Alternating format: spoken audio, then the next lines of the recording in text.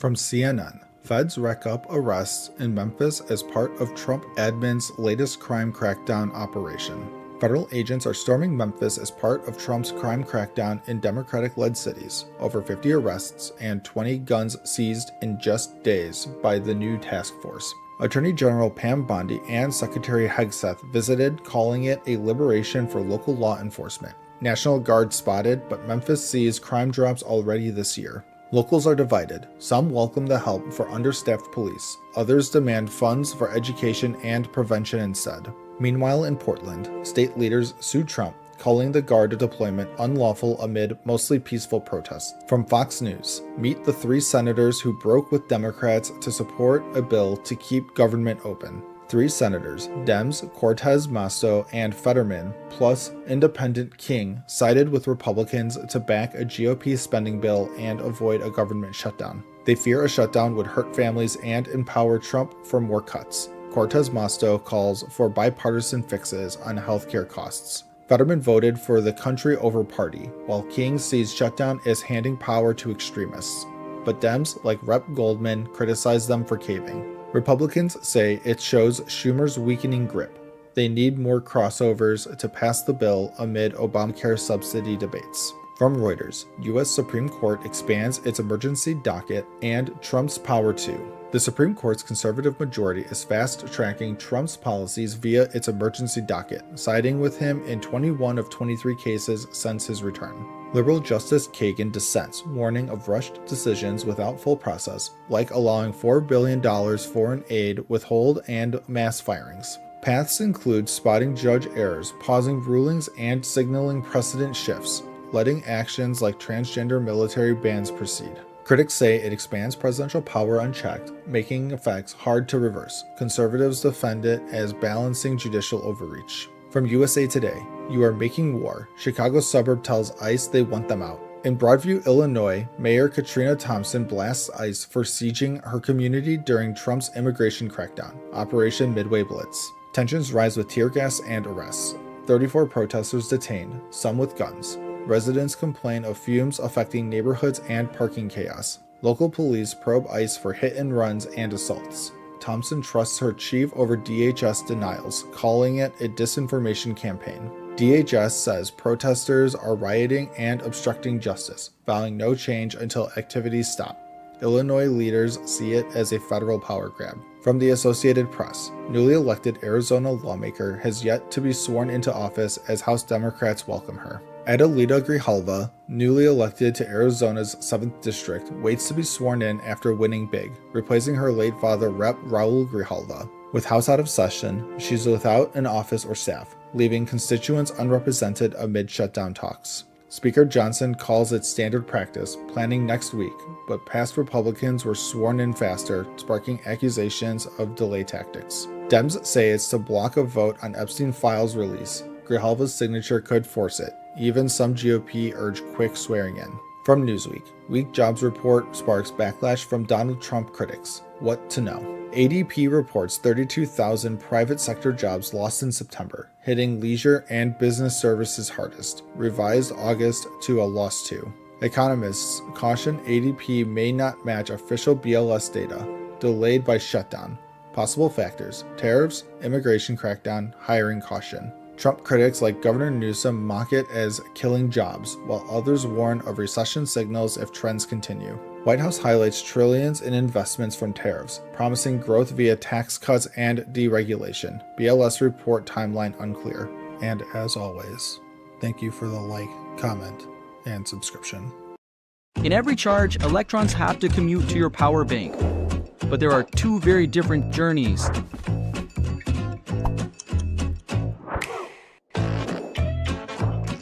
One electron takes the long road.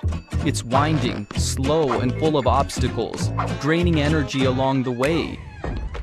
Meanwhile, another electron casually hops onto Anchor's magnetic base, reaching the power bank at a stunningly fast speed. With Anchor's Turbo Boost technology, your power bank recharges itself at up to 150 watts. When Anchor's electrons are ready to power up your devices, others are still crawling to the finish line.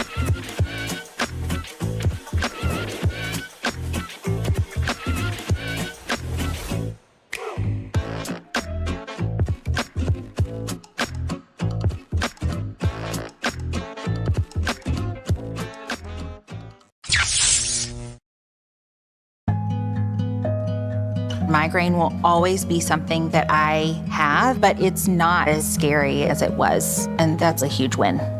Qulipta really helped reduce the number of days that I experienced migraine attacks. I wish I hadn't waited so long.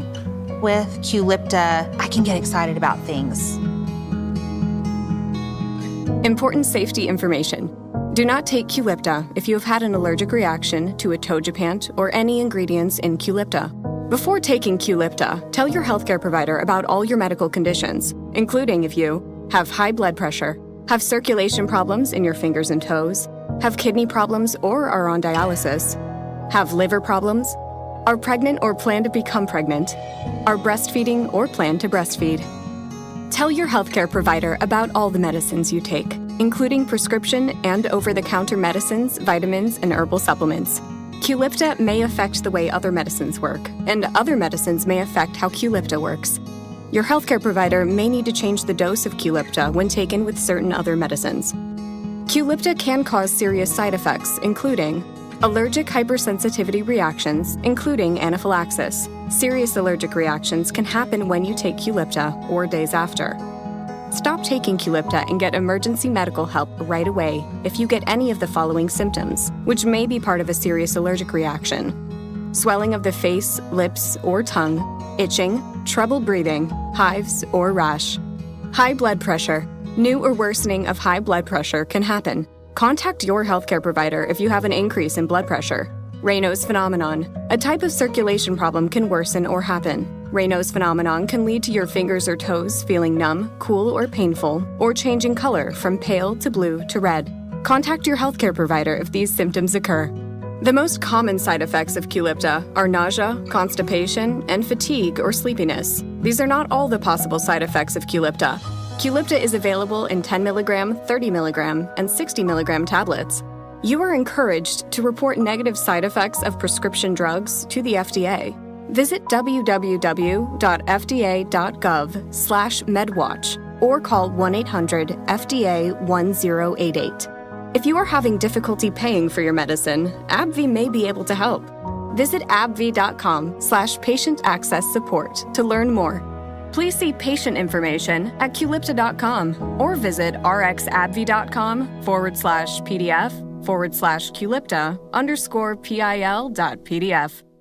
From Fox News, Democratic gubernatorial candidate slammed as the Kamala Harris of New Jersey as election slides into homestretch. In New Jersey's tight gubernatorial race, Democratic candidate Mickey Sherrill is being compared to Kamala Harris by her Republican opponent Jack Ciattarelli's campaign. Critics point to similarities like prosecutorial backgrounds, military service for Sherrill, and alleged gaffes and managed campaigns for both. Sherrill defends her record, focusing on abortion rights and community support, while facing a scandal over her Naval Academy records. With polls narrowing, the race could shape Democratic leadership as New Jersey votes soon. From CNN, judge denies Sean Diddy Combs' bid to vacate his conviction as prosecutors ask for an 11-year prison sentence. A judge denied Sean Diddy Combs' request to vacate his conviction on prostitution-related charges under the Mann Act. Prosecutors are pushing for over 11 years in prison, citing years of alleged abuse and lack of remorse, while his team seeks time served. Victim letters, including from Cassie Ventura, describe manipulation and fear, urging a strong sentence. Combs was acquitted on other charges but faces sentencing Friday, with probation recommending 5 to 7 years. From Newsweek, ICE strikes Florida, 400 people arrested in huge operation. ICE arrested over 400 undocumented migrants in a week-long operation across Central Florida, targeting those with criminal records. Detainees include individuals charged with crimes like battery, DUI, and child molestation as part of Trump's mass deportation policy. The operation involved local police and the Florida National Guard using 287G agreements to boost enforcement. Officials hail it as a public safety win, while critics say it spreads fear in immigrant communities. From the Washington Post, Supreme Court allows Lisa Cook to remain on Fed board for now. The Supreme Court ruled that Federal Reserve Governor Lisa Cook can stay in her role for now, amid Trump's attempt to remove her. The court will hear the case in January, testing the Fed's independence after lower courts blocked her immediate ouster. Trump accuses Cook of mortgage fraud, which she denies. Economists warn removal could disrupt monetary policy. This allows Cook to vote on upcoming interest rate decisions, potentially delaying Trump's Fed reshaping. From News Nation, Iowa Superintendent Immigration Case. Universities deny credentials. Des Moines School's Superintendent Ian Roberts resigned after his ICE arrest and questions about his immigration and credentials. Roberts, from Guyana, entered on a student visa in 1999 and faced a 2024 removal order. He was found with a gun and cash. Universities like Morgan State deny issuing his claimed degrees, and discrepancies appear in his birthdate and awards. His lawyer seeks to reopen the case amid a DOJ probe into district hiring practices. From Raw Story, answer the question. Mike Johnson denies Trump quote in nasty spat with ABC host. House Speaker Mike Johnson sparred with ABC's George Stephanopoulos over Trump's comments on using military in U.S. cities. Trump suggested cities as training grounds for troops against the enemy within, prompting the host's questions. Johnson deflected, accusing the host of taking quotes out of context and focusing on other issues like crime. The exchange highlighted tensions over military use in domestic matters. And as always, thank you for the like, comment, and subscription.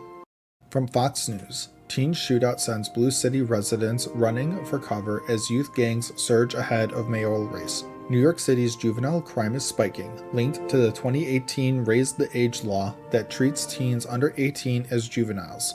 Arrests for major felonies among youth hit 5,623 in 2025, up 9%, with an 80% jump in underage shooting victims since the law passed. Expert Darren Porcher says gangs now use minors for serious crimes, knowing they'll face lighter penalties. This surge hits as the mayoral race heats up between Eric Adams, Zohran Mamdani, Andrew Cuomo, and Curtis Sliwa. From CNN, Donald Trump's own words could doom the criminal case against James Comey, legal experts say. Former FBI Director James Comey faces charges for allegedly lying to Congress about authorizing leaks in 2020. Legal experts say Trump's public calls to prosecute enemies like Comey could lead to dismissal for vindictive prosecution. Such claims are rare wins, but Trump's statements and DOJ changes give Comey a stronger shot, per judges like John Jones. Similar tactics failed for Trump and Hunter Biden, but experts note Trump's openness might sway courts.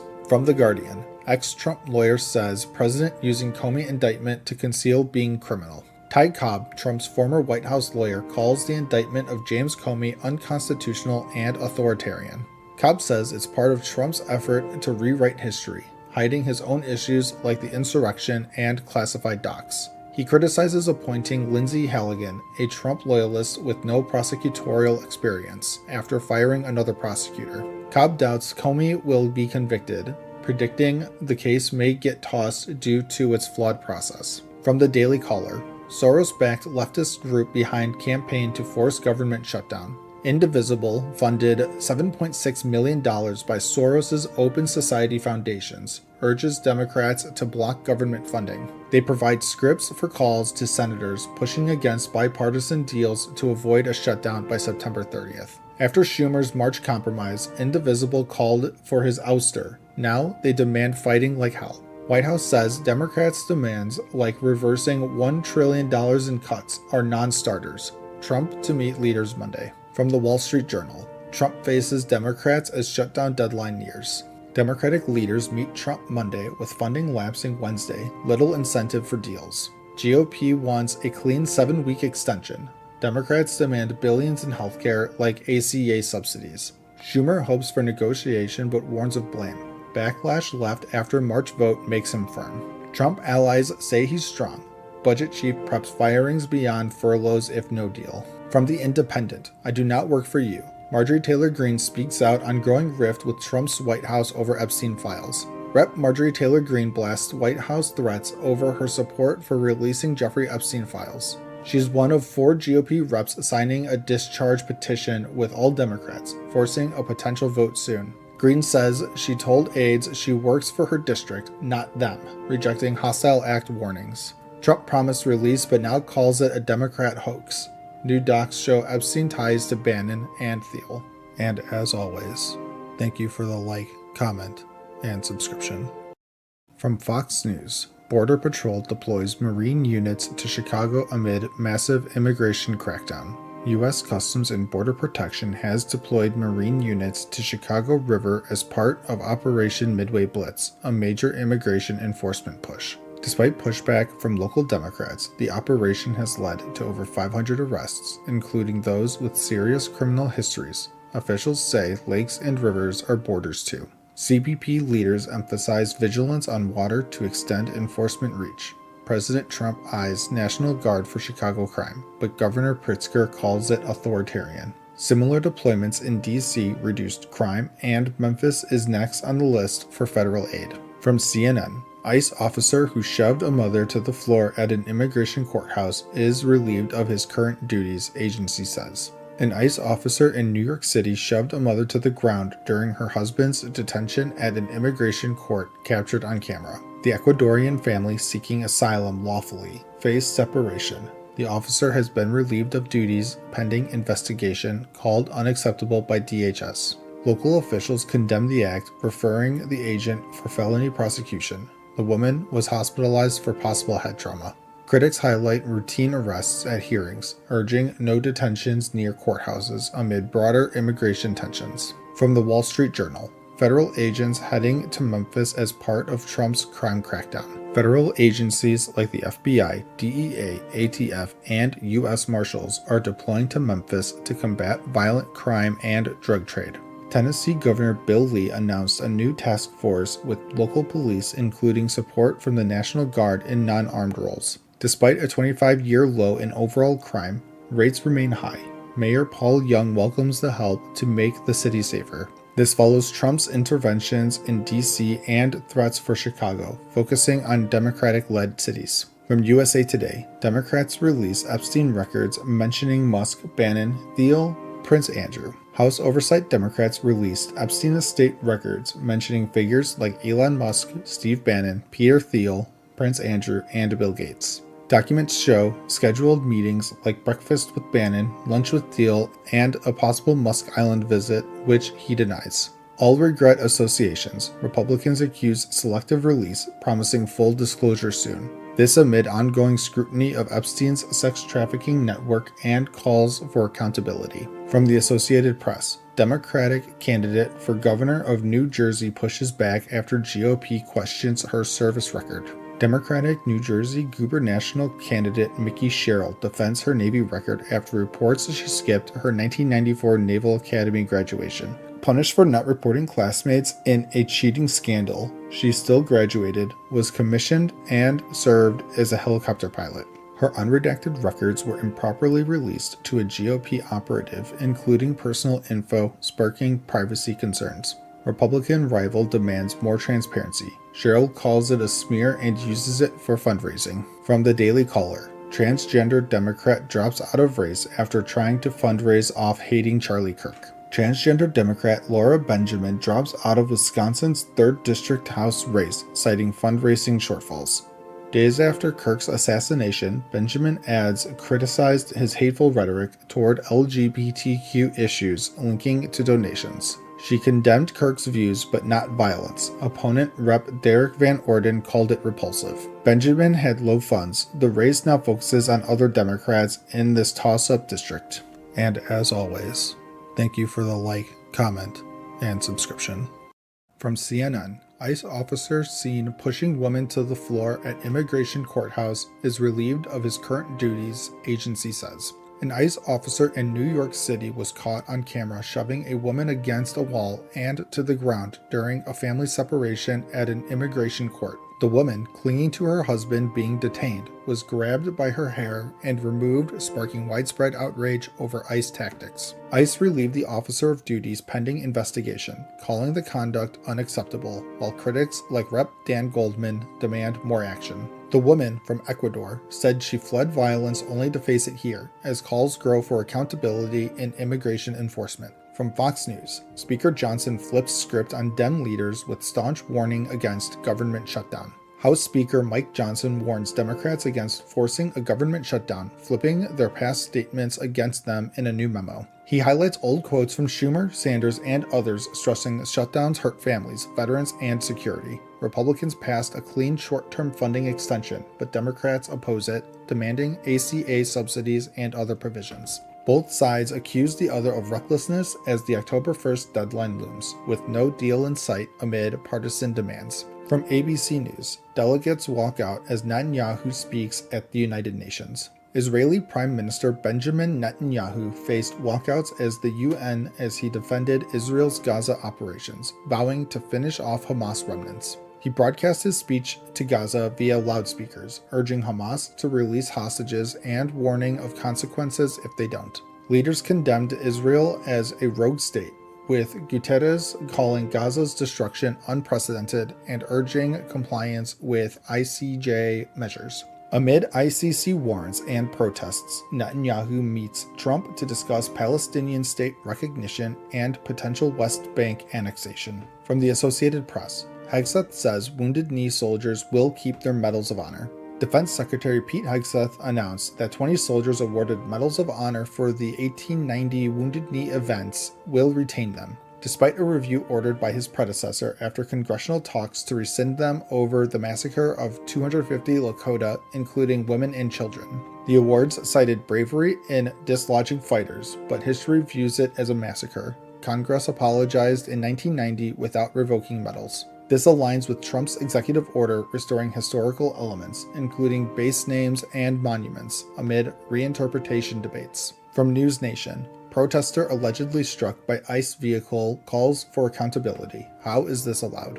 A protester near a Chicago ICE facility claims he was struck by an agency vehicle during clashes over immigration operations. Daniel Schaus, hospitalized overnight, described being hit at 25 to 30 miles an hour, suffering bruises and road rash, but returned to protest the next day. Local police investigated but faced obstacles like masked agents and pepper balls. ICE hasn't responded to inquiries. Schaus demands name tags and no masks for agents, vowing to continue fighting for transparency despite the risks. From USA Today, former FBI Director James Comey indicted on charges sought by Trump Justice Department. Former FBI Director James Comey was indicted for lying to Congress and obstruction related to 2020 testimony on anonymous sources. Trump celebrated on Truth Social, calling Comey corrupt amid his push for charges against political foes. The case, overseen by new Trump appointees, follows the ousting of a prosecutor who reportedly doubted the evidence. Comey denies charges, vowing a trial.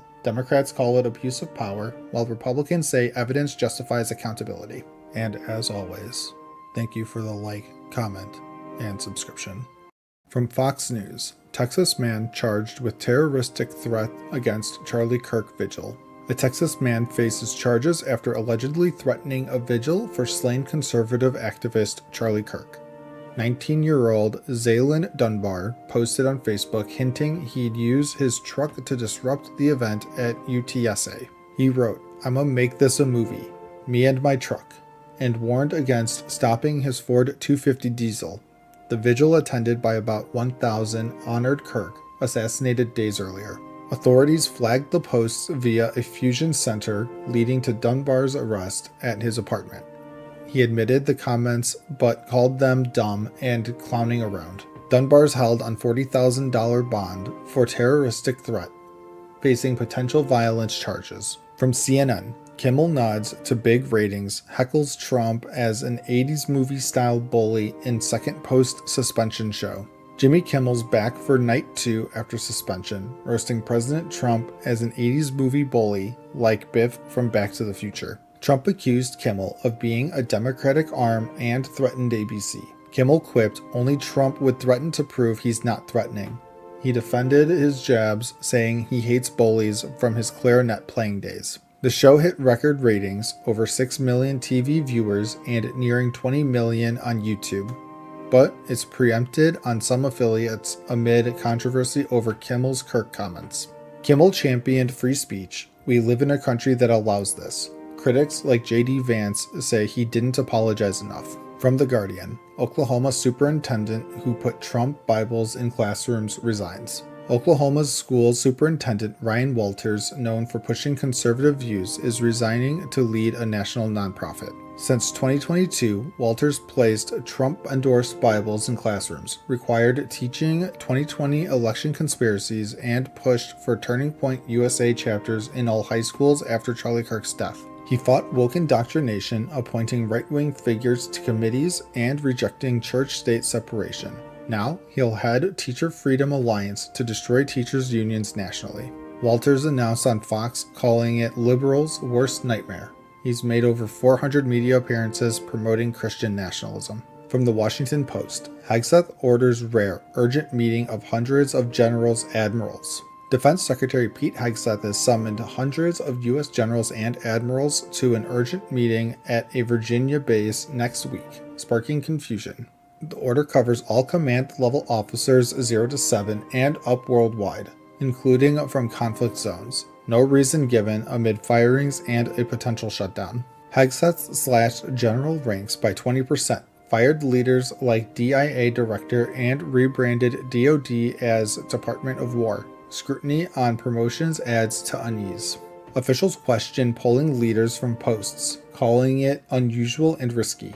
Possible topics: new defense strategy prioritizing homeland over China. From the Associated Press, Trump says he was victim of triple sabotage at UN and Secret Service is looking into the matter. President Trump claims he faced triple sabotage at the UN General Assembly, prompting a Secret Service probe. First, an escalator halted with Trump on it, blamed by UN on a US videographer. Trump called it absolute sabotage and wants arrests. Second, his teleprompter went dark, handled by the White House per UN officials. Third, sound issues meant some, like Melania, couldn't hear without interpreters. Trump labeled it not a coincidence and urged saving security tapes. UN cites ongoing escalator issues from budget cuts, partly due to US delays. From USA Today, ICE facility shooting updates. 1 detainee killed, 2 wounded in Dallas attack. A shooter attacked a Dallas ICE facility, killing 1 detainee and wounding 2 from a rooftop,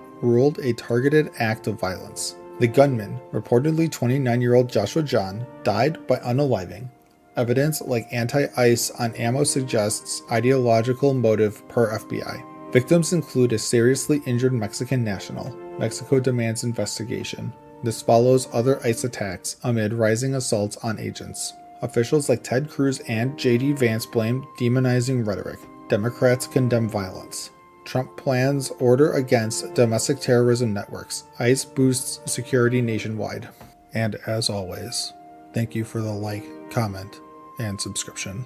From Fox News, Blue City murder victim's brother rips ex-mayor, calling crime crisis manufactured as families beg for help. Former Chicago Mayor Lori Lightfoot called the city's crime crisis manufactured by Trump to justify federal intervention like sending the National Guard. But Gianno Caldwell, whose 18-year-old brother Christian was killed in a 2022 shooting, slammed her comments, saying families are begging for real help amid rising violence. Caldwell argues the crisis is real, especially in Black communities, and Democrats have normalized it by failing to implement protective policies. He urges leaders to address the fear and pain Chicago residents face daily, beyond political rhetoric. From CNN, Tuesday's special election in Arizona set to deliver a decisive U.S. House vote for Epstein files release. A special election in Arizona's 7th district today could provide the 218th signature needed for a House vote to release Jeffrey Epstein's case files.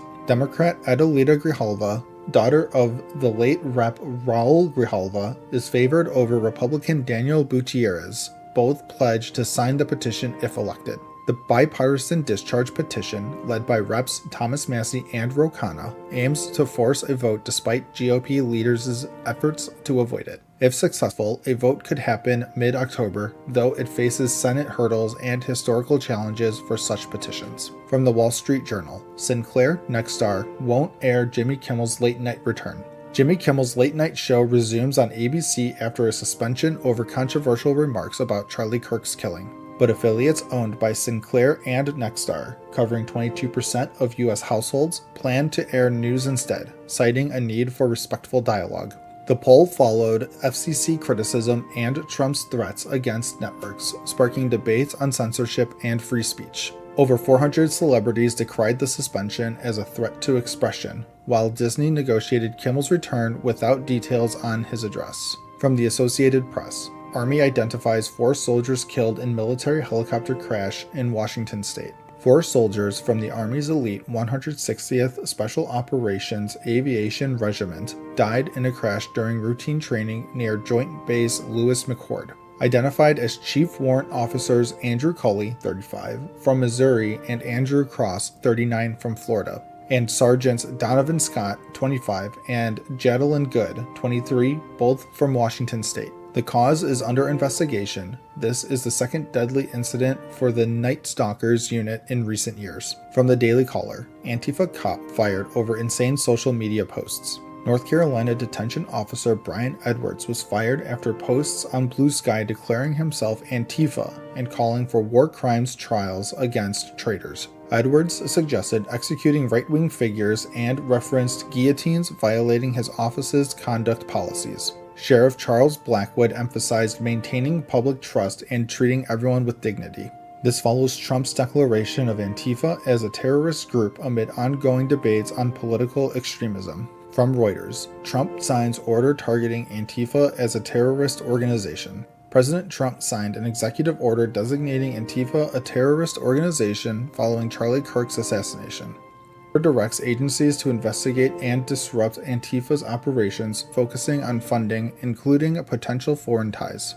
Unlocks surveillance powers, though Antifa is described as a decentralized, leaderless movement, not typically violent. Warn of free speech risks and legal challenges, noting past failed attempts and far-right extremism as a bigger threat. And as always, thank you for the like, comment, and subscription. From CNN, Venezuela's Maduro wrote to Trump after U.S. strike on alleged drug boat. Venezuelan President Nicolas Maduro sent a letter to Donald Trump just days after a U.S. strike on a boat accused of drug trafficking, killing 11 Venezuelans. In the letter, Maduro denies any involvement in narco-trafficking, calls the claims fake news, and offers direct talks with U.S. envoy Richard Grenell. The U.S. has accused Maduro of ties to cartels and deployed warships to combat drugs, while Venezuela responds with military exercises and claims of regime change attempts. Maduro shares data claiming Venezuela is drug-free and invites dialogue for peace. Trump says, "We'll see what happens." From Fox News, teen who sacrificed his life stopping school shooter could be declared a saint by Catholic Church. In 2019, 18-year-old Kendrick Castillo charged a school shooter at STEM school Highlands Ranch, sacrificing his life to save classmates. His heroic act helped subdue the attackers, preventing more deaths. Now, the Catholic Church is considering him for sainthood under the Offering of Life category. Known for faith, Castillo carried a rosary, volunteered at church, and attended funerals to pray for strangers. Prosecutors and parishioners praised his courage.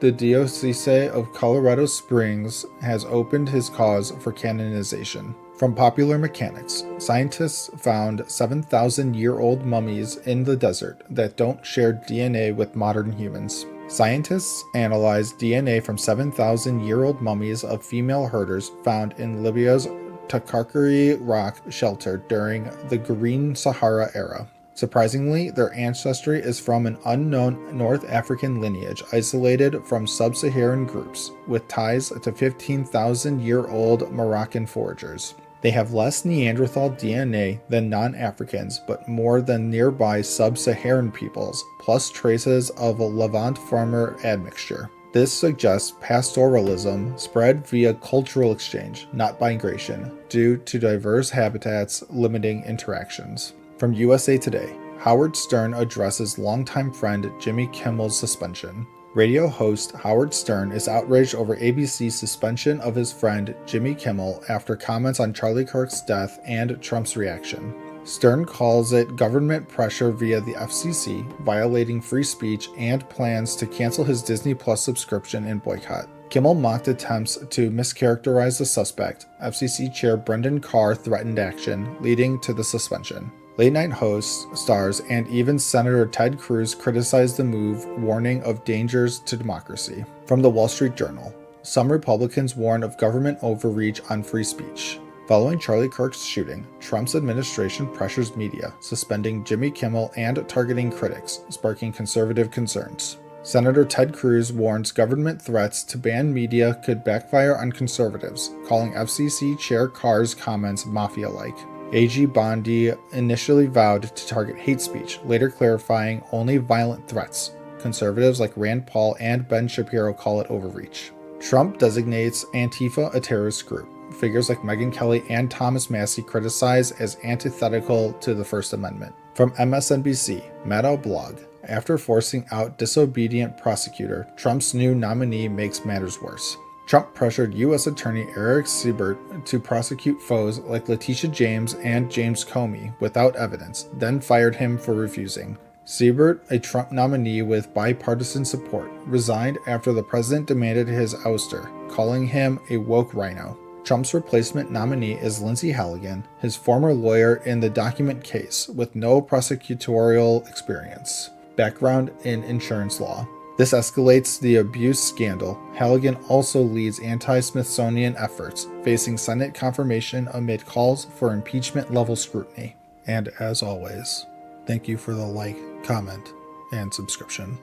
From Fox News, California high school volleyball team with trans athlete sees more forfeits following lawsuit by teammates. A California high school girls volleyball team with a transgender player is facing more forfeits after a lawsuit from teammates. 3 players sued the school district and state agencies, claiming a hostile environment and privacy issues in the locker room, rooted in their religious beliefs. Several schools, including Aquinas and Yucaipa, forfeited games, adding to earlier ones this season. Officials point to state laws allowing trans participation, urging changes through lawmakers. From CNN, GOP lawmaker says Trump is wrong to threaten the media in wake of Kimmel controversy. Retiring GOP Rep Don Bacon sharply criticizes President Trump for threatening media outlets amid the Jimmy Kimmel suspension.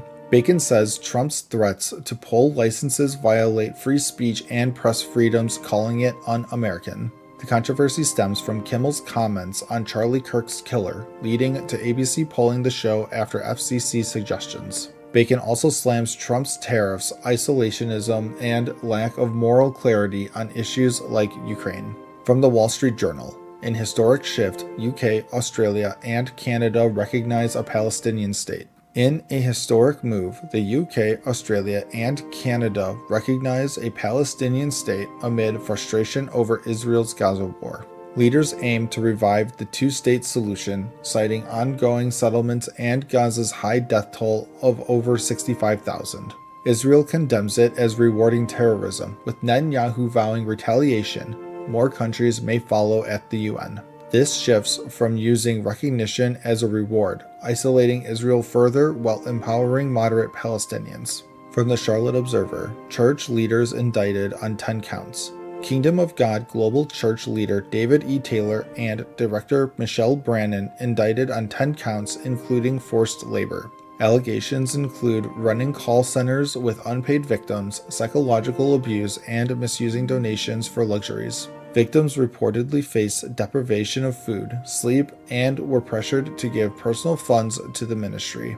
DOJ and IRS call it a criminal enterprise disguised as religion, vowing justice against human trafficking. From the LA Times, after ICE raids surged this summer, calls to LAPD plummeted. Following surged ICE raids in LA this summer, calls to LAPD plummeted by 28% in the initial weeks. In a city with a third foreign-born residents, fears of deportation led to unreported crimes, especially domestic violence. Calls for family disputes fell significantly, echoing past drops of high-profile enforcement or incidents. LAPD reaffirms sanctuary status and boosts outreach, but trust issues persist in immigrant communities. From the Associated Press, after cuts to food stamps, Trump administration ends government's annual report on hunger in America. The Trump administration scraps the USDA's annual hunger report, calling it politicized and inaccurate. This follows July cuts to food stamps, potentially disqualifying 3 million from SNAP benefits. Despite lower poverty rates reported, critics say it's to hide rising hunger from policy impacts. Opponents accuse the move of manipulating data, similar to non-democracies avoiding bad news.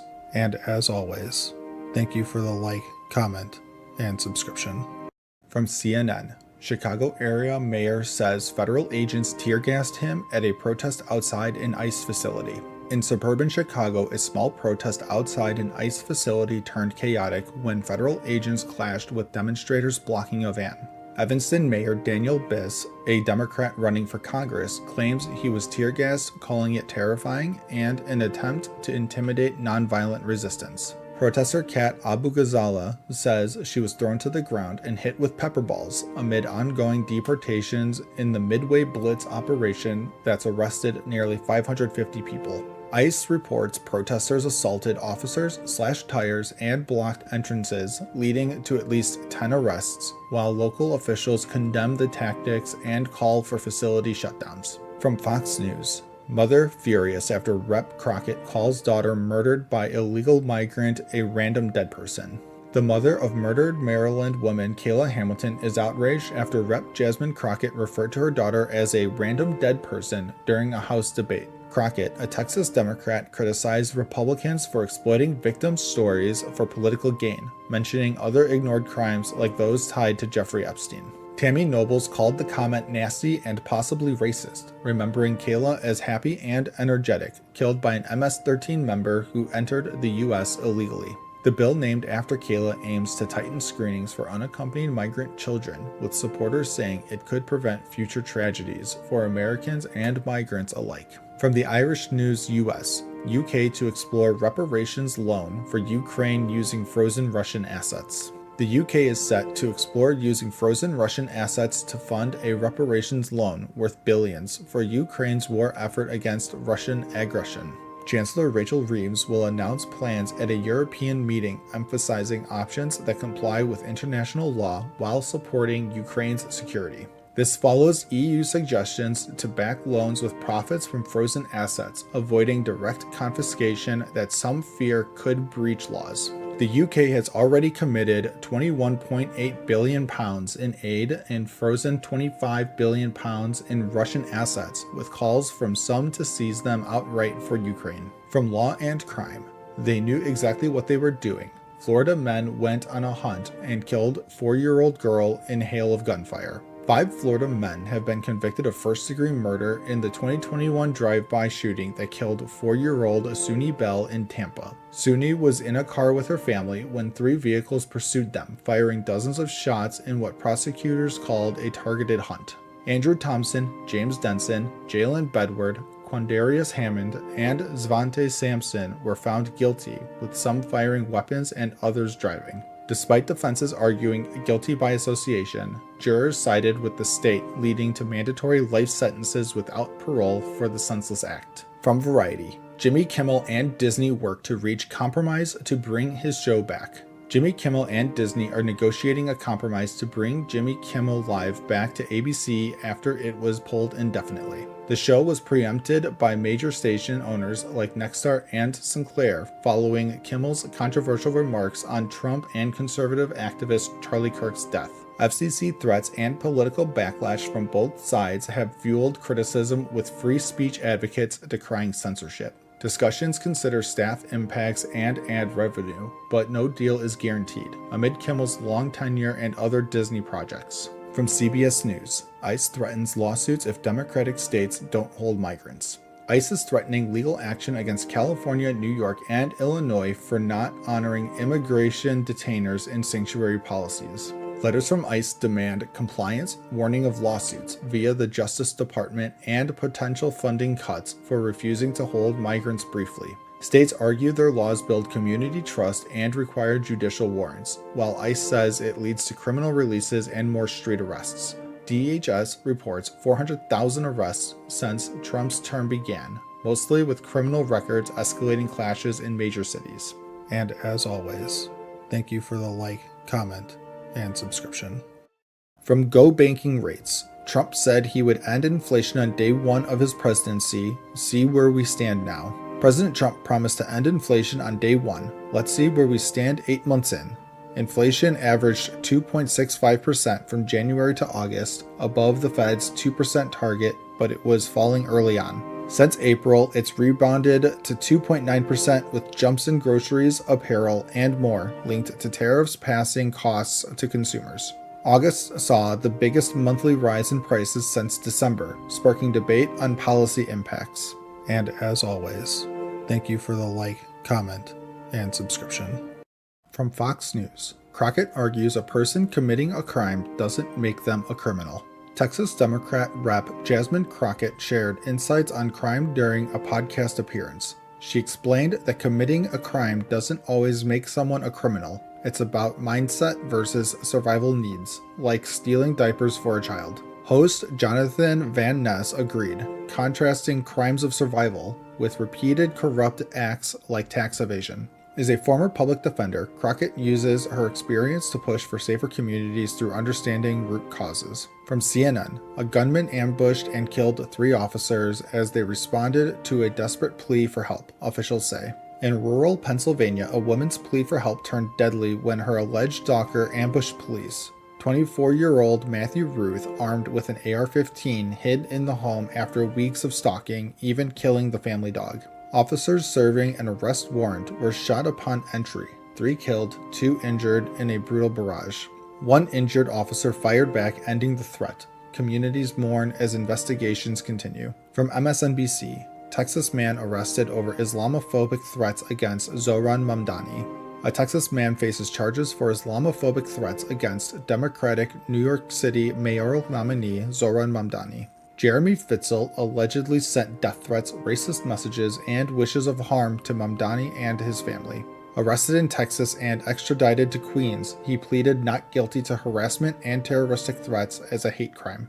If convicted, up to 15 years in prison. Officials stress no room for hate in politics. From CBS News, House passes GOP funding bill, teeing up shutdown fight in Senate. The House passed a Republican funding bill to avoid a government shutdown until November 21st. It passed 217 to 212 with mostly party-line voters, including extra security funds after recent violence. Now in the Senate, it needs 60 votes, but Democrats oppose, citing lack of negotiation on healthcare priorities.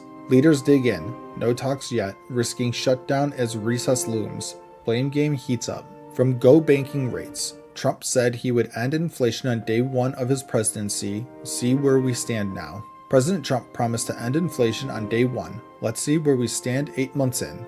Inflation averaged 2.65% from January to August, above the Fed's 2% target, but it was falling early on. Since April, it's rebounded to 2.9% with jumps in groceries, apparel, and more, linked to tariffs passing costs to consumers. August saw the biggest monthly rise in prices since December, sparking debate on policy impacts. From People, congressional staffer dies after catching fire. Her mom says she made heartbreaking plea when help arrived.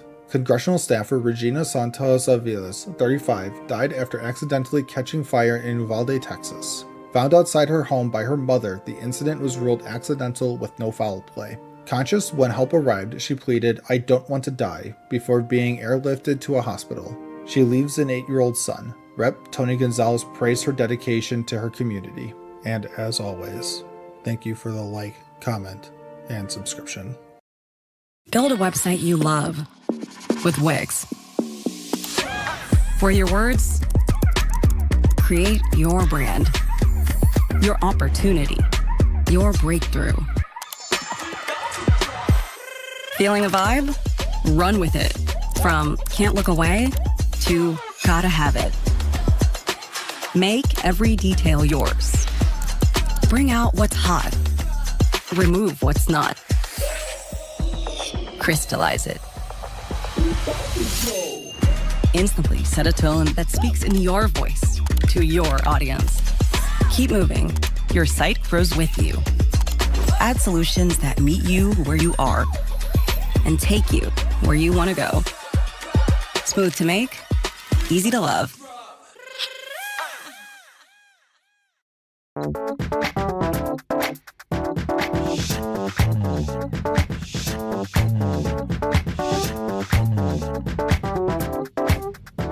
From CNN, Vance says those who celebrate Charlie Kirk's death should face consequences as he ramps up criticism of the left. Vice President J.D. Vance says those celebrating Charlie Kirk's assassination should face consequences like job loss, arguing free speech doesn't shield offensive actions. Vance told Fox News that universities could lose funding if professors cheer Kirk's death, emphasizing civil society's role in accountability. The Trump administration plans to target groups like Antifa, labeling them as terrorist organizations for alleged left-wing violence. Critics warned this could stifle dissent, while Vance calls for lowering political tensions but urges the left to reflect. From Fox News, lawmaker who tied Kirk to domestic terrorism facing expulsion calls amid politician blowback nationwide. West Virginia delegate Anitra Hamilton faces expulsion calls after posts calling Charlie Kirk's rhetoric racist and akin to domestic terrorism. Hamilton's deleted posts compared Kirk to a train-stabbing suspect, sparking outrage from Republicans like Rep. Riley Moore. Other officials like a Pennsylvania mayor also faced criticism for comments implying Kirk's death was justified. Expulsion requires a tough vote, but the debate highlights tensions over free speech and political violence. From The Independent, Tucker Carlson says Trump administration is using Charlie Kirk's killing to trample First Amendment. Tucker Carlson accuses the Trump administration of using Charlie Kirk's death to push hate speech laws threatening free speech. Carlson called Kirk a free speech champion, warning against laws that could control thought, urging civil disobedience. Attorney General Pam Bondi's comments on targeting hate speech drew backlash, later softened after criticism. The debate grows as officials vow to punish those mocking Kirk's death, raising First Amendment concerns. From CBS News, Trump announces he's designating Antifa as a major terrorist organization. President Trump announced plans to designate Antifa a terrorist organization, citing links to political violence. The move follows Charlie Kirk's murder, with Trump vowing to investigate those funding the loosely organized group. Trump called Antifa a radical left disaster on Truth Social, but legal implications remain unclear. Federal law lacks a clear process for labeling domestic groups as terrorists, sparking debate over enforcement. From USA Today, was Jimmy Kimmel fired? Here's the status after ABC preempts late-night talk show. ABC has indefinitely suspended Jimmy Kimmel Live after comments Kimmel made about Charlie Kirk's murder. Kimmel criticized Trump supporters, prompting Trump to claim the show was canceled, though it's only paused. Nexstar, a major ABC affiliate, dropped the show, calling Kimmel's remarks offensive to the national discourse. FCC Chair Brendan Carr criticized late-night shows, as Kimmel's contract runs until May 2026. From Reuters, Trump asks U.S. Supreme Court to allow firing of Fed Governor Lisa Cook. Trump's administration asked the Supreme Court to allow the firing of Fed Governor Lisa Cook, a historic first. Cook, accused of pre-office mortgage fraud, denies the claims, saying they're a pretext for her policy stance. A lower court blocked the removal, citing the Fed's legal protections against political interference. The case could impact the Fed's independence, critical for global economic stability as Trump pushes his authority. And as always, thank you for the like, comment, and subscription. From Fox News, ICE rips Pritzker for siding with criminal illegal alien after officer dragged suspect shot dead. Tensions rise in Illinois after an ICE officer was dragged by a suspect's car during an arrest attempt outside Chicago. Governor J.B. Pritzker demands more transparency from ICE, saying they've provided little info on the incident. ICE's Madison Sheehan fires back, accusing Democrats like Pritzker of siding with criminal migrants over law enforcement and endangering communities. This clash happens amid ICE's expanded operation targeting criminals despite resistance from Pritzker and Mayor Brandon Johnson. From CNN, why the terror-related murder charges against Luigi Mangione fell apart. A New York judge dismisses terrorism murder charges against Luigi Mangione, accused of killing United Healthcare CEO Brian Thompson. Judge Caro rules there's no evidence of intent to terrorize the public or link to broader violence, calling it different from true terrorism cases. Supporters erupt in cheers. Mangione still faces second-degree murder, plus federal death penalty charges. The case simplifies to proving premeditated murder, amid debates on evidence from his arrest and writings. From Newsweek, Democrats underperform in first election since Charlie Kirk's death. In Minnesota's special House election, Democrat XP Lee wins with 60.82% of the vote, beating Republican Ruth Bittner. This fills the seat of assassinated Democratic leader Melissa Hortman, but Lee's share is down 3% from her last win. Turnout dipped slightly in the first vote since conservative Charlie Kirk's assassination amid rising political violence concerns. The win restores a tied House and power-sharing deal. More specials ahead for Senate seats. From CNBC, NVIDIA CEO says he's disappointed after report China has banned its AI chips. NVIDIA's Jensen Huang expresses disappointment over reports that China banned its AI chips like the RTX Pro 6000D. Despite a U.S. deal allowing exports for 15% of sales to the government, China urges firms like ByteDance to avoid them. Huang calls China vital, but says NVIDIA's out if unwanted, amid U.S. export curbs and an anti-monopoly probe. Still, NVIDIA invests billions in UK AI. Huang supports both governments navigating geopolitics. From the Daily Mail, Fatima Payman declares that Charlie Kirk was an awful person after he was assassinated. Australian Senator Fatima Payman sparks outrage by calling assassinated conservative Charlie Kirk an awful person in a TikTok video. She says he doesn't deserve the recognition and jokes about RIP meaning whatever, wishing he'd stayed a footnote without violence.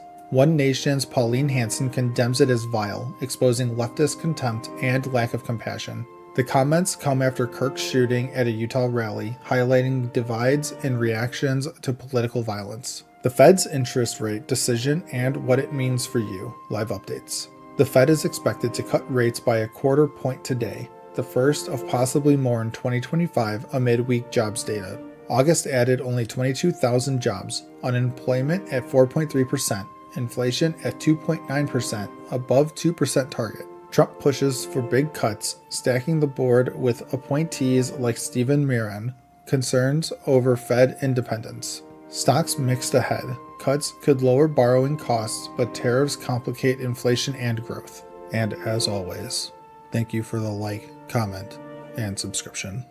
From CNN, Trump files $15 billion defamation lawsuit against the New York Times. President Trump has launched a massive $15 billion defamation lawsuit against the New York Times, calling it a Democratic mouthpiece. The suit targets the Times, Penguin Random House, and reporters over a book claiming Trump squandered his fortune and fake success. Experts say it's a strategy to silence critics, but the Times vows to fight, citing no merit and First Amendment protections. Trump hails it as restoring journalism integrity amid past settlements with other outlets like ABC and CBS. From Fox News, Jonathan Isaac's new sneakers suddenly mirror Charlie Kirk's message after assassination. NBA star Jonathan Isaac is dropping his Judah 2 sneakers, featuring 6 Bible verses to promote bold Christian expression. After befriending Charlie Kirk, Isaac says the shoes now echo Kirk's message of unity for believers and patriots.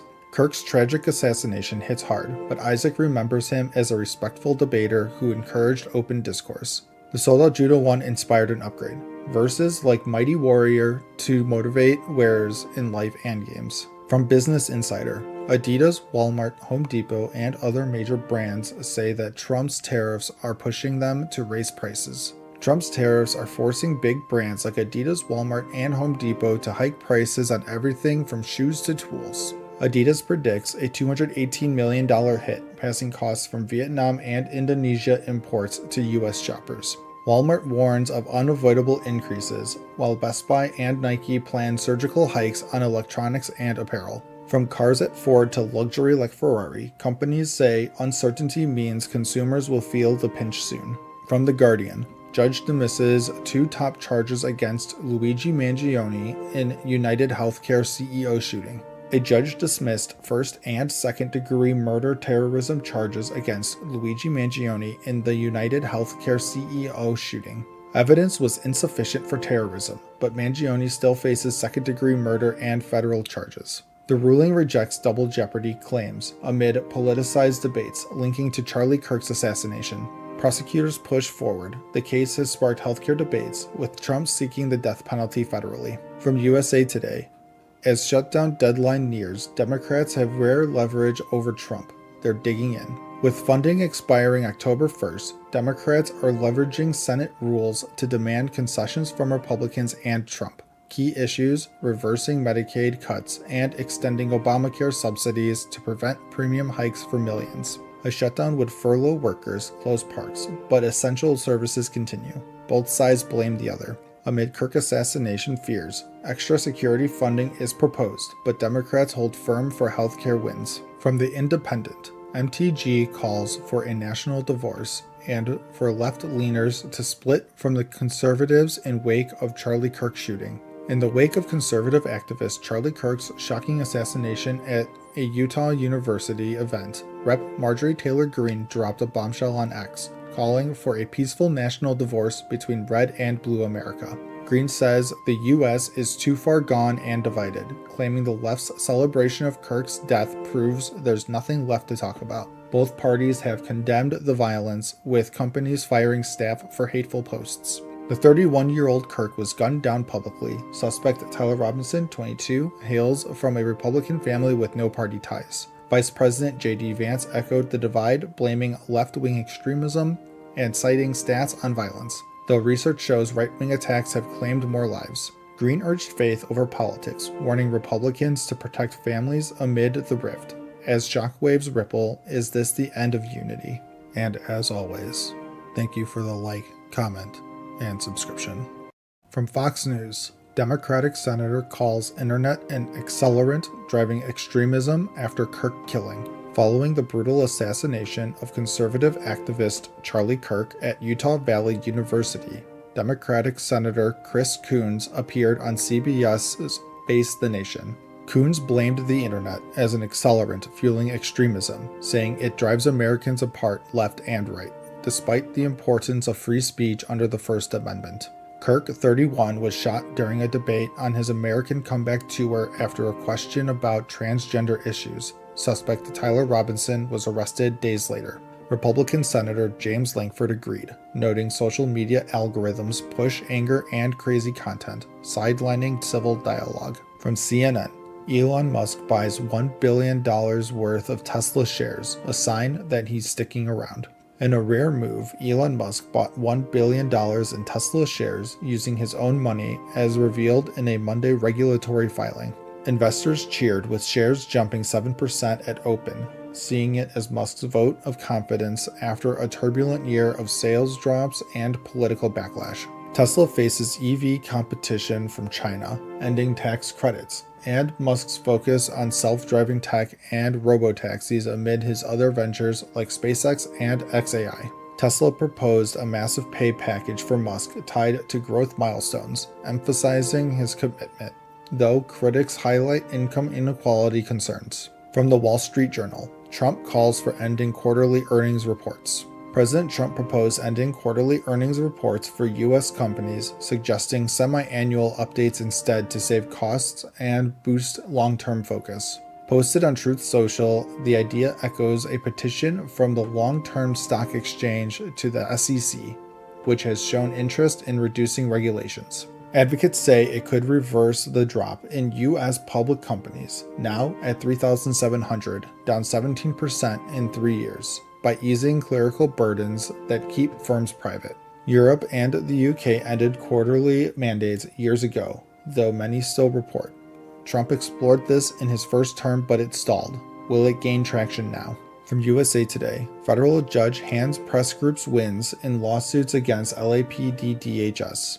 A federal judge issued preliminary injunctions protecting journalists covering Los Angeles immigration raid protests from LAPD arrests and DHS interference.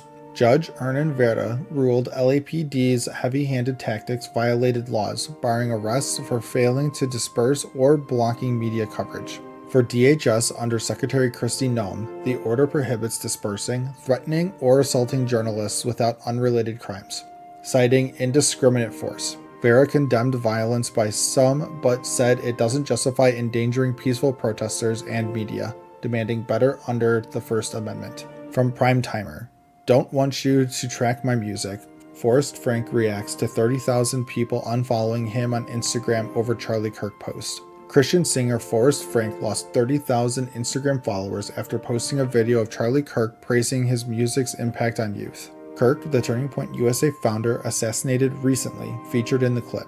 Frank responded with a bold video prioritizing faith over fame. Frank said he doesn't want fans tracking his music or shows unless they follow Jesus, repenting for past lukewarm content and urging spiritual focus.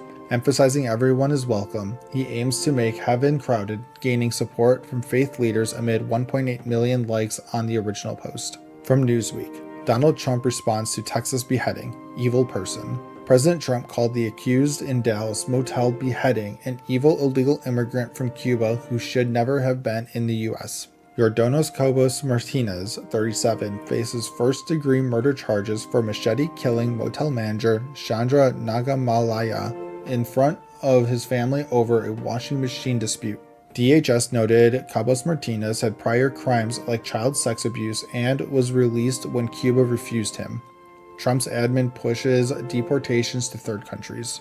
Trump vowed full prosecution, highlighting his hardline immigration policy ending leniency, while Rep. Ro Khanna called the murder horrific and the suspect's freedom unacceptable. And as always, thank you for the like, comment, and subscription.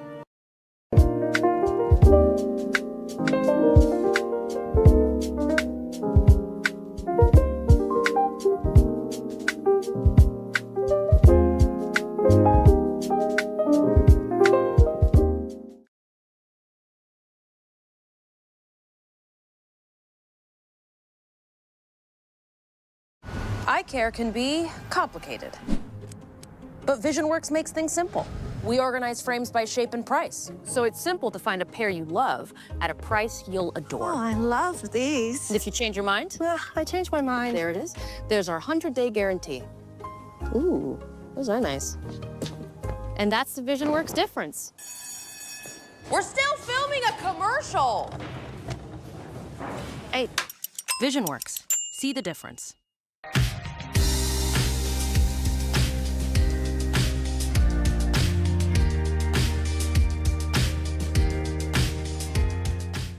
From CNN, he wears a red beret everywhere and once had 17 cats. Now, he's the wild card of the New York City mayoral race. Curtis Sliwa, founder of the Guardian Angels, is shaking up New York's mayoral race as the Republican nominee. Known for his red beret and subway chats, he's connecting with voters one high school story at a time. Once housing 17 cats during the pandemic, now down to 6. Sliwa's animal welfare passion even drew a jab from Trump.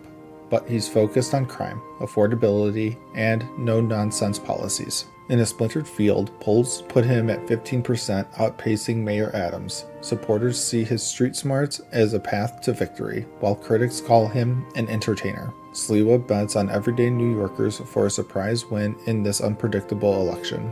From Fox News, Harvard law professor spreads debunked rumor about Charlie Kirk assassination suspect. Harvard law professor Lawrence Tribe faced backlash after sharing a post claiming Charlie Kirk's assassin suspect Tyler Robinson was ultra-MAGA and blaming Republicans for misinformation. Kirk was killed at a Utah event. Officials revealed Robinson was in a relationship with a transgender partner and had become more political per family reports. Critics like Jeremy Carl called it disinformation from a fake news site. Tribe, a former advisor to presidents, hasn't responded. Etchings on casings included anti-fascist references, but the post tried linking them to conservatives and video games. From the Associated Press, families in crisis after massive immigration raid at Hyundai plant in Georgia. A massive raid at a Hyundai plant in Georgia detained 475 workers, the largest in 2 decades, leaving families in panic and nonprofits overwhelmed with calls. Many detained were Korean and have returned home, but non-Korean immigrants from Latin America remain in limbo, some with legal work status like DACA. Lawyers say some had valid authorizations, yet were arrested. Families lost breadwinners, facing shortages of food and transportation. Compounded by local job losses, groups like Grow Initiative are providing resources, highlighting confusion over arrests. From Raw Story. Then comes the tell. Ex-Trump insider says president just sent a signal to adversary. Ex-Trump associate Lev Paranas claims Trump's letter to NATO is a signal to Putin, treating the Ukraine war like a business deal. Trump opposes sanctions on Russia if NATO stops buying their oil and tariffs on China until the war ends, calling it Biden and Zelensky's war. Parnas, convicted of campaign finance violations, sees it as blackmail, echoing Kremlin narratives and prioritizing personal leverage. He warns Trump isn't serious about stopping Putin, using the conflict for power plays against allies. From the Washington Post, teens armed with rifles killed congressional intern, police say. 3 teens in a stolen car allegedly fired 79 bullets in D.C., killing congressional intern Eric Tarpinian-Jakim in a random gang-related attack. The 21-year-old UMass student interning for Rep. Ron Estes was hit from 200 feet away while bystanders scattered. Investigators used surveillance video to track the suspects, Kelvin Thomas, Jalen Lucas, and Naquan Lucas, charging them with first-degree murder. Defenses question video IDs and suggest self-defense, but a judge denied release. The case links to prior crimes. From Daily Caller, Dem rep keeps up post calling alleged Charlie Kirk assassin MAGA after authorities said he was leftist. California Rep. Dave Min hasn't deleted a post claiming Charlie Kirk's alleged assassin Tyler Robinson was MAGA, despite reports suggesting leftist leanings. Robinson viewed Kirk as spreading hate per family. Ammo etchings included anti-fascist phrases like Bella Ciao. Critics slammed Min for lies and exploiting tragedy. The NRCC called him reckless, referencing his past DUI. Utah Gov Cox labeled it a political assassination. Min hasn't addressed the criticism. And as always, thank you for the like, comment, and subscription. From Fox News, Auburn coach Bruce Pearl says Charlie Kirk was assassinated because they couldn't beat him in tribute. Auburn basketball coach Bruce Pearl paid an emotional tribute to conservative activist Charlie Kirk, assassinated on Wednesday, calling him a man of faith leading a revival among young conservatives. Pearl said Kirk's opponents turned violent because they couldn't defeat him in debates on faith, family, and history, stating they couldn't beat him, so they killed him. Pearl emphasized Kirk's legacy will live on through his followers, despite his unique gifts being irreplaceable. Suspect Tyler Robinson was arrested in Utah. Pearl concluded that no one could match Kirk, and he'll be sorely missed amid rising political tensions. From CNN, NATO launches Eastern Sentry operation in response to Russian drone incursions. NATO has launched Eastern Sentry to bolster Europe's eastern defenses after a Russian drone incursion into Polish airspace this week, announced Secretary General Mark Rutte. The operation involves assets from Denmark, France, UK, Germany, and others, including F-16s, Rafales, and Eurofighters, to counter increasing Russian recklessness. Polish Prime Minister Donald Tusk called it an intentional attack, not a mistake, with up to 21 drones involved. US President Trump suggested it might be accidental, but NATO vows to defend every inch. Modeled after Baltic Sentry, it covers from the high north to the Mediterranean, with ongoing assessments of Russia's actions. From USA Today, Charlie Kirk shooting suspect Tyler Robinson arrested, widow vows to fight. 22-year-old Tyler Robinson was arrested for the fatal shooting of conservative activist Charlie Kirk during a Utah event, facing aggravated murder charges after confessing to relatives. Kirk's widow, Erica, vowed in a tearful livestream to continue his mission of patriotism and faith, saying his death has ignited a stronger movement. Authorities recovered a rifle with engraved casings referencing memes and anti-fascist lyrics. Neighbors described Robinson as quiet, smart, and from a church-going family. President Trump announced the arrest and plans to attend Kirk's funeral in Arizona as investigations reveal Robinson's growing political views. From Bloomberg, ICE agents shoot man in Chicago area as officer injured. An ICE officer shot and killed a man during a vehicle stop in Franklin Park near Chicago after he dragged the officer while fleeing, leaving the officer injured but stable. The man was not legally in the U.S. and resisted arrest, per DHS, which praised the officer's actions amid Operation Midway Blitz targeting criminal immigrants. This escalates tensions with Illinois' Democratic leaders like Governor J.B. Pritzker, who called it troubling, while President Trump has criticized Chicago's handling of crime. Trump considered deploying National Guard to Chicago, but opted for Memphis instead, following legal hurdles and similar California deployments. From Raw Story, I don't want to talk about it.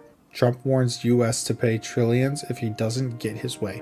President Trump avoided detailing plans if courts overturn his tariffs, saying on Fox, "I don't want to talk about it," but warned a loss would cost the U.S. trillions. Tariffs, key to boosting U.S. manufacturing, were ruled unlawful by a federal court.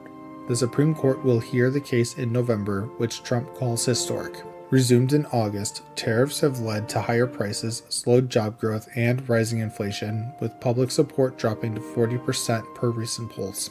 77% of Americans believe tariffs raise short-term costs as opposition grows despite Trump's claims of an economic boom. From the Associated Press, California lawmakers passed bill barring authorities from wearing face masks. California lawmakers passed a bill banning most law enforcement, including federal agents, from wearing face masks during operations, responding to masked ICE raids in Los Angeles.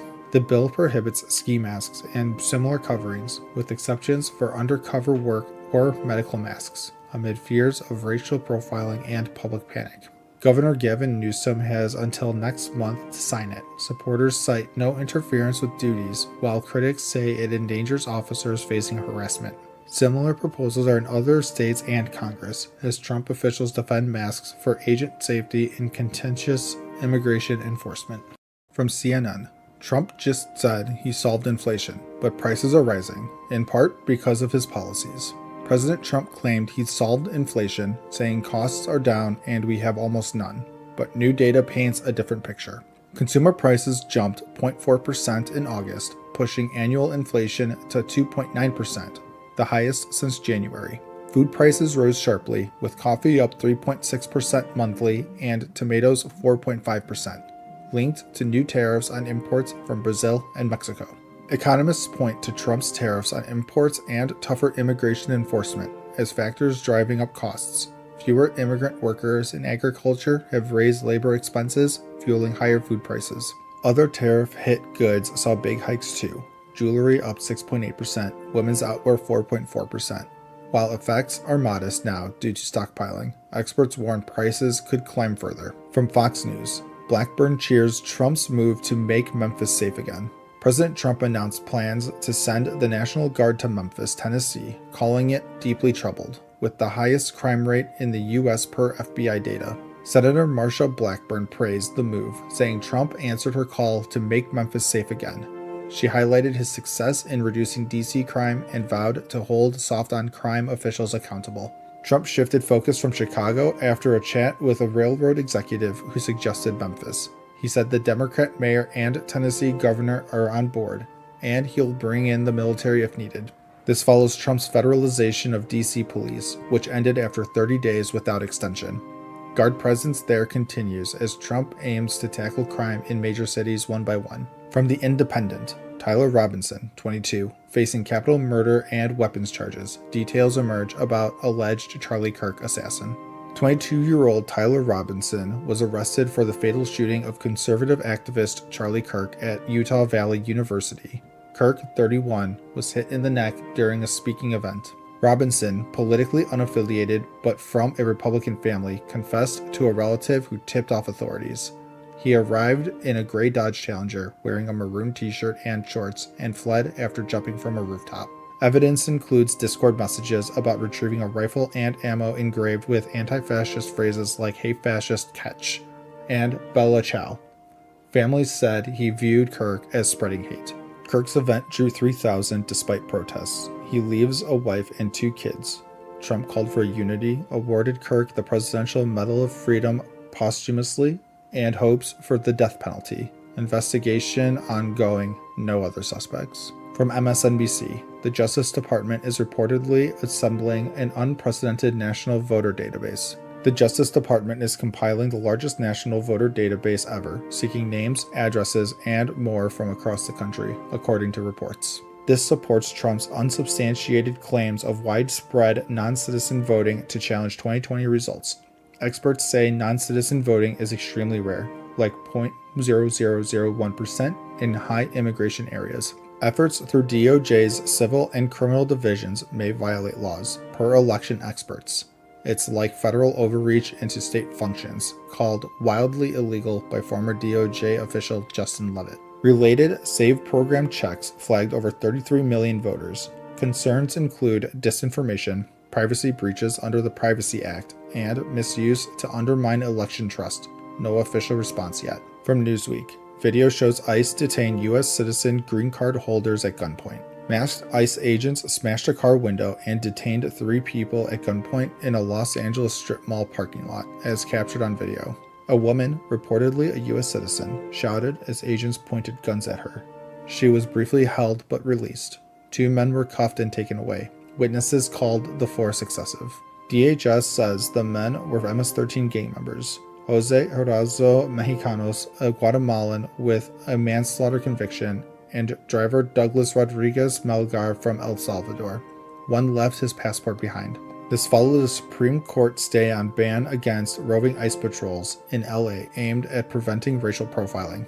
LAPD monitored to keep peace amid community tensions over intensified enforcement. From Reuters, people killed in U.S. boat strike were not Tren de Aragua, Venezuela minister says. Venezuela's interior minister says none of the 11 killed in a U.S. military strike on a Caribbean boat last week were Tren de Aragua gang members or drug traffickers. Diosdado Cabello called it a murder, questioning how the U.S. identified drugs without arresting anyone. Families deny ties, and Trump posted what Venezuela claims is AI-generated video. In response, President Maduro deployed forces to 284 battlefronts nationwide, boosting troops along Colombia borders. He warned of readiness for armed conflict amid U.S. military buildup in the region. The U.S. doubled Maduro's arrest reward to $50 million over drug links he denies. Pentagon hasn't commented. Tensions rise as U.S. deploys F-35s to Puerto Rico for anti-smuggling efforts. And as always, thank you for the like, comment, and subscription. From Fox News, Charlie Kirk died as he lived, bold, unashamed, and anchored in faith. Conservative activist Charlie Kirk passed away at 31 during a speech at Utah Valley University, remembered as a bold fighter for truth and faith. Founder of Turning Point USA, he built a youth movement, influenced elections, and was a devoted father and husband. Always kind and generous. Described as a modern martyr, Kirk lived fearlessly, anchored in his Christian beliefs, drawing parallels to biblical figures like Stephen. His legacy inspires continued boldness in faith and patriotism, as loved ones grieve but celebrate his eternal life in Christ.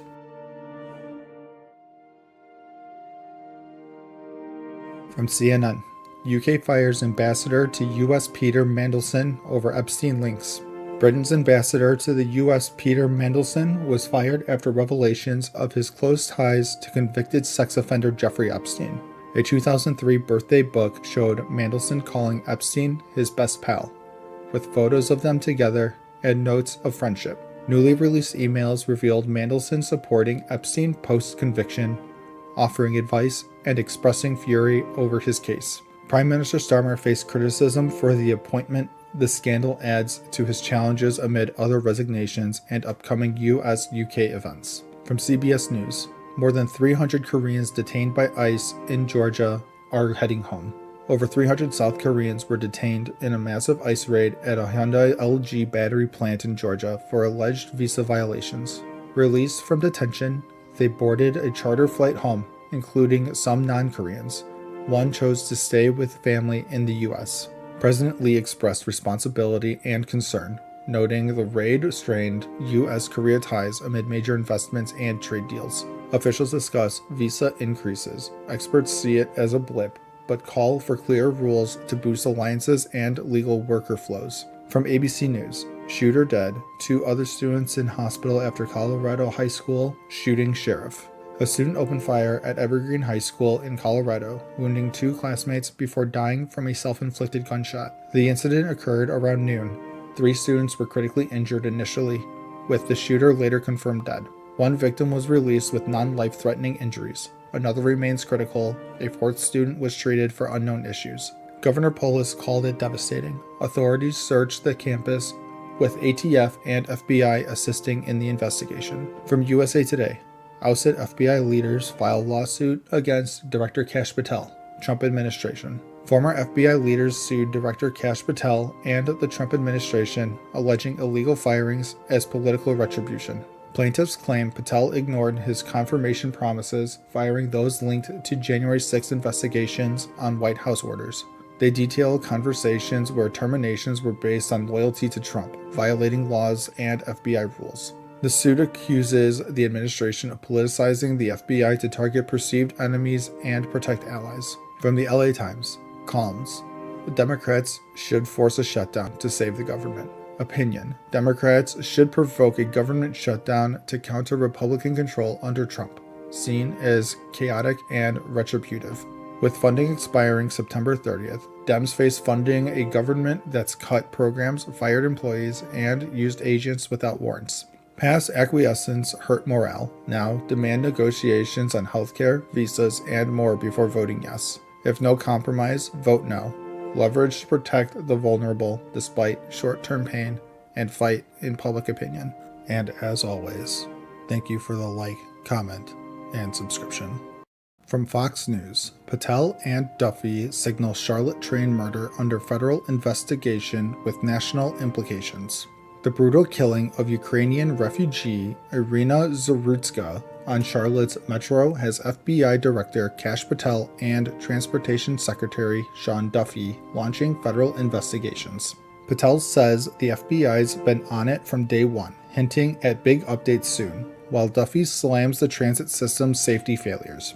Tied to President Trump's zero tolerance on crime, Duffy warns cities like Charlotte risk losing federal funds if they can't curb violence on trains and buses. The administration sees this as a test for accountability, emphasizing no one should fear public transport. Local cops lead, but feds are watching closely. From CNN, NATO shoots down Russian drones in Polish airspace, accusing Moscow of being absolutely reckless. Early Wednesday, NATO jets from Poland, Netherlands, Italy, and Germany shot down multiple Russian drones that violated Polish airspace during an attack on Ukraine. Polish Prime Minister Donald Tusk calls it an unprecedented violation with 19 incursions, mostly from Belarus, invoking NATO's Article 4 for urgent talks. Russia denies intent, claiming no Polish targets, but NATO's Mark Rutte labels it reckless and dangerous. Debris including Jabera drones found across eastern Poland. Allies from the US to EU denounced the escalation, with Trump reacting in surprise. Poland hit, but no injuries. Tensions rise as Russia ramps up assaults. From Bloomberg, a Berkshire heir is spending millions to stop Newsom's redistricting plan. Charles Munger Jr., heir to Berkshire Hathaway's fortune, drops $30 million to block Governor Gavin Newsom's push to revamp California's congressional districts for Democrats. Munger, a physicist and reform advocate, fights mid-decade gerrymandering as a cancer, backing the independent commission he helped create, criticizing both parties. Newsom frames it as saving democracy against Texas GOP maps, aiming for $100 million in support from donors like Moritz and Hastings. Polls show voter skepticism. With allies like Kevin McCarthy opposing, the November 4th vote could sway Congress and 2028 races. Munger vows more family funds for fair elections. From Newsweek, Democrats react as Republican majority shrinks after special election. James Walkinshaw wins the special election for Virginia's 11th district, replacing late Rep. Gerald Connolly, keeping the heavily Democratic seat blue. This flips the House to 219 Republicans and 213 Democrats, narrowing Speaker Mike Johnson's margin and complicating funding votes by September's end. DNC Chair Ken Martin hails it as overperformance against Trump's agenda. Rep. Abigail Spanberger praises Walkinshaw for honoring Connolly's legacy. More specials loom in Arizona, Texas, and Tennessee. Dem-leaning districts could shift power further as midterms approach in 2 months. From NBC News, a black man who was punched in the face by a white Florida officer asks the DOJ to investigate. William McNeil Jr., a 22-year-old black man, was punched in the face by Jacksonville officer D. Bowers during a February daylight traffic stop for alleged no headlights. Video captures McNeil refusing to exit, asking for a supervisor. Officers break the window. He pleaded guilty to resisting and suspended license but claims excessive force. Attorneys Harry Daniels and Ben Crump demand DOJ civil rights investigation, citing low substantiation rates for forced complaints in Jacksonville. Sheriff T.K. Waters defends the stop, saying compliance is required. State cleared officers, but McNeil never filed internally. Case now in litigation. From Fox Business, Auto Workers Union condemns Hyundai working conditions in wake of federal raid on Georgia site. A federal raid detained 475 at Hyundai's Georgia EV battery site, mostly subcontractor immigrants from South Korea. UAW condemns exploitative conditions and safety lapses. Union highlights 3 on-job deaths in 2 years, urging OSHA and NLRB probes. Blames Hyundai for cutting corners, denying unions, and relying on immigrant labor. UAW stands with all workers against militarized crackdowns. Detainees to be released per U.S.-South Korea deal. But union says corporations, not workers, are the issue. Hyundai prioritizes safety across supply chains, vowing better oversight. Raid underscores tensions in auto industry's push for green manufacturing. And as always, thank you for the like, comment, and subscription. From CNN, South Korea just learned a deep lesson about dealing with Donald Trump. Imagine stealing a $350 billion deal with the US only to face a massive immigration raid weeks later. That's what happened to South Korea under Trump. Nearly 500 agents stormed a Hyundai LG battery plant in Georgia, arresting 475 people, mostly South Korean nationals on questionable visas. South Korean officials called it a slap in the face, with workers treated like criminals despite promises to boost US jobs.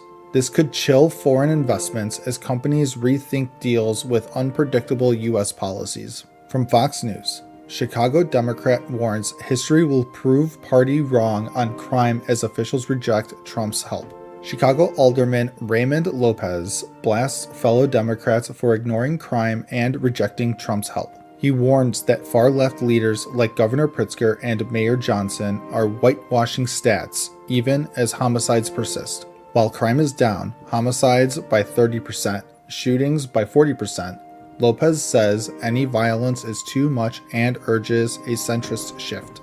Democrats resist federal troops in blue cities, but Lopez predicts history will judge them harshly. From Macon Telegraph, thousands cancel migration to U.S. report. Trump's strict immigration policies are reversing migrant flows, with a 97% drop in northward movement. Over 14,000, mostly Venezuelans, have turned back from Colombia, Panama, and Costa Rica, citing barriers and deportation fears. Aid cuts have scaled back services, leaving migrants vulnerable to exploitation and trafficking. Half plan to return to Venezuela, but UN officials warn of risks without support. From Bloomberg, Trump's Chicago crackdown starts with Midway Blitz by ICE. Trump's immigration enforcement ramps up with Operation Midway Blitz targeting Chicago and Illinois. DHS blames sanctuary policies. Governor Pritzker calls it fear-mongering, not crime-fighting. Thousands protested as agents began arrests, with no prior notice to local leaders. Trump threatens National Guard deployment, highlighting weekend violence to push his agenda. From USA Today, what is Trump's approval rating? Polls show how Americans feel about inflation. Newsom. Trump's approval hovers at minus 6.1 points, lower than most modern presidents in their first year. Polls show steady but negative ratings, dipping amid controversies like Epstein. Inflation and economy top voters' concerns, with Trump's handling at minus 30 net approval. Meanwhile, Newsom's 2028 support surges to 25%, leading Democrats. From LA Times, Bonta disappointed by Supreme Court ruling on LA immigration raids. California AG Rob Bonta slams a Supreme Court ruling allowing ICE to use race and occupation in stops. The decision lifts restrictions on profiling in LA area raids, backed by Justice Kavanaugh. Bonta calls it unconstitutional, violating protections against unreasonable searches. He criticizes the court's emergency docket for lacking transparency. And as always, thank you for the like, comment, and subscription. From Fox News, Democrats should shut down the government rather than fund Trump's mafia takeover, New York Times columnist argues. New York Times columnist Ezra Klein argues on his podcast that Democrats should face a government shutdown to oppose President Trump. With funding expiring this month, Klein says Trump is corrupting the government like the mafia, using it for personal power and enrichment. He claims Democrats would be complicit if they fund it, though he admits a shutdown might not succeed but is better than inaction. Senate Republicans need Democratic votes to pass funding by October 1st amid ongoing debates. From CNN, Trump's crackdown on homeless residents in the nation's capital has them on the run. President Trump's law enforcement surge in D.C. has cleared over 50 homeless encampments since August, but without promised shelters or services. Residents like Jeff Paget are fleeing to Virginia woods at night to avoid harassment, constantly moving and hiding. Advocates say it's causing exhaustion, fear, and disruption to services, calling it political theater without long-term solutions. The White House claims it's making D.C. safer, while the city added shelter beds, but many homeless avoid them due to past traumas. From the Washington Post, it's not just Trump. Red states are cracking down on their own blue cities.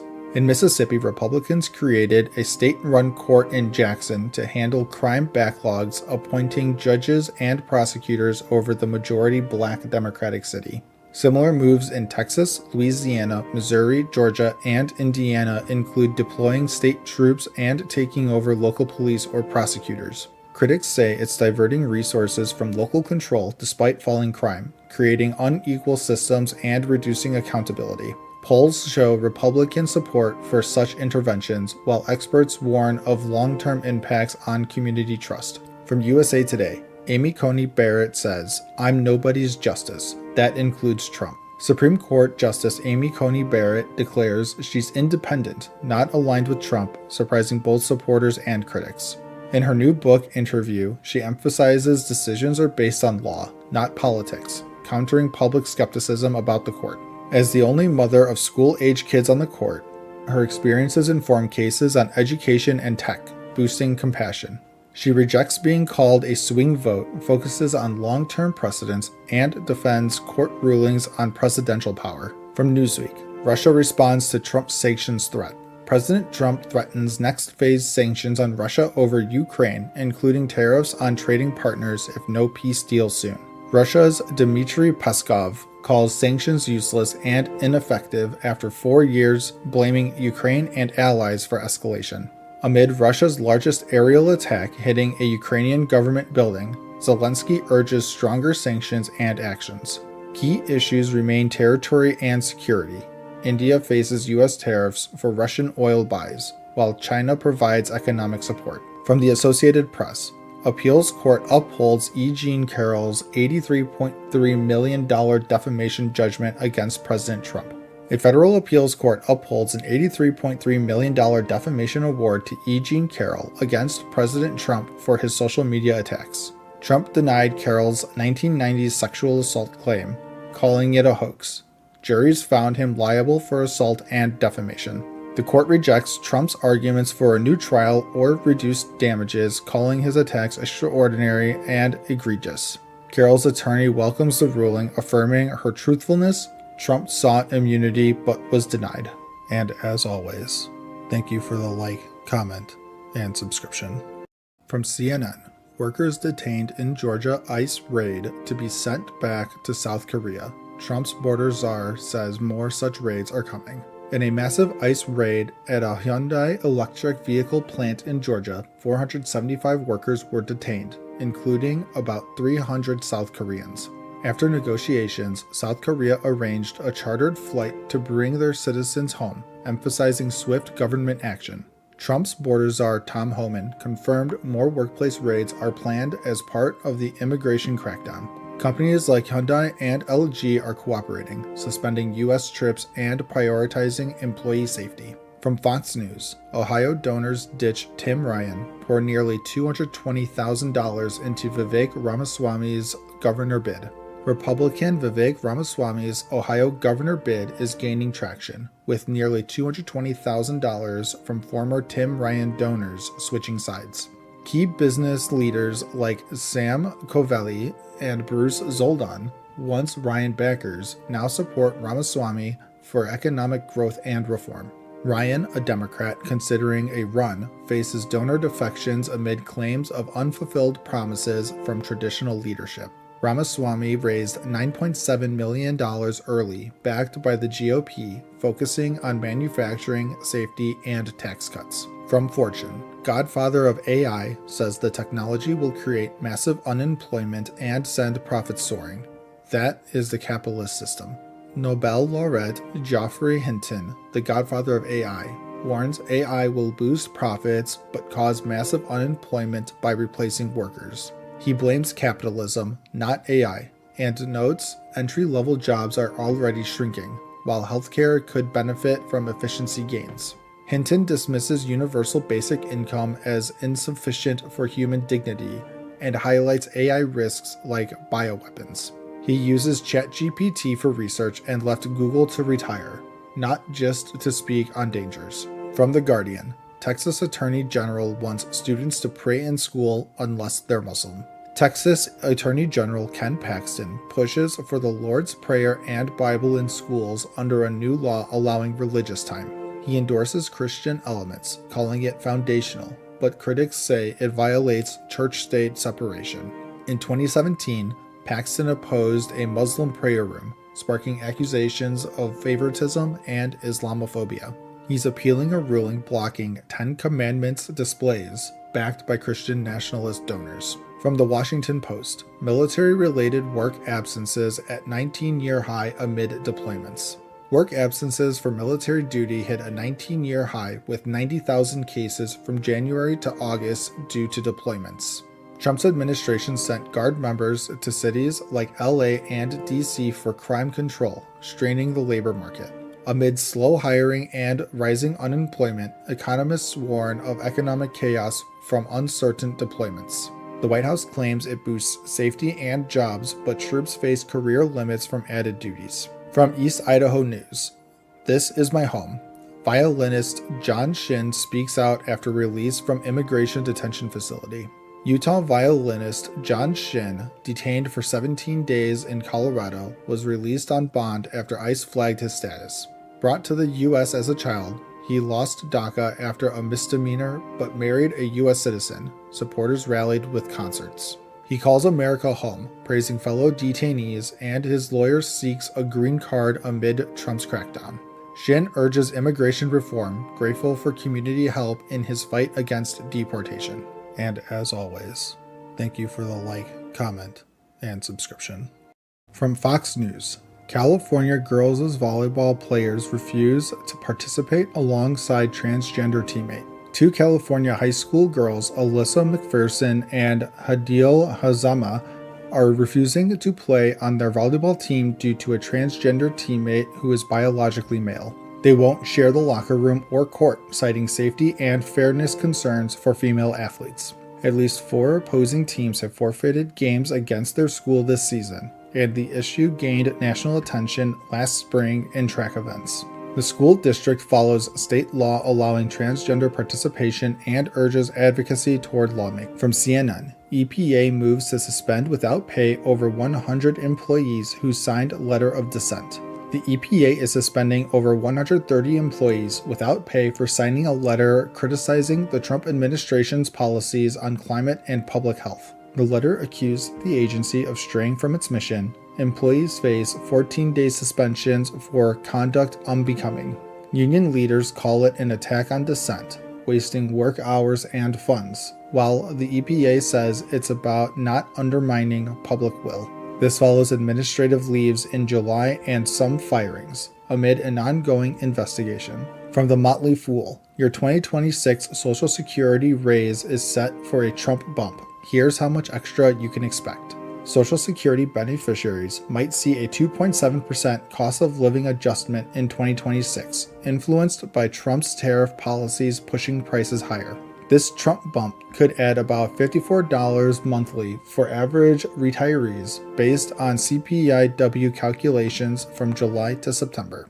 However, flaws in the inflation measure and a projected 11.5% Medicare Part B premium hike could offset much of the gain. Despite recent above-average COLAs, retirees have lost 20% purchasing power since 2010. From the Daily Caller, Abrego Garcia being deported to country you probably never heard of. Alleged MS-13 member Kilmar Abrego Garcia faces deportation to Eswatini, Africa, after claiming fear of persecution in over 20 countries. A judge halted his initial Uganda deportation. He was previously deported to El Salvador but returned to face smuggling charges. The Trump administration offered a plea deal for Costa Rica deportation, but plans shifted due to his fears. This follows political rallies for his return and ongoing legal battles. From the Latin Times, U.S. could set up a military base in a South American country that has a tense relationship with Venezuela. The U.S. may establish a military base in Ecuador if approved by referendum as discussed by Secretary Rubio and President Noboa. This amid tensions with Venezuela. Noboa calls Maduro a cartel leader and declared the Cartel de los Soles terrorists. The U.S. had a base in Ecuador until 2009. Now, Ecuador agrees to receive limited U.S. deportees under a safe third country deal. Similar agreements exist with Honduras and Paraguay to speed deportations. From Reason, MAGA economics is losing. Trump's tariffs and immigration policies aim to boost blue-collar jobs, but recent data shows manufacturing lost 12,000 jobs in August. Over 3 months, manufacturing, construction, and mining sectors are down, contrary to promises, as tariffs raise costs for businesses. Labor force participation dipped to 62.4%, with no surge in native-born employment despite deportations. Critics say unintended consequences are emerging with unimpressive results after 6 months. And as always, thank you for the like, comment, and subscription. From CNN, massive immigration raid at Hyundai mega plant in Georgia leads to 475 arrests. The majority are Korean.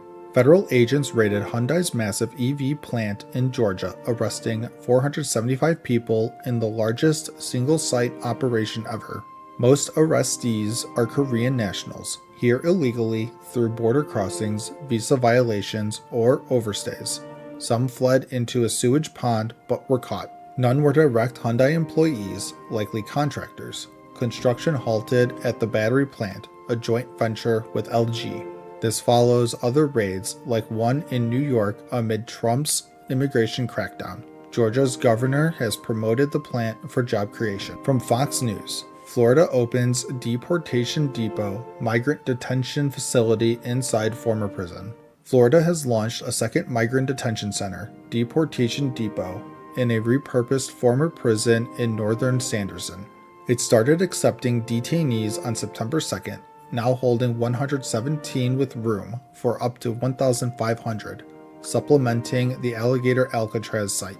This follows an appeals court blocking a judge's shutdown order for Alligator Alcatraz over environmental concerns from lawsuits. Officials aim to fill it quickly for deportation efforts, with no anticipated legal challenges as part of broader immigration enforcement. From Alternet, busted. Susan Collins advanced Trump bill after receiving $2 million from billionaire.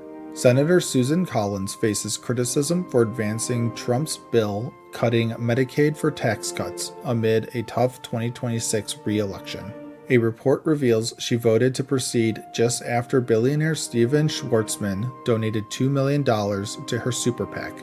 The bill benefits private equity like Schwartzman's firm. Collins has received over $715,000 from the industry previously. Challenger Graham Plattner calls her a sellout to oligarchs. Collins denies influence, noting the vote wasn't decisive. From Politico, Federal Appeals Court blocks judge's order shutting down Alligator Alcatraz. A federal appeals court blocked a judge's order to shut down Florida's Alligator Alcatraz Immigrant Detention Center. The 2-1 decision cites irreparable harm and cost to the state, questioning the injunction's validity. Environmental groups sued, arguing it harms the Everglades and wildlife without proper impact studies. Governor DeSantis hailed the ruling, vowing to continue operations. Groups plan further appeals. From the Wall Street Journal, did a boat strike in Caribbean exceed Trump's authority to use military force? President Trump ordered a military strike, destroying a boat in the Caribbean, killing 11 alleged drug smugglers. Officials call it an imminent threat, designating cartels as terrorists and justifying lethal force. Experts dispute the authority, saying it exceeds limits without direct U.S. threat or congressional approval. This marks a shift from interdictions to airstrikes, raising concerns over international law and precedents. From the Rolling Stone, Trump has successfully tanked the American labor market. The latest jobs report shows only 22,000 jobs added in August, with unemployment rising to 4.3%. Revisions indicate negative growth in June. Critics blame Trump's tariffs and immigration policies for uncertainty. Manufacturing lost 12,000 jobs, more unemployed than openings. Healthcare grew, but premiums may spike. Trump criticized the Fed and past reports. Deportations have shrunk the workforce, impacting native-born unemployment too. And as always, thank you for the like, comment, and subscription. From Fox News, Trump administration ends second layer of temporary protected status for Venezuelan migrants. The Trump administration is terminating a 2021 temporary protected status for Venezuelan migrants affecting over 268,000 people in the U.S. DHS cites migration magnets and national security, linking it to criminal gangs like Tren de Aragua entering the country.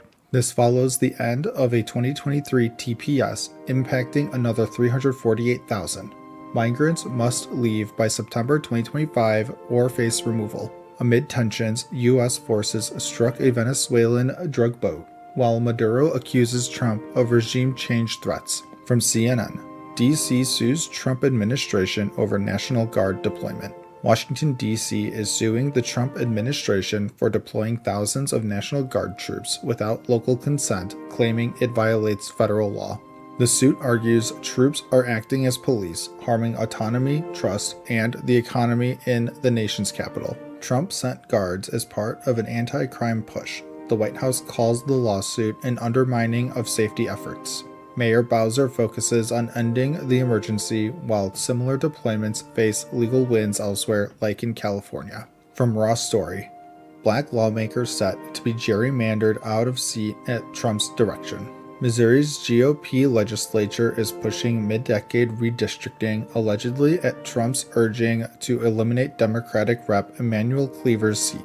The new map would stretch urban Kansas City into rural areas, potentially giving Republicans an extra House seat in 2026. Cleaver, a black lawmaker serving over 20 years, calls it an unconstitutional attack on democracy and voter voices. This follows similar moves in Texas.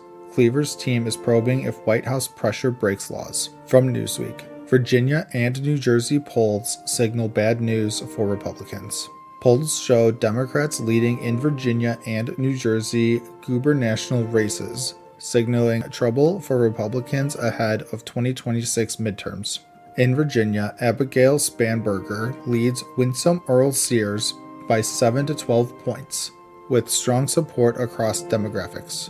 New Jersey's Mickey Sherrill edges Jack Ciattarelli by 6 to 9 points, focusing on costs. He calls polls biased.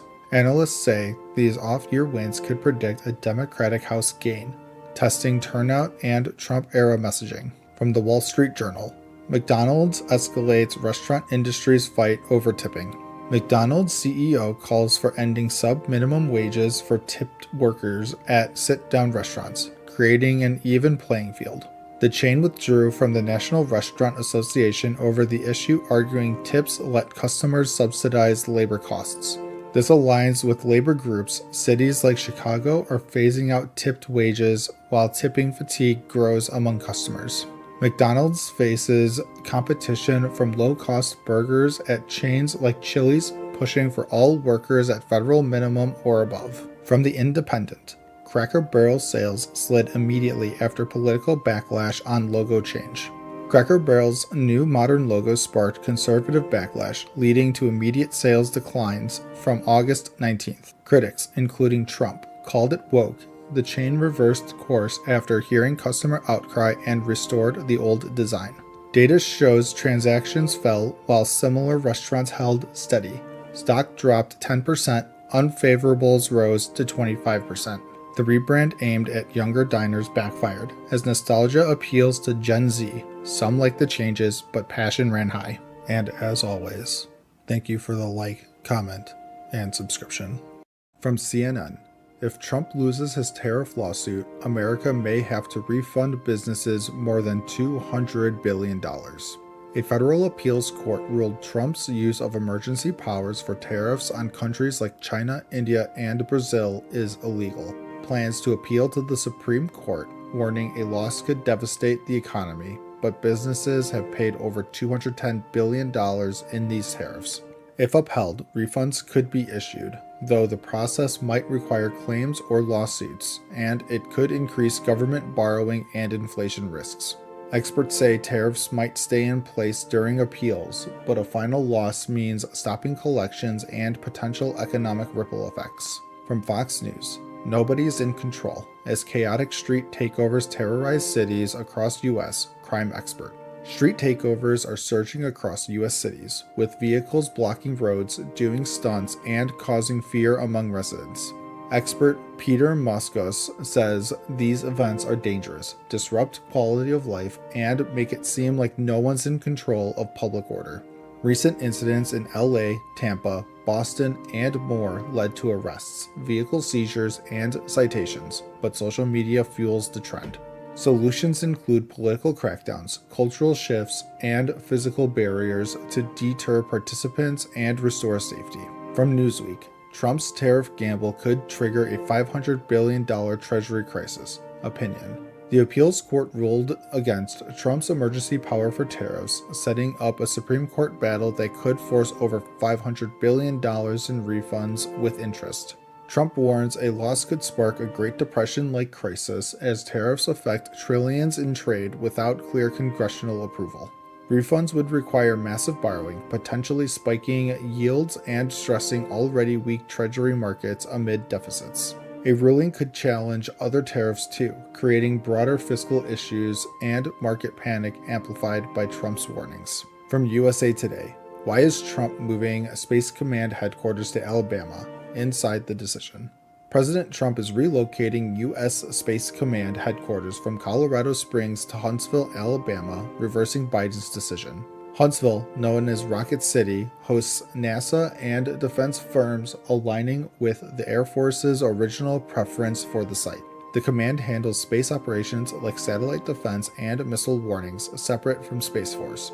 Alabama leaders celebrate jobs and investment, while Colorado officials criticize it as wasteful and risky to national security. From MSNBC, Jeanine Pirro wants all violent teens off Washington, D.C.'s street, except one.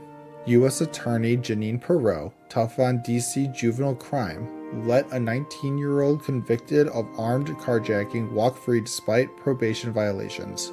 The teen posted with a rifle online, but Pirro's office stopped prosecuting unlicensed long gun carrying, leading to probation termination.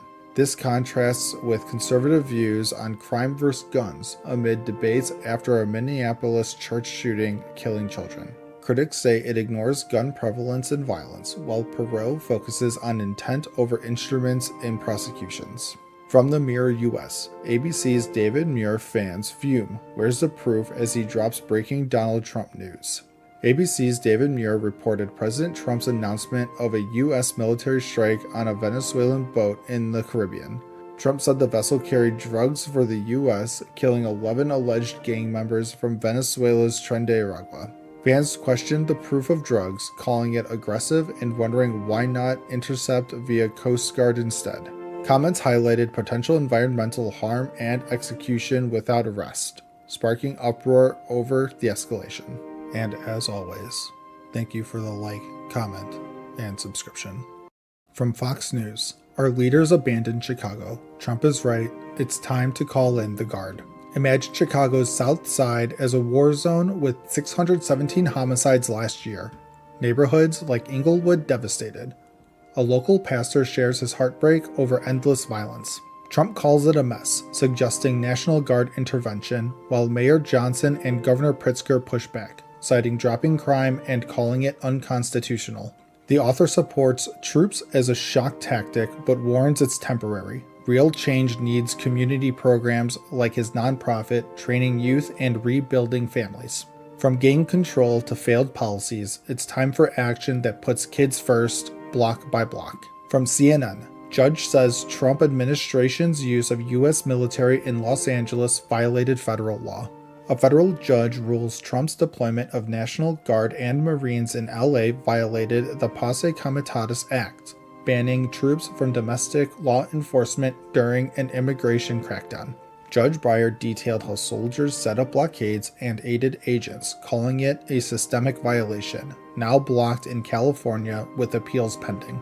Governor Newsom celebrates the win against illegal militarization amid Trump's plans for other cities like Chicago. Public polls show strong opposition, especially from Democrats. Experts say this ruling could influence nationwide cases, highlighting limits on presidential power. From NBC News, D.C. grand jury declines to indict another defendant amid Trump crime crackdown. In Trump's crackdown, a D.C. grand jury refuses to indict Natalie Jones for alleged threats against the president on social media, citing weak evidence and her mental health issues. This marks at least 6 similar declines recently, including cases like tossing a hoagie at officers or scuffles with FBI. Local juries made of D.C. residents are resisting federal overreach. Defense attorneys push for her release, calling the case baseless amid National Guard deployments. It's a trend showing community opposition to the heavy-handed approach. Rare for federal grand juries, but here it's emerging as pushback against the crackdown in the nation's capital. From the Washington Post, Nestle removes CEO after investigation into relationship with subordinate. Nestle, the world's biggest food giant, fires CEO Laurent Frégy over an undisclosed romantic relationship with a subordinate, breaching company conduct rules. The investigation, led by the board chairman and outside counsel, led to immediate dismissal.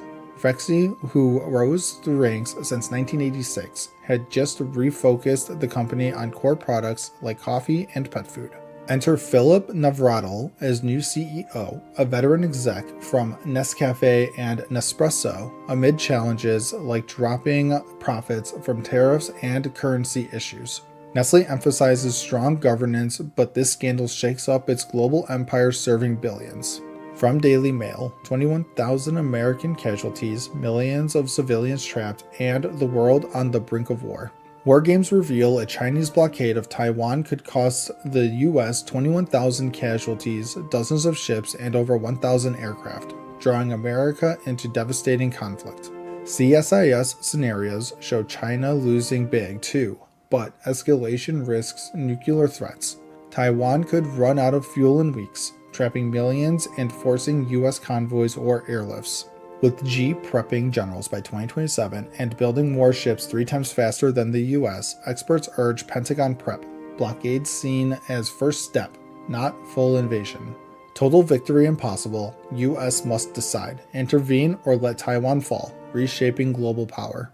From the Daily Express, CNN interrupted live on air for breaking Donald Trump news ahead of big announcement. CNN cuts to breaking news. Trump orders a new accurate census excluding undocumented immigrants using 2024 election data for redistricting. Expert reveals 2020 errors undercounted red states like Alabama while overcounting blue ones like Rhode Island, potentially shifting political power. But critics slam it as unconstitutional. 14th Amendment requires counting all persons and Congress controls the process, not the president. It could take years. Amid health rumors like hand bruises from handshakes, this move aims to get undocumented out, sparking debate on fairness. And as always, thank you for the like, comment, and subscription. From CNN, Trump announces he will award Giuliani the Presidential Medal of Freedom. President Trump just announced he's awarding Rudy Giuliani the Presidential Medal of Freedom, calling him the greatest mayor in New York City's history and a true patriot. Giuliani, known as America's mayor for leading New York City through 9/11 and revitalizing the city in the 90s, has faced legal troubles since 2020, including disbarment and a $148 million defamation judgment. The news comes after Giuliani's recent car crash in New Hampshire, where he suffered a fractured vertebrae and other injuries but is in good spirits. Trump's spokesperson praised Giuliani's legacy, from taking down the mafia to comforting the nation post 9/11, with award details to follow. From Fox News, Las Vegas residents sound alarm on crime-ridden encampments as Trump pushes zero-tolerance homelessness plan.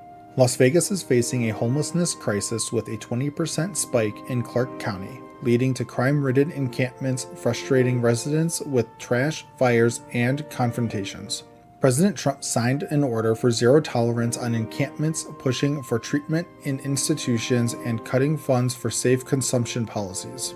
Expert Robert Marbut says past gimmicks like free housing failed. It's about political will to address street dwellers cycling through jails and hospitals. With over 26,000 evictions this year, locals demand action as Trump's plan aims to restore order nationwide. From Alternet, Trump just tried to break the law on a holiday weekend. Over Labor Day weekend, the Trump administration planned to deport over 600 unaccompanied Guatemalan kids aged 10 to 17, despite their ongoing immigration cases. A last-minute lawsuit by the National Immigration Law Center led to a federal judge halting the removals early Sunday, citing violations of laws protecting minors. The judge found exigent circumstances, ensuring no kids were sent back to potential danger without due process. Advocates call it a dark move, but the administration's push was stopped for now, with a hearing to decide permanently. From Reuters, Trump's World Liberty Token falls in first day of trading. The Trump family's World Liberty Financial Tokens, WLFI, hit the market Monday but dropped 12% to $0.246, giving it a $7 billion market cap. Launched last year as a DeFi platform, the tokens were initially non-tradable, but gave voting rights, now tradable on exchanges like Binance. The family has earned $500 million from the project, drawing criticism for conflicts of interest amid Trump's regulatory role. Investors bet on Trump's backing for value growth, but the debut saw early highs fade, ranking it 31st among cryptos. From ABC News, 54 shot, 7 dead in Chicago amid Trump's threat to deploy National Guard. Over Labor Day weekend, Chicago saw 54 shootings and 7 deaths, including a drive-by wounding 7 and multiple homicides across neighborhoods. President Trump threatened to send the National Guard, warning Illinois Governor Pritzker to straighten it out fast or we're coming. Local leaders oppose, calling it unconstitutional. Johnson signed an order to protect against federal overreach. Despite the spike, overall crime is down 22% this year as debates rage over federal intervention. From Raw Story, Trump poised to declare new national emergency ahead of midterm elections report. Treasury Secretary Scott Bessent revealed Trump may declare a national housing emergency this fall to address soaring costs outpacing wages. Homes now cost over 5 times median income, up from twice in the 1970s, delaying ownership for young Americans. Aimed at boosting GOP in 2026 midterms, it follows the One Big Beautiful Bill Act's cuts to aid, met with negative views. Bessent says everything's on the table for a 2026 economic pickup without stepping on local governments. And as always, thank you for the like, comment, and subscription. From Fox News, Rep. Maxine Waters calls for using the 25th Amendment to find out what's wrong with Donald Trump. Democratic Congresswoman Maxine Waters is demanding the use of the 25th Amendment against President Trump, claiming he's unfit after firing Federal Reserve Governor Lisa Cook over alleged mortgage misrepresentations. Waters warns this could destabilize the economy, affect Wall Street, interest rates, and even benefit Trump personally, urging aggressive action to protect democracy without relying on courts. Cook has sued Trump, arguing the firing lacks cause, and the case may head to the Supreme Court, escalating tensions between the White House and the Fed. Fellow Democrat Debbie Wasserman Schultz calls the move preposterous, saying Trump really wants to oust Fed Chair Jerome Powell, but is targeting parts of the system instead. From CNN, Border Patrol arrests 2 crew workers helping battle Washington's biggest wildfire for being in the country illegally. Amid Washington's massive Bear Gulch fire, scorching nearly 9,000 acres, Border Patrol arrested 2 support crew workers cutting logs for being in the U.S. illegally following a criminal probe into their firms. Officials say the firefighting efforts weren't disrupted, but one worker, a 19-year U.S. resident since age 4, was on track for a U visa after aiding investigators in a family crime case. His lawyers call the arrest unjust. He's been waiting since 2018 for approval, and attorneys argue he's protected under policies barring enforcement in disaster zones, demanding his immediate release. Washington leaders like Governor Bob Ferguson and Senator Patty Murray blast the Trump administration's policies as cruel, questioning why they're extending to wildfire fighters amid ongoing deportations. From USA Today, Senator snaps back at RFK Jr. for linking antidepressants to Minnesota shooting. Health Secretary Robert F. Kennedy Jr. suggests studying antidepressants like SSRIs for links to violence after a Minneapolis school shooting that killed 2 kids and injured 18. Shooter Robin Westman, who struggled with depression, prompted Kennedy's comments on Fox News, but a 2019 study found no causal tie between psych drugs and most school shootings. Minnesota Senator Tina Smith slammed Kennedy on social media, accusing him of peddling nonsense and ignoring guns. America has more firearms than people and 10 times the school shooting risk of other nations. Democrats push for gun control, while some conservatives highlight the shooter's gender transition. Minneapolis Mayor Jacob Frey condemns villainizing the trans community. From the Mirror US, where is Trump? And it happened trend online as health fears skyrocket. President Trump hasn't been seen publicly since Tuesday's cabinet meeting, sparking viral X trends like "Where is Trump?" and "It happened," with no weekend events fueling health fears. Speculation ramps up after photos showed a bruised hand, walking issues, and slurred speech, despite Trump's claims of peak health from his latest physical. Both supporters and critics question who's running the country, though Trump posted on Truth Social 7 hours ago. Could he just be golfing or with family? The White House hasn't commented, but recent whispers include a lip-read promise to Putin. Online buzz ignores his activity but amplifies unconfirmed worries. From The Telegraph, U.S. courts ruled Donald Trump's tariffs are illegal. A federal appeals court ruled 7-4 that President Trump's use of emergency powers to impose tariffs on trading partners like the EU, Japan, and China is illegal under the law. The decision questions deals lowering rates and tariffs aimed at stopping fentanyl flows, potentially forcing billions in refunds and chaos for tax cut funding. Tariffs brought in $142 billion this year. Trump fired back on social media, vowing to appeal and warning removal would weaken the U.S. economy like the Great Depression, insisting tariffs protect workers and made-in-America products. Tariffs stay in place until October 14th for a Supreme Court appeal. Separately, a judge blocked fast-track migrant deportations, citing due process violations for millions. From the Western Journal, Scott Jennings responds to CNN guest's vulgar Trump smear with one-sentence retort on Dems' election chances.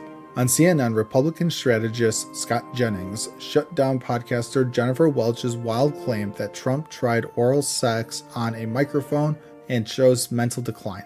Welch accused Trump of priming for military rule, pardoning January 6 rioters, and being a felon, tying it to his recent press conferences and past behaviors. Jennings retorted in one sentence, "If this is Democrats' strategy, they've already handed Republicans congressional majorities for years," amid polls showing only 19% approve of Dem leadership. The DNC warns of fascism threats, but faces infighting and fundraising woes, with calls to drop out of touch practices like land acknowledgements. And as always, thank you for the like, comment, and subscription. From CNN, Trump bypasses Congress to cancel nearly $5 billion in foreign aid. President Trump just pulled a rare move, notifying Congress to cancel $4.9 billion in approved foreign aid using a pocket rescission, the first in nearly 50 years since Jimmy Carter. The cuts target USAID development aid, peacekeeping, and democracy programs, aligning with Trump's America First agenda, as Secretary Rubio called it, woke and weaponized spending. But it's sparking bipartisan backlash. Democrats call it illegal theft of funds, and even Republican Senator Susan Collins says it's a violation of the Impoundment Act per GAO rulings. With a funding deadline looming on September 30th, This could complicate shutdown talks, triggering a 45-day pause that might let the money lapse without Congress acting. From Fox News, who is Kilmar Abrego Garcia and why does he matter?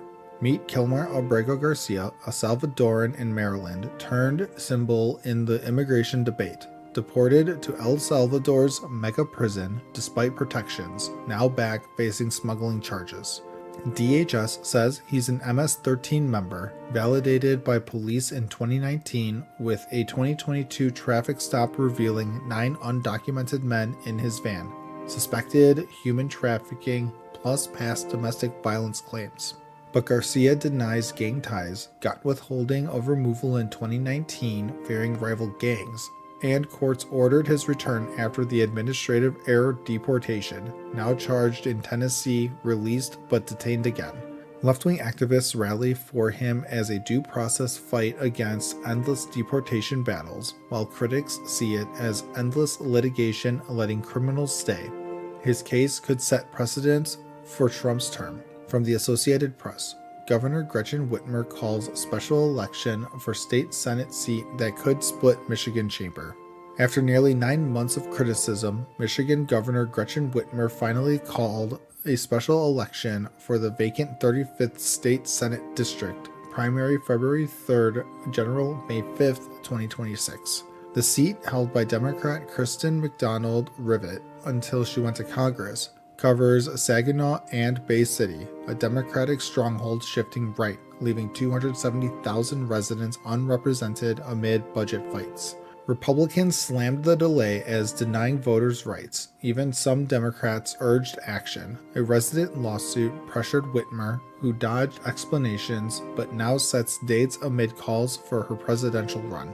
A GOP win could tie the Senate at 19-19, letting Republicans block bills or force lieutenant governor tiebreakers, key in Whitmer's final term, with only 12 bills passed this year due to gridlock. From the Daily Express, J.D. Vance's White House outburst at Zelensky finally explained as real reason emerges.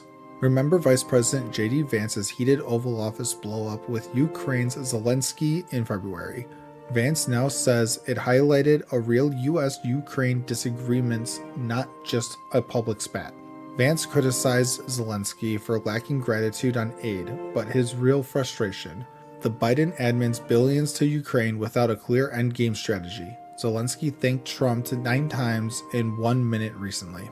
In a USA Today interview, Vance regrets the public drama but says it was useful. He blames Biden for no peace plan, praises ongoing U.S.-Ukraine talks for territorial integrity without full Russian conquest. Trump has slammed U.S. aid levels versus Europe's, once wrongly claiming $300 billion versus $100 billion.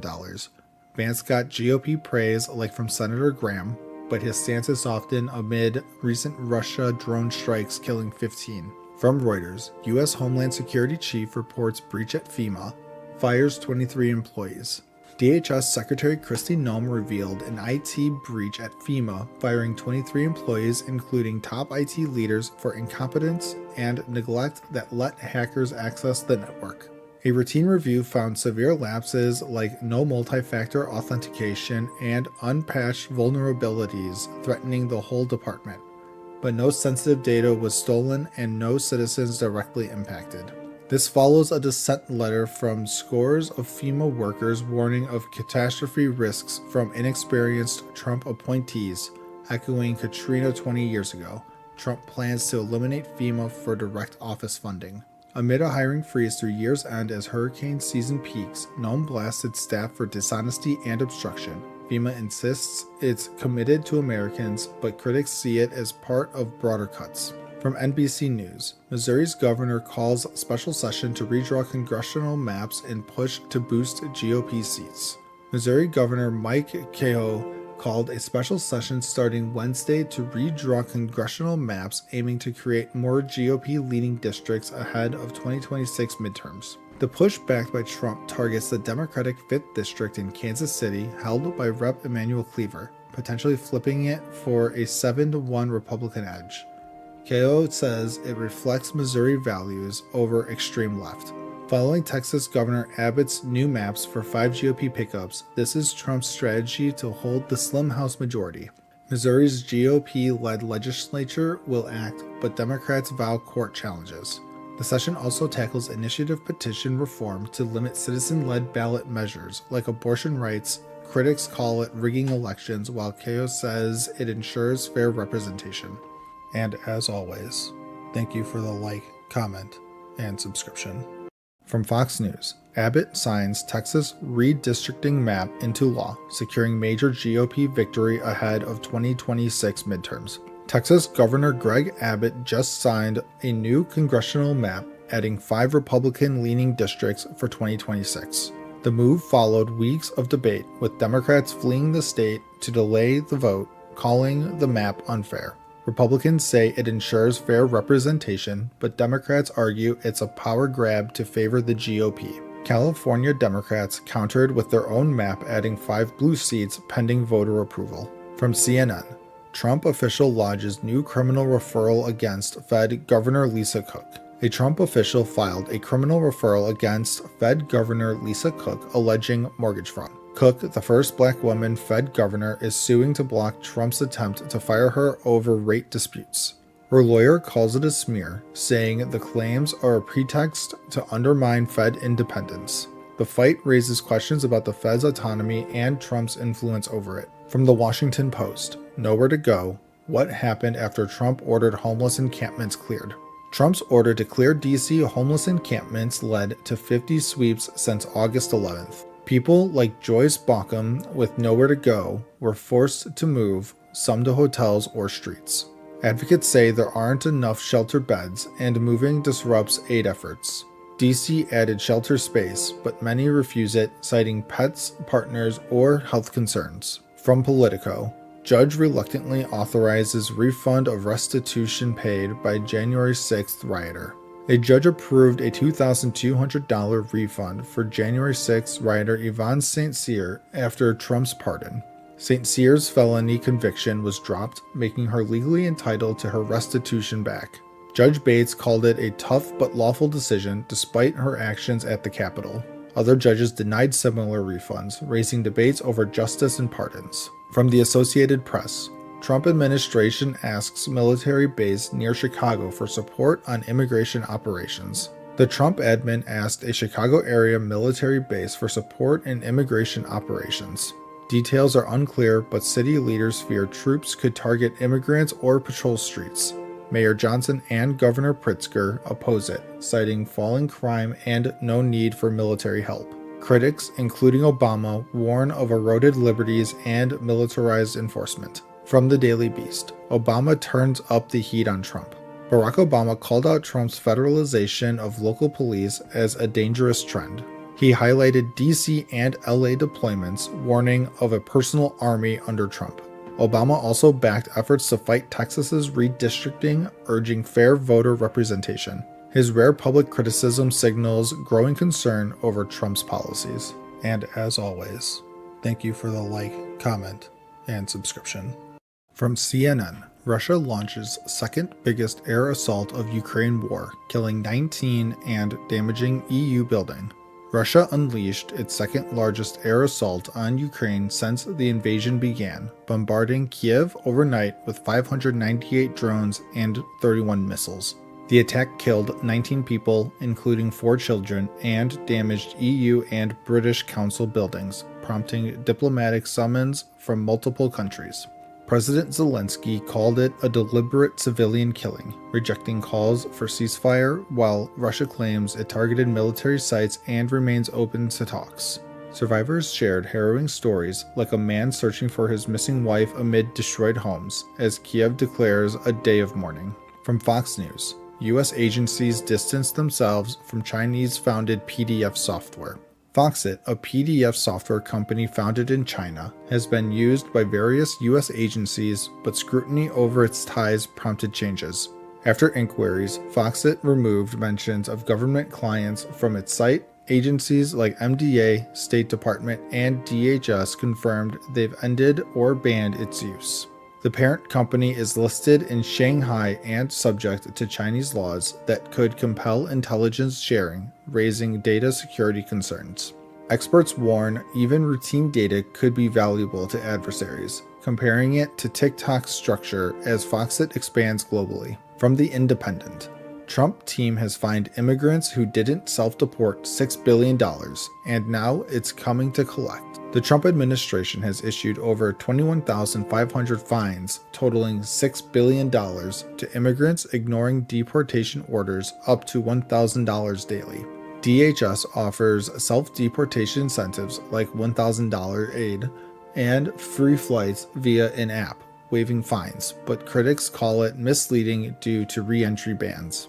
Now collecting via lawsuits, debt agencies, and IRS reporting, treating unpaid fines as taxable income, affecting low-wage workers. Stories include a Honduran mother facing $2 million in fines. The policy revokes statuses for millions, expanding deportation targets. From the Daily Beast, hot mic catches Republicans saying Trump is in the Epstein files. At a GOP meeting, Rep. Mike Collins was caught on hot mic saying he believes Trump is in the Epstein files. Collins claims Trump reported Epstein to the FBI and kicked him out of Mar-a-Lago, insisting no wrongdoing but supporting release. His spokesman called it a nothing burger, echoing White House denials of reports that Trump was briefed on his mention in the files. Released files were heavily redacted with no major revelations.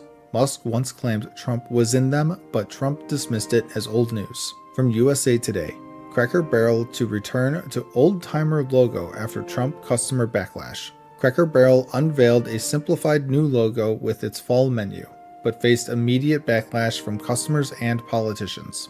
Fans called it too modern, like a Denny's with a gift shop. Stock dropped 7% as complaints poured in. President Trump criticized the change on Truth Social.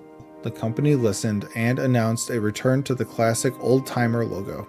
The decision drew praise, with stock rising over 9%. Cracker Barrel thanked guests for their passion and commitment to tradition. From the Western Journal, armed Chicago area mom refuses to become a statistic, takes matters into her own hands during home invasion. In Joliet, Illinois, a mother with her baby hid in a closet after hearing a break-in on August 15th. Armed, she shot the intruder, Shelby Hurd, in the head when he entered the bedroom. He died at the scene. Hurd, 36, was on parole for burglaries, with a history of convictions including felon in possession of a weapon. Despite Illinois' strict gun laws, the mother's actions highlight self-defense. An investigation is ongoing amid Chicago area crime concerns. And as always, thank you for the like, comment, and subscription. From Fox News, multiple fatal crashes linked to illegal immigrants spark arrests across U.S. in recent days. Recent days have seen a string of fatal crashes allegedly caused by illegal immigrants, leading to arrests nationwide. In Louisiana, a 31-year-old Honduran man is charged with vehicular homicide after hitting a 15-year-old boy on a bike while intoxicated. Similar incidents from Nashville, Maine, Florida, and Wisconsin involve drivers from Honduras, Angola, India, and another from Honduras, all facing serious charges and ICE detainers. DHS officials call these preventable tragedies, tying them to broader efforts against migrant crime under President Trump. From CNN, CDC left leaderless after new director Dr. Susan Monarez is ousted and other key officials follow. The CDC is now leaderless after Director Susan Monarez was ousted by the White House, followed by resignations from several top officials. Monarez, sworn in July 31st, clashed with HHS Secretary Robert F. Kennedy Jr. over vaccine policies and refused to fire key staff, leading to her removal. Veterans like Chief Medical Officer Deborah Ori resigned, citing censorship of science and misinformation risks amid rising measles cases. Critics warn this politicizes public health, endangering responses to threats, while morale plummets after staff cuts and a recent shooting. From Deadline, Gavin Newsom trolls Arnold Schwarzenegger after his Twins co-star Danny DeVito contributes to California redistricting effort. California Governor Gavin Newsom is trolling former Governor Arnold Schwarzenegger over a redistricting ballot measure. Newsom highlighted a $1,000 donation to Yes on 50 from Danny DeVito, Schwarzenegger's twins co-star, on social media. Prop 50 aims to redraw districts to favor Democrats in response to Texas's Republican-favoring changes, bypassing the independent commission Schwarzenegger supports. Schwarzenegger opposes it, while Newsom's bold Trump-mimicking online strategy draws attention and sells satirical merch. From Fortune, it's time to unmask the Trump tariffs for what they really are: a giant national sales tax that will hobble U.S. economic growth. Trump's tariffs are essentially a massive national sales tax hitting Americans' wallets and slowing growth. Unlike Europe's VAT, this will raise $2.7 trillion over a decade, offsetting half of the savings from extending 2017 tax cuts. Consumers pay more for imports, but it won't cause inflation unless money supply grows, nor shrink trade deficits caused by overspending. Experts predict a 0.4% annual drag on GDP, limiting choices and raising costs in America's marketplace. From CBS News, Trump moves to fire Fed's Lisa Cook as she vows to sue. President Trump fired Federal Reserve Governor Lisa Cook, accusing her of mortgage fraud, but she vows to sue, claiming no legal basis. Allegations stem from 2021 mortgages on two homes claimed as primary residences. One was later rented, but experts question if it's fraud. Trump cited cause under Fed law, but courts may decide this tests presidential removal power amid his attacks on the Fed. Cook, the first black woman on the board, aligns with Chair Powell on rates. Trump aims to reshape the Fed with his appointees. From USA Today, maybe you can't indict a ham sandwich. What happened with DC man who threw a sub at feds? A DC man arrested for throwing a sub sandwich at a federal agent won't face felony charges after a grand jury refused to indict. Amid Trump's crime crackdown deploying feds in DC, Sean Dunn yelled at officers, tossed the sandwich, and was chased down. Fired from his Justice Department job and initially charged with felony assault, prosecutors pushed hard, but the jury said no. This highlights pushback against overzealous charges in DC, with other cases also facing resistance from juries and judges. And as always, thank you for the like, comment, and subscription. From CNN, outrage after Israel kills 5 journalists in double-tap attack on Gaza hospital. Israel's back-to-back strikes on Gaza's Nasser hospital killed 20, including 5 journalists, in what's called a double-tap attack. The first strike hit a hospital balcony used by reporters, followed minutes later by another, targeting responders rushing to help. The IDF says it aimed at Hamas camera, but admitted to a tragic mishap. Journalists from Al Jazeera, Reuters, and AP were among the dead. Global leaders and journalist groups demand an investigation, calling it a possible war crime. From Fox News, social media erupts after DNC speaker says migrant crime, carjackings don't matter.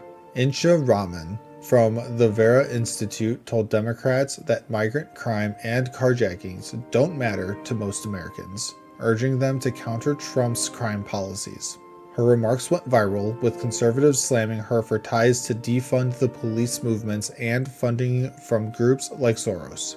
Rahman advised Democrats to claim credit for falling crime rates and focus on safety, not scare tactics. Trump's new order aims to end cashless bail and deploy federal forces to cities, intensifying the debate. From Reason, federal court says the $464 million fine in Trump's civil fraud case violated the Eighth Amendment. A New York appeals court ruled that a $464 million fine against Trump for inflating his wealth was unconstitutional. The court upheld fraud findings, but said the penalty was grossly disproportional under the Eighth Amendment's ban on excessive fines. Profits from deals like the old post office sale were wrongly included as they mixed legal and illegal gains. The ruling questions how much Trump actually profited from misstating his finances, scaling back the penalty.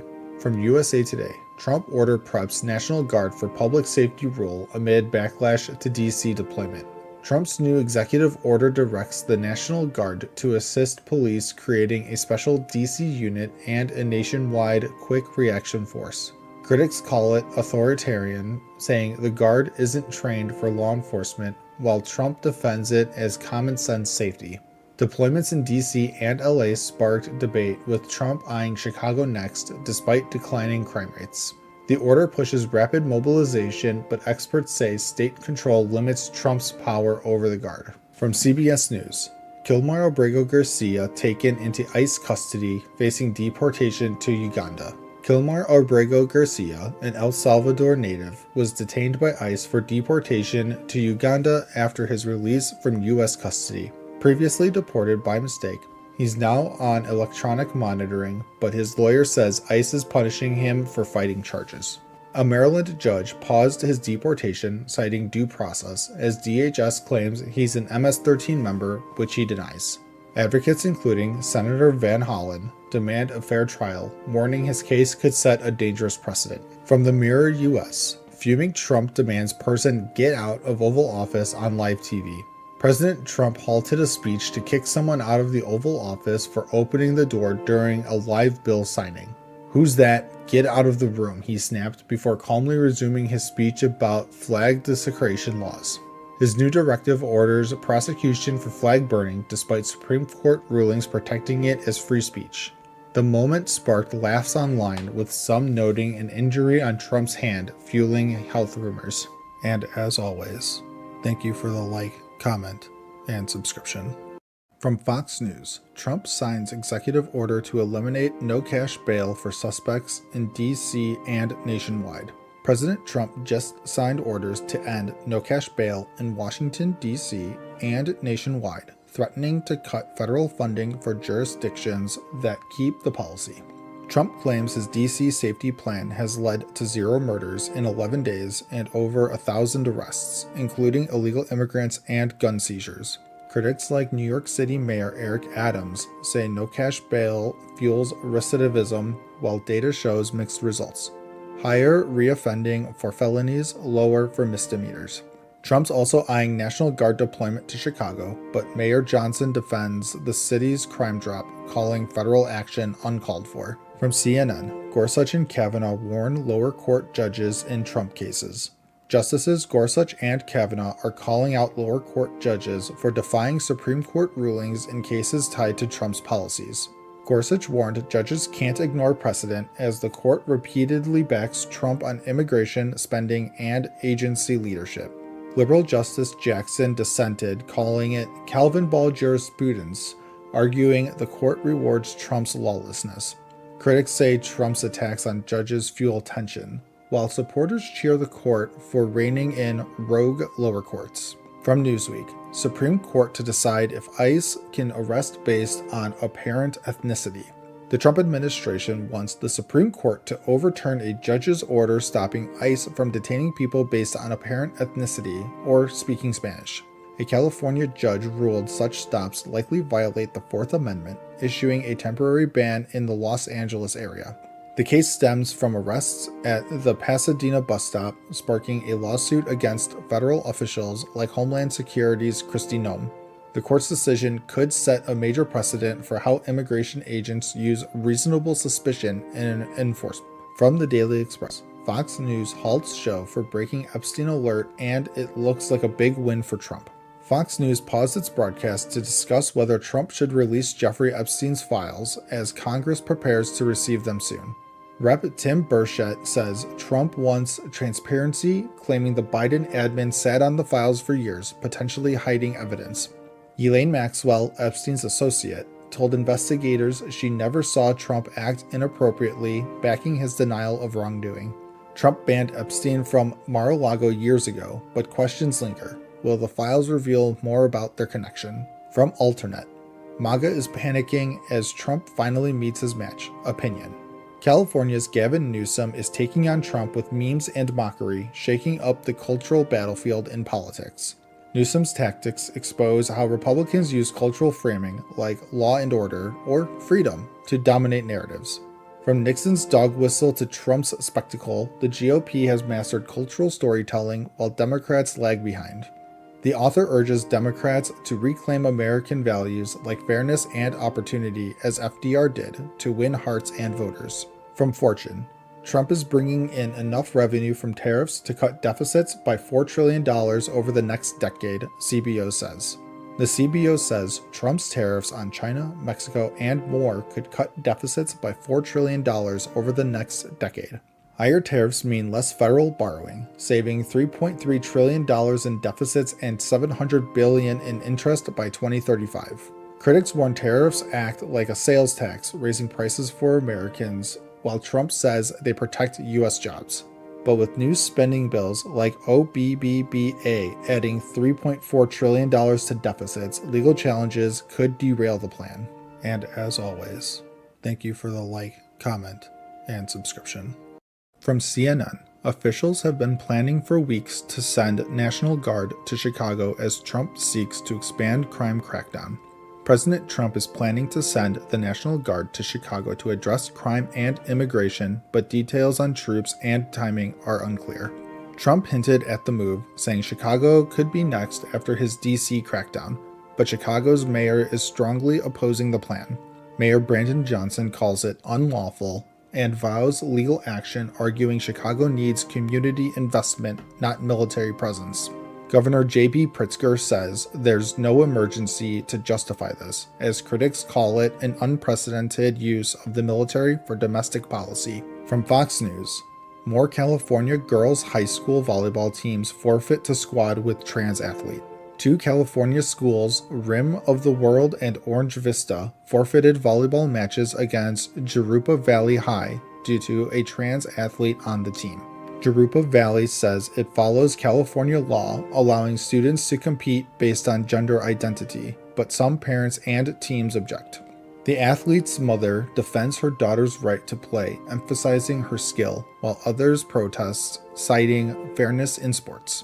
A DOJ lawsuit challenges California's policies, and national attention grows as the debate over trans athletes in sports intensifies. From Alternet, even Americans in this ruby red state don't like what Trump is doing. Opinion. In Texas, Trump's push for aggressive redistricting to secure Republican House seats is facing resistance even in this red state. Texas Republicans passed a map adding 5 GOP seats, but Democrats like State Rep Nicole Collier protest, citing redistricted voting rights. Trump's broader plan includes targeting mail-in ballots and voting machines, raising concerns about fair elections in 2026. Critics say Trump's push to militarize Democratic cities could intimidate voters, while Texans call for preserving their freedoms. From the Mirror US, Trump's tariffs to raise price on 8 supermarket staples as experts warn consumers to feel the pinch. Trump's new tariffs on imports from Brazil, India, Mexico, and the EU could raise grocery prices for American shoppers within months. Coffee, cheese, and chocolate face steep price hikes, with experts predicting an extra $40 per week for household grocery costs. Perishable produce like avocados and bananas will be hit hard, as grocers pass on costs from tariffs on foreign goods. Wine, spirits, and spices are also at risk, with trade groups warning of job losses and consumers urged to buy local to save. From the Daily Beast, Ghislaine Maxwell flips the script on Elon Musk. Ghislaine Maxwell claims she met Elon Musk at a Google co-founder's birthday party, contradicting Musk's denial of knowing her. Maxwell says Musk was among guests at a multi-day event in 2010 or 2011 and later saw him at a 2014 Vanity Fair Oscars party. She denies deeper ties between Musk and Jeffrey Epstein, though emails between them surfaced, and Musk's brother was also linked. The claims fueled debate amid Musk's push for Epstein file releases and his public feud with Trump, stirring MAGA tensions. From Reuters, analysis: Trump's redistricting push could bring decades of Republican rule to the U.S. House.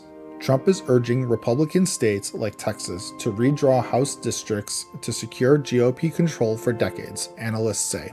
Texas passed a map adding 5 Republican seats, while Democrats in California plan to counter with their own redistricting. Critics warn gerrymandering could lock in Republican House control, with only 36 of 435 districts competitive in 2026. Population growth in minority communities may shift dynamics, but some say redistricting dilutes their voting power. And as always, Thank you for the like, comment, and subscription. From Fox News, Socialist Dem mayoral candidate knocked over foreign language rally as he loses key endorsement. Minneapolis mayoral candidate Omar Fateh, a Democratic socialist, is under fire for a rally with no American flags and chants in a foreign language. Conservative critics like Rep. Tom Emmer slammed the event, accusing Fateh of putting America last and pushing radical policies. The Minnesota DFL dropped their endorsement of Fateh, citing voting process failures at their convention, leaving his campaign in turmoil. Fateh hit back, claiming the decision was made by party insiders and vowing to keep fighting for Minneapolis voters. From CNN, reporter's notebook, I stopped for gas and witnessed an ICE arrest. Then I spent days looking for the man who was detained. A routine stop at a Maryland gas station turned surreal when a CNN reporter witnessed an ICE arrest unfold. A man named Samuel was chased and detained by masked agents in a black Kia, sparking fear and confusion. The agents, who didn't identify themselves, cuffed Samuel, raising questions about enforcement tactics. The reporter's search for Samuel revealed he's a Honduran immigrant facing deportation, leaving a community on edge. From Raw Story, that's a lie. CEO shut down on CNN after pushing false claims on black wealth. CEO Corey Ruth sparked outrage on CNN, claiming black male income equals white male income. Pastor Jamal Bryant called it a lie, citing data showing black men earn less than white men. Community organizer Latosha Brown also pushed back, slamming Ruth's stats as false and misleading. Census data debunked Ruth's claims, revealing persistent gaps in black wealth and poverty rates. From the Mirror US, National Guard to be deployed in 19 states to support ICE operations. See if yours is impacted. Nearly 1,700 National Guard troops will deploy across 19 states to aid Trump's mass deportation plan. Troops will handle case management, transport, and processing of undocumented immigrants for ICE. States like Texas, Florida, and Alabama are impacted, with deployments set to last through mid-November. Trump's move has sparked legal concerns, with critics calling his justification for deployment dubious. From the Daily Beast, Trump rages about fat black women in revenge rants. Author Michael Wolff claims Trump has a vendetta against black women, targeting Fed Governor Lisa Cook. Trump accused Cook of fraud, demanding her resignation, but she's standing firm against the attacks. Trump also attacked New York Attorney General Letitia James after a fraud case ruling was overturned in his favor. Wolf calls Trump's rants racist and obsessive, while Trump's team dismisses the claims as lie. From Newsweek, hotel planned by Obama's friend near his presidential center under scrutiny. A 26-story hotel planned near the Obama Presidential Center by Allison Davis is facing backlash. Local residents fear the luxury hotel will gentrify the area, raising costs and displacing families. Activists argue the project prioritizes profit over community needs, urging the city to listen. Supporters praise its bird-friendly design, but critics say it's not enough to protect the neighborhood. And as always, thank you for the like, comment, and subscription. From CNN, Minnesota Democrats revoke endorsement of Democratic Socialist candidate for Minneapolis mayor. Minnesota Democrats just pulled the plug on Omar Fateh's endorsement as a mayoral candidate after a messy convention vote. Fateh, a Democratic Socialist, won the delegate vote, but complaints about voting errors led to the state party stepping in. Incumbent Mayor Jacob Frey's team called it a flawed process, while Fateh's supporters claim it's an attack on progressive voices. With the endorsement revoked and no new convention allowed, the race is wide open for Minneapolis voters to decide. From Fox News, Hegseth authorizes 2,000 National Guard troops to carry weapons in D.C. if necessary, U.S. official. Defense Secretary Pete Hegseth just greenlit nearly 2,000 National Guard troops to carry weapons in D.C. to tackle rising crime. President Trump met with law enforcement, praising their efforts as D.C.'s violent crime drops 27% since last year. The Guard can't make arrests, but can detain suspects, working closely with local and federal police. With no homicides in over a week, is this crackdown making the Capitol safer? From CBS News, Cracker Barrel loses almost $100 million in value after new logo release. Cracker Barrel's stock tanked, losing nearly $100 million after unveiling a new logo, ditching its iconic Uncle Herschel. The sleek design sparked backlash, with critics calling it generic and some even labeling it woke. The chain's trying to modernize, but experts warned alienating loyal fans could hurt more than help. Shares rebounded slightly, but as Cracker Barrel's rebrand a recipe for disaster. From USA Today, FBI searches home of Trump critic John Bolton, report says. Live updates. The FBI searched Trump critic John Bolton's Maryland home in a national security probe led by Director Kash Patel. Bolton, a former Trump advisor, faced scrutiny over classified info in his 2020 book, though no charges were filed. Trump called Bolton a lowlife, while critics slammed the raid as a vindictive move against a vocal opponent. Is this a lawful search or political payback? The debate's heating up. From the Hill, opinion. Once again, Democrats have proven how useless they are. Texas Democrats returned to Austin, letting Republicans push a redistricting plan that could add 5 GOP House seats. They broke quorum to block the plan, but caved after 2 weeks, despite threats of arrests from Governor Abbott. Critics say Democrats threw away real power, letting Trump's naked power grab move forward unchallenged.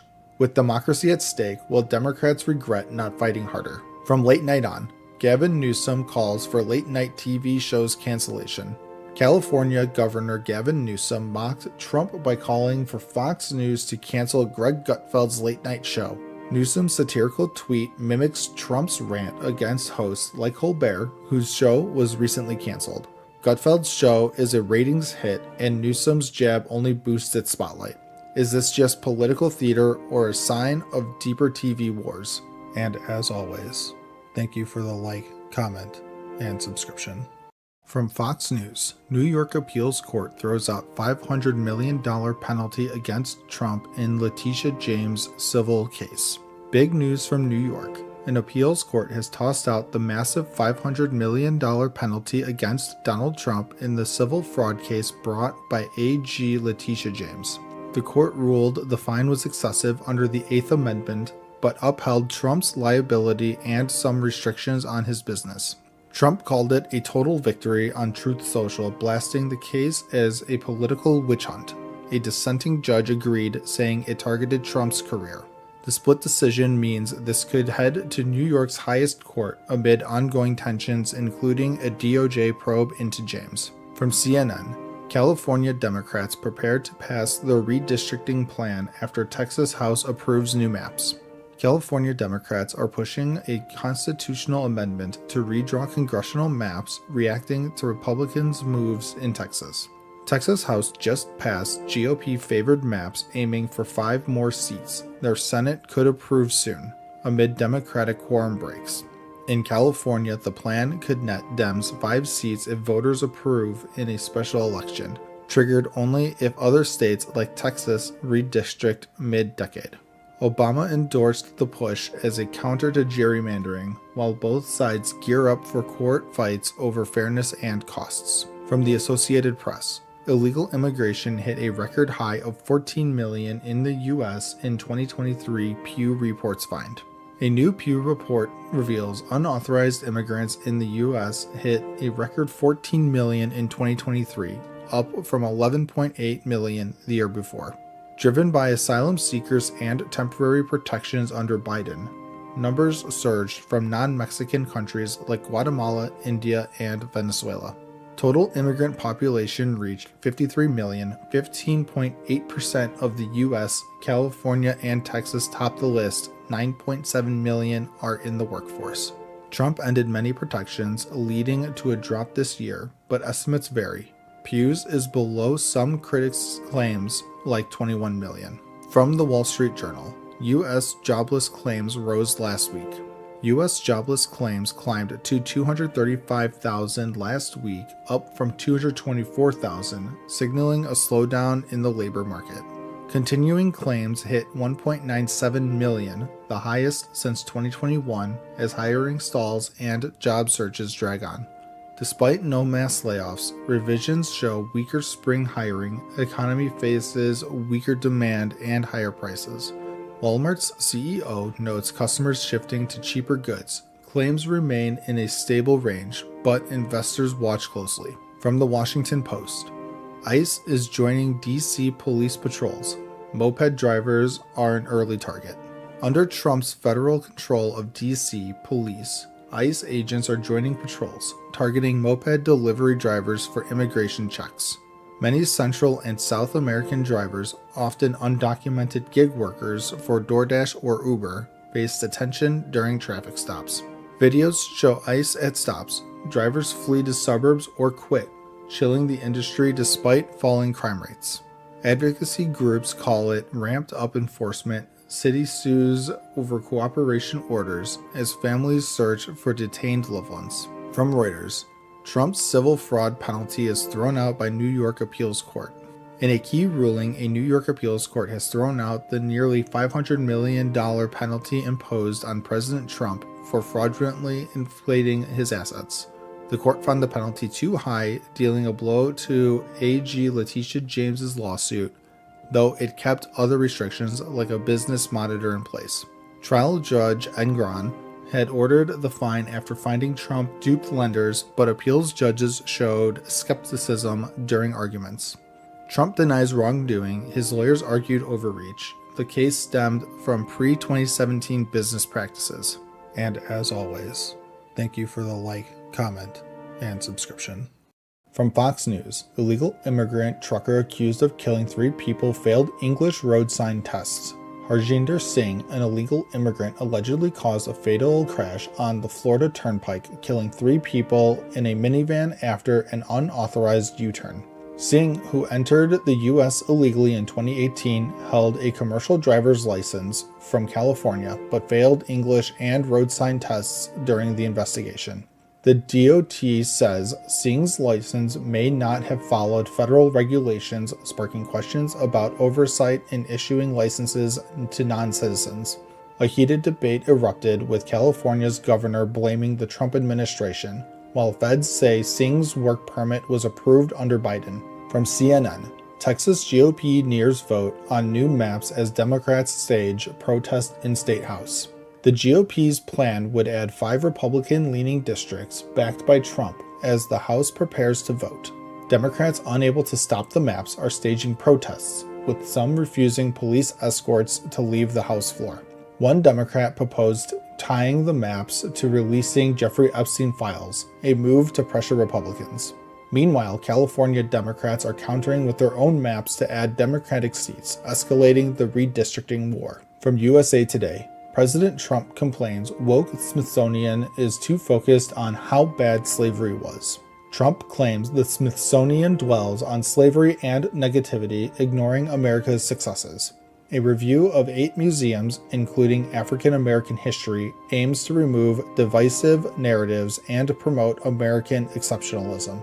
Trump compares this to his push against woke policies in universities, vowing to make museums celebrate the U.S. The Smithsonian says it's committed to factual history, as the review could reshape how America's story is told. From Newsweek, mystery explosion rocks Ukraine's NATO neighbor. An explosion in a Polish cornfield left a crater and shattered windows, with no injuries reported. Poland's military says no airspace violation was detected, but fragments suggest it could be a Russian decoy drone. Locals reported a loud bang and a flash in the sky, raising fears due to the nearby war in Ukraine. Poland, a NATO ally, is investigating as tensions rise with Russia's ongoing attacks on Ukraine. From the BBC, Tulsi Gabbard revokes security clearance of 37 U.S. intelligence officials. Director of National Intelligence Tulsi Gabbard revoked security clearances for 37 current and former U.S. officials. The Trump administration claims these officials politicized intelligence or leaked classified info targeting Obama and Biden-era staff. Gabbard provided no evidence, and Democrats call it a political move to distract from Trump's policies. The move follows earlier revocations, raising questions about trust in the intelligence community. From ABC News, Trump admin live updates. Trump calls on Federal Reserve Governor to resign. President Trump is urging Ukraine's Zelensky and Russia's Putin to meet, aiming for peace talks without U.S. troops. Meanwhile, Trump called for Federal Reserve Governor Lisa Cook to resign, alleging mortgage fraud. Hundreds more National Guard troops are arriving in D.C. as Republican states back Trump's federal takeover. Russia insists on being included in security talks as Trump pushes for a deal to end the Ukraine war.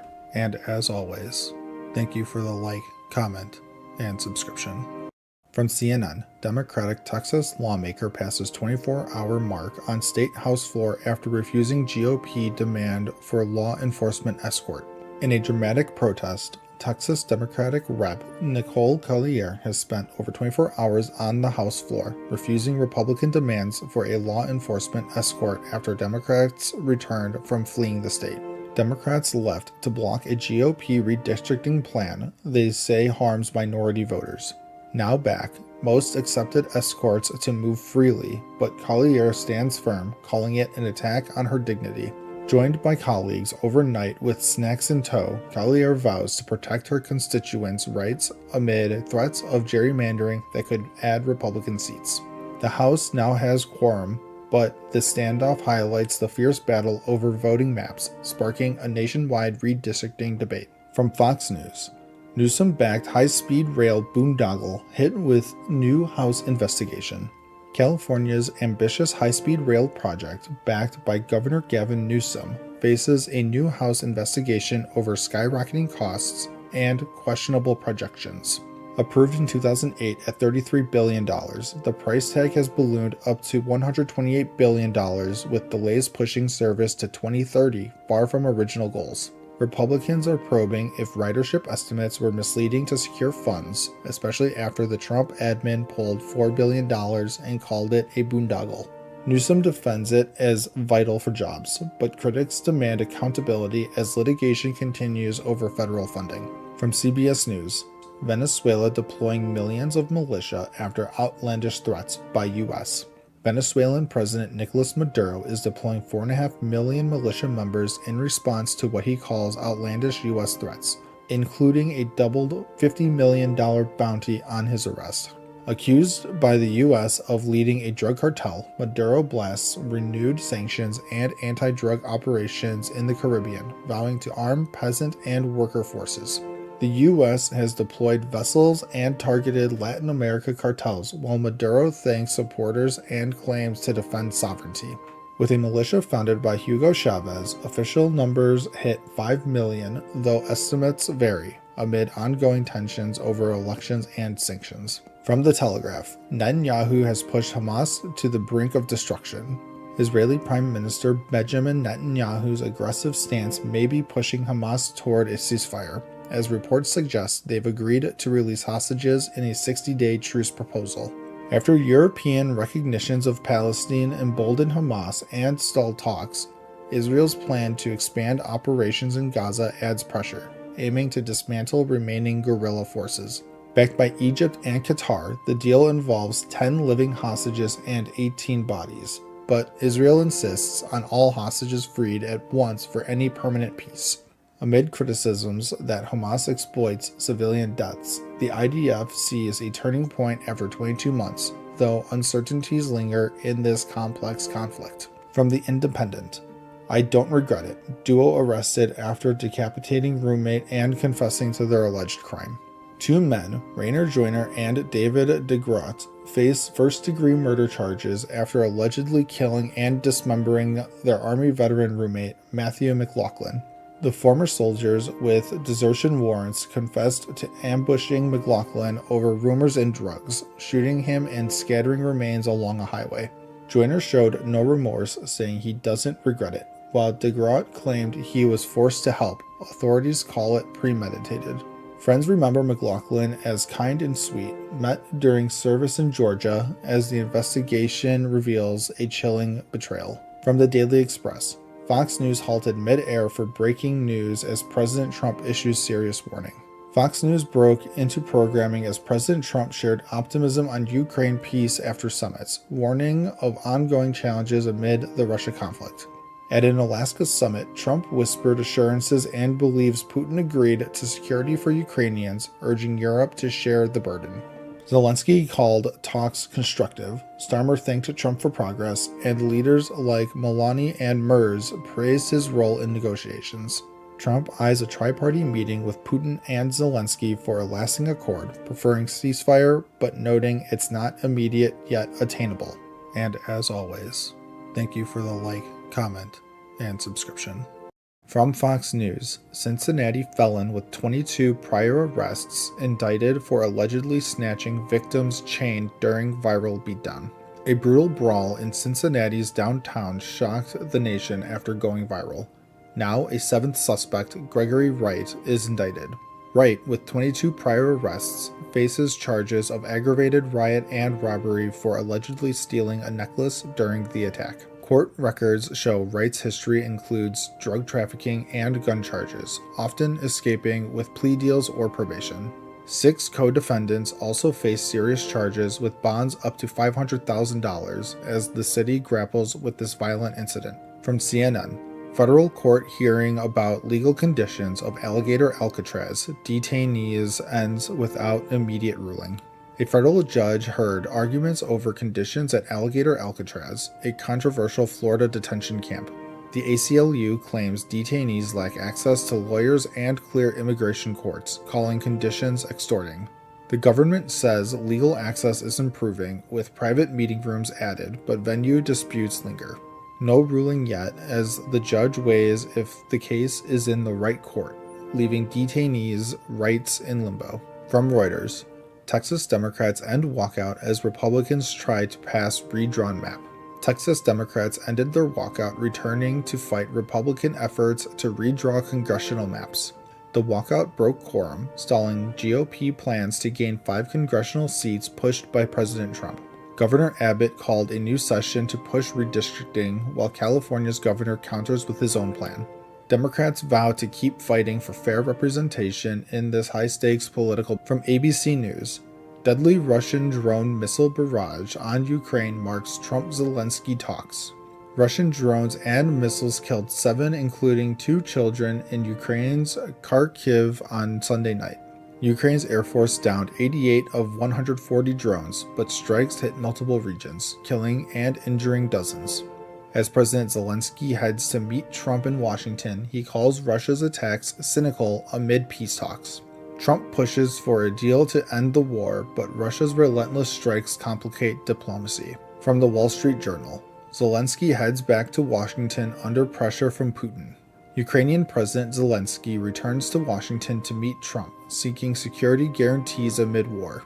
A deadly Russian drone strike in Kharkiv killed 4, underscoring the urgency as Putin demands territory. Joined by European allies, Zelensky faces pressure to balance Trump's support and Ukraine's resistance. Security guarantees are key, but territorial concessions remain a sticking point. From The Independent, Harvard researcher attacked by 5 teens after asking them to be quiet during screening of weapons. A Harvard researcher, Thiago Rentz, was attacked by 5 teens at a Boston AMC theater during a horror movie. Rentz asked the teens to quiet down, but they turned violent, punching him as he tried to leave. Left with a black eye, Rentz says no one helped, and AMC hasn't responded about security failures. Rentz demands the teens be identified via cameras, calling for better theater safety measures. And as always, thank you for the like, comment, and subscription. From CNN, despite Trump's tough tone now, things were much worse in Washington when the National Guard was rolled out in 1968. In 1968, after Martin Luther King Jr.'s assassination, Washington, D.C. erupted in riots. Buildings burned, thousands arrested, and over 13,000 troops deployed to restore order. Residents recall chaos like war zones, with flames, looting, and military jeeps everywhere, far worse than today's scene. Now Trump deploys 800 Guard troops, claiming lawlessness, but locals and data show crime dropping after a 2023 spike, with guards mostly standing by landmarks. DC officials dispute Trump's dire portrayal, calling it exaggerated, while suing over federal overreach in the Capitol. From Fox News, Sydney Sweeney rocks blue jeans as she breaks social media silence after American Eagle ad controversy. Sydney Sweeney breaks her social media silence after the American Eagle Good Jeans ad stirs controversy, posting fun night out pics in denim. The campaign featuring Sweeney highlighting her great genes with puns on jeans drew backlash for alleged racial undertones and eugenic vibes. Some call it tone-deaf and white supremacist coded, while others praise it for rejecting woke ads. American Eagle insists it's just about genes. Experts say the buzz could boost her career and net worth by millions, comparing it to past provocative campaigns like Calvin Klein's. From Newsweek, photos, videos show Fight the Trump Takeover protests across the country. Thousands protest in over 200 events across 34 states against Republican redistricting plans, especially Texas's map redraw favoring GOP seats. Texas Dems fled to deny quorum on gerrymandering, now returning after protests as Governor Abbott calls another session. In D.C., crowds rally against Trump's National Guard deployment and police takeover, calling crime claims exaggerated amid falling rates. Similar fights in LA earlier. Protesters vow to stop rigged maps and federal overreach targeting communities of color. From the Associated Press, Black mayors of cities Trump decries as lawless tout significant declines in violent crimes. Trump deploys National Guard to D.C., calling it and other cities like Chicago and Baltimore lawless, threatening federal interventions. But data shows violent crime dropping sharply post-2023 peak. Chicago homicides down 30%, LA 14%, Baltimore historic lows. Black mayors credit youth programs, gun buybacks, and community partnerships, rejecting Trump's narrative as false and radically tinged. They warn military presence can undo progress, pushing instead for federal aid in gun trafficking and cybercrimes. From USA Today, Oklahoma will require teachers from New York, California to prove they back America First. Oklahoma requires teachers from New York and California to pass an America First test proving alignment with conservative values to teach there. The test covers U.S. history, biology on male-female differences, and standards including 2020 election theories developed with PragerU. Unions call it a political stunt amid teacher shortages, saying it insults educators and distracts from real issues like pay and morale. Aimed at antithetical lessons like California's LGBTQ inclusive curriculum, few such teachers apply anyway due to value clashes. From the Wall Street Journal, European leaders to back Zelensky in Washington, hoping to counter Putin. Zelensky meets EU leaders before joining them at the White House, with Trump to seek unity against Russia's peace demands. Putin proposes Ukraine cede Donbass for a freeze elsewhere. Zelensky rejects, saying constitution forbids land trades. Focus on security guarantees like NATO's Article 5, but bilateral from US and Europe, to end war quickly per Trump's goal. Europeans aim to counter Putin, stressing territorial integrity. Details to be hashed out, then presented to Moscow. And as always, thank you for the like, comment, and subscription. From Fox News, protesters confront officers patrolling D.C. streets after Trump policing takeover. Tensions flare in Washington, D.C. as protesters clash with police and National Guard near Union Station, chanting Nazis and accusing officers of betraying the community. President Trump's federal takeover of D.C. police, citing crime, brings National Guard and federal agencies like ICE to patrol, sparking arrests and controversy. Critics, including Rep. Eleanor Holmes Norton, call it an attack on D.C.'s home rule, while the White House insists it's about safety, not overreach.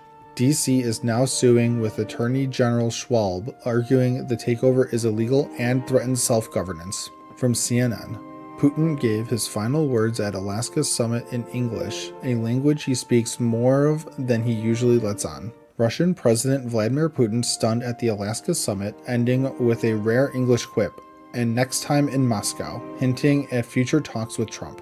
Known for using translators, the former KGB officer is fluent in English and German, often catching nuances before translations, says the Kremlin. From singing Blueberry Hill to chatting in German, Putin's language skills shine outside formal talks, though he dodged tough press questions.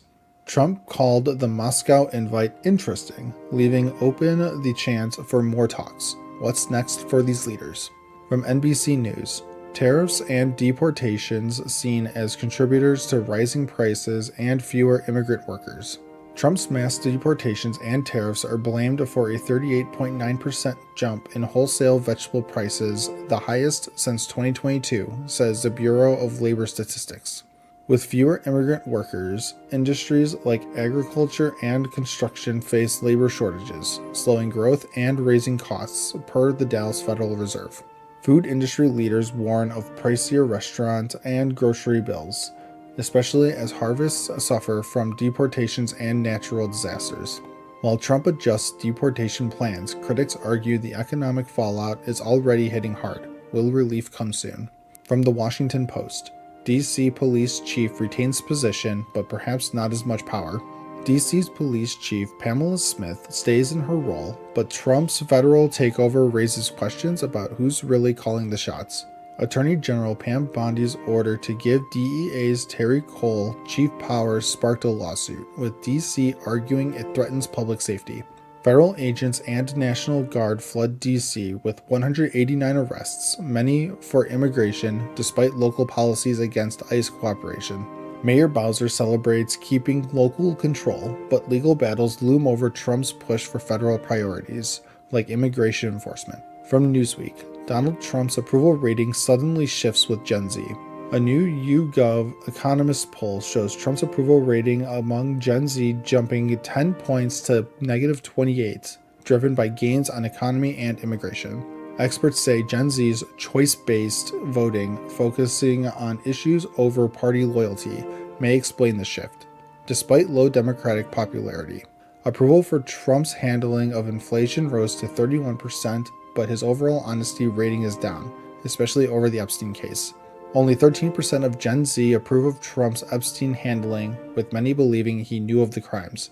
Will this trend hold? From the Charlotte Observer, Trump loses lawsuit as judge sides with defendants.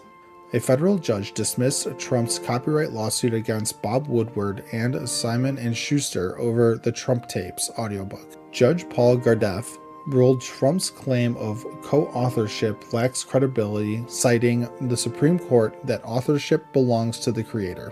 Despite conflicting copyright claims, the court found no evidence Trump has rights to the recordings even though he gave the interviews. Trump can amend his complaint, but the judge doubts he'll succeed, another legal setback for the president. And as always, thank you for the like, comment, and subscription. From Fox News, DC gun permit wait slashed from months to days as Trump's crime crackdown continues. President Trump's Making DC Safe and Beautiful task force is shaking things up in Washington, D.C., cutting gun permit wait times from months to just days. The streamlined process lets law-abiding residents book next-day firearm registration appointments with walk-ins now available, down from a grueling 4-month wait.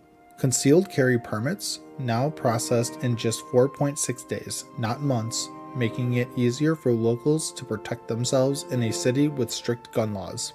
While exploring broader firearm access, like carry on public transit, Trump's task force is working with federal agencies to keep D.C. safe and beautiful. From CNN, federal agents gather in D.C. to enforce Trump-directed crackdown on homeless encampments. Federal agents hit Washington, D.C. to clear homeless encampments under Trump's law enforcement takeover, but confusion erupted at Washington Circle. Notices gave occupants until Monday to leave, yet agents showed up early, clashing with advocates who pointed out the deadline, causing a standoff. Residents like Megan Abraham say they're just normal people facing undue stress, while advocates worry about disrupted housing support systems. Trump's push to move the homeless far from the Capitol has advocates bracing for more sweeps, with no clear federal plan shared. From NBC News, D.C. Attorney General sues over Trump's hostile takeover of local police. D.C. Attorney General Brian Schwalb is suing the Trump administration, challenging its federal takeover of the city's police force. Trump's executive order and AG Pam Bondi's move to replace D.C.'s police chief are called an abuse of power under the Home Rule Act. Schwalb argues the takeover threatens D.C.'s self-governance, putting the safety of 700,000 residents and visitors at risk.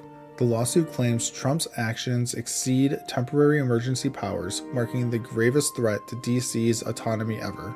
From The Guardian, Barack Obama praises Texas Democrats' fight as they signal return to state. Texas Democrats backed by Barack Obama are fighting a Republican plan to redraw congressional maps and add 5 GOP seats. Obama praised the Dems' courage for fleeing the state to block a quorum, inspiring action in California to counter gerrymandering. With Governor Abbott vowing more special sessions, Dems plan to return, building a legal case against the map as unconstitutional.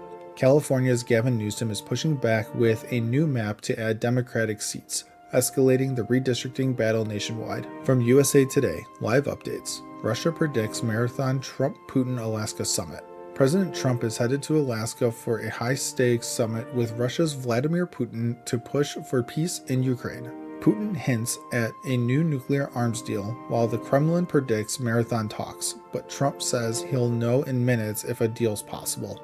Held at a U.S. military base, the summit excludes Ukraine's Zelensky, who rejects territorial concessions, raising tensions.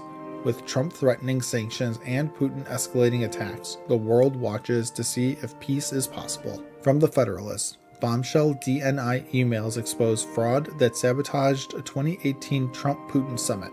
DNI Tulsi Gabbard dropped bombshell emails showing the 2016 DNC hack narrative was pushed to sabotage Trump's 2018 Putin summit. Then DNI James Clapper ignored NSA doubts, forcing a false Russia hack story to undermine Trump's election and diplomacy. The narrative fueled Mueller's indictment of 12 Russians designed to disrupt the Helsinki summit despite no evidence of a hack. Gabbard's release vindicates Trump, clearing the way for his Alaska summit to focus on Ukraine peace without past hoaxes. And as always, thank you for the like, comment, and subscription. From CNN, businesses have been eating Trump's tariffs. That's starting to change. Inflation is heating up. July's producer price index jumped 0.9%, the fastest monthly rise since June 2022, hitting 3.3% annually. Tariffs are driving up costs for producers, and experts warned these hikes could soon hit consumers' wallets. The Dow fell 175 points after the report, and hopes for a Federal Reserve rate cut are fading as core PPI soared to 3.7%. Food prices, especially vegetables, spiked due to tariffs on Mexican imports. Is this a sign of more inflation to come?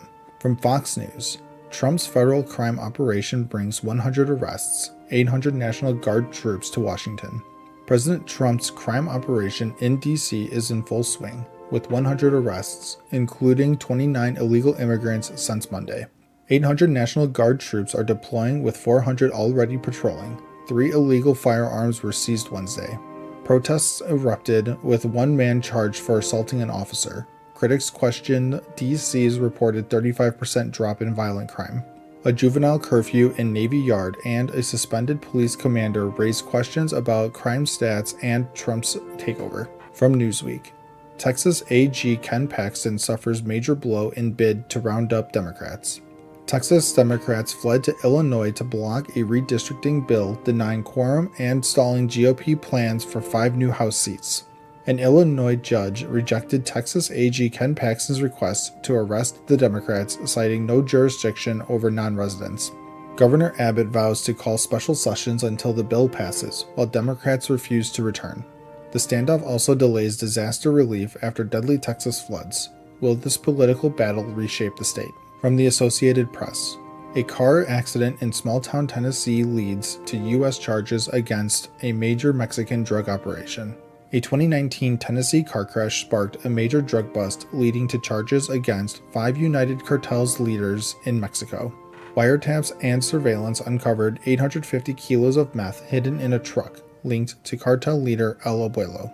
The U.S. offers $10 million for El Abuelo's arrest, targeting the cartel's meth empire in Michoacán. Mexico handed over 29 cartel figures this year, showing new cooperation in the fight against drug trafficking. From ABC News, Trump admin live updates. Trump promises to make D.C. crime-free. President Trump vows to make Washington, D.C. crime-free with a federal takeover of the city's police force. Over 1,450 law enforcement, including 400 National Guard, made 100 arrests since August 7th, seizing 24 firearms. Trump seeks long-term control of D.C. police, but critics call it overreach. He also announced Kennedy Center honorees. Trump heads to Alaska Friday for a summit with Putin, aiming for a Ukraine peace deal. Will it work? From the Post-Millennial, 5 Indian hotel operators charged with using minors to run drug, sex trafficking rings out of Nebraska. 5 Indian hotel operators in Omaha face charges for running labor and sex trafficking rings involving minors.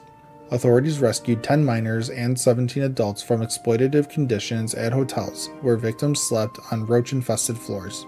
Over $565,000 was seized, linked to money laundering and a scheme to fraudulently obtain U visas. The accused allegedly encouraged sex trafficking and dealt drugs with Narcan kept at one hotel due to overdoses.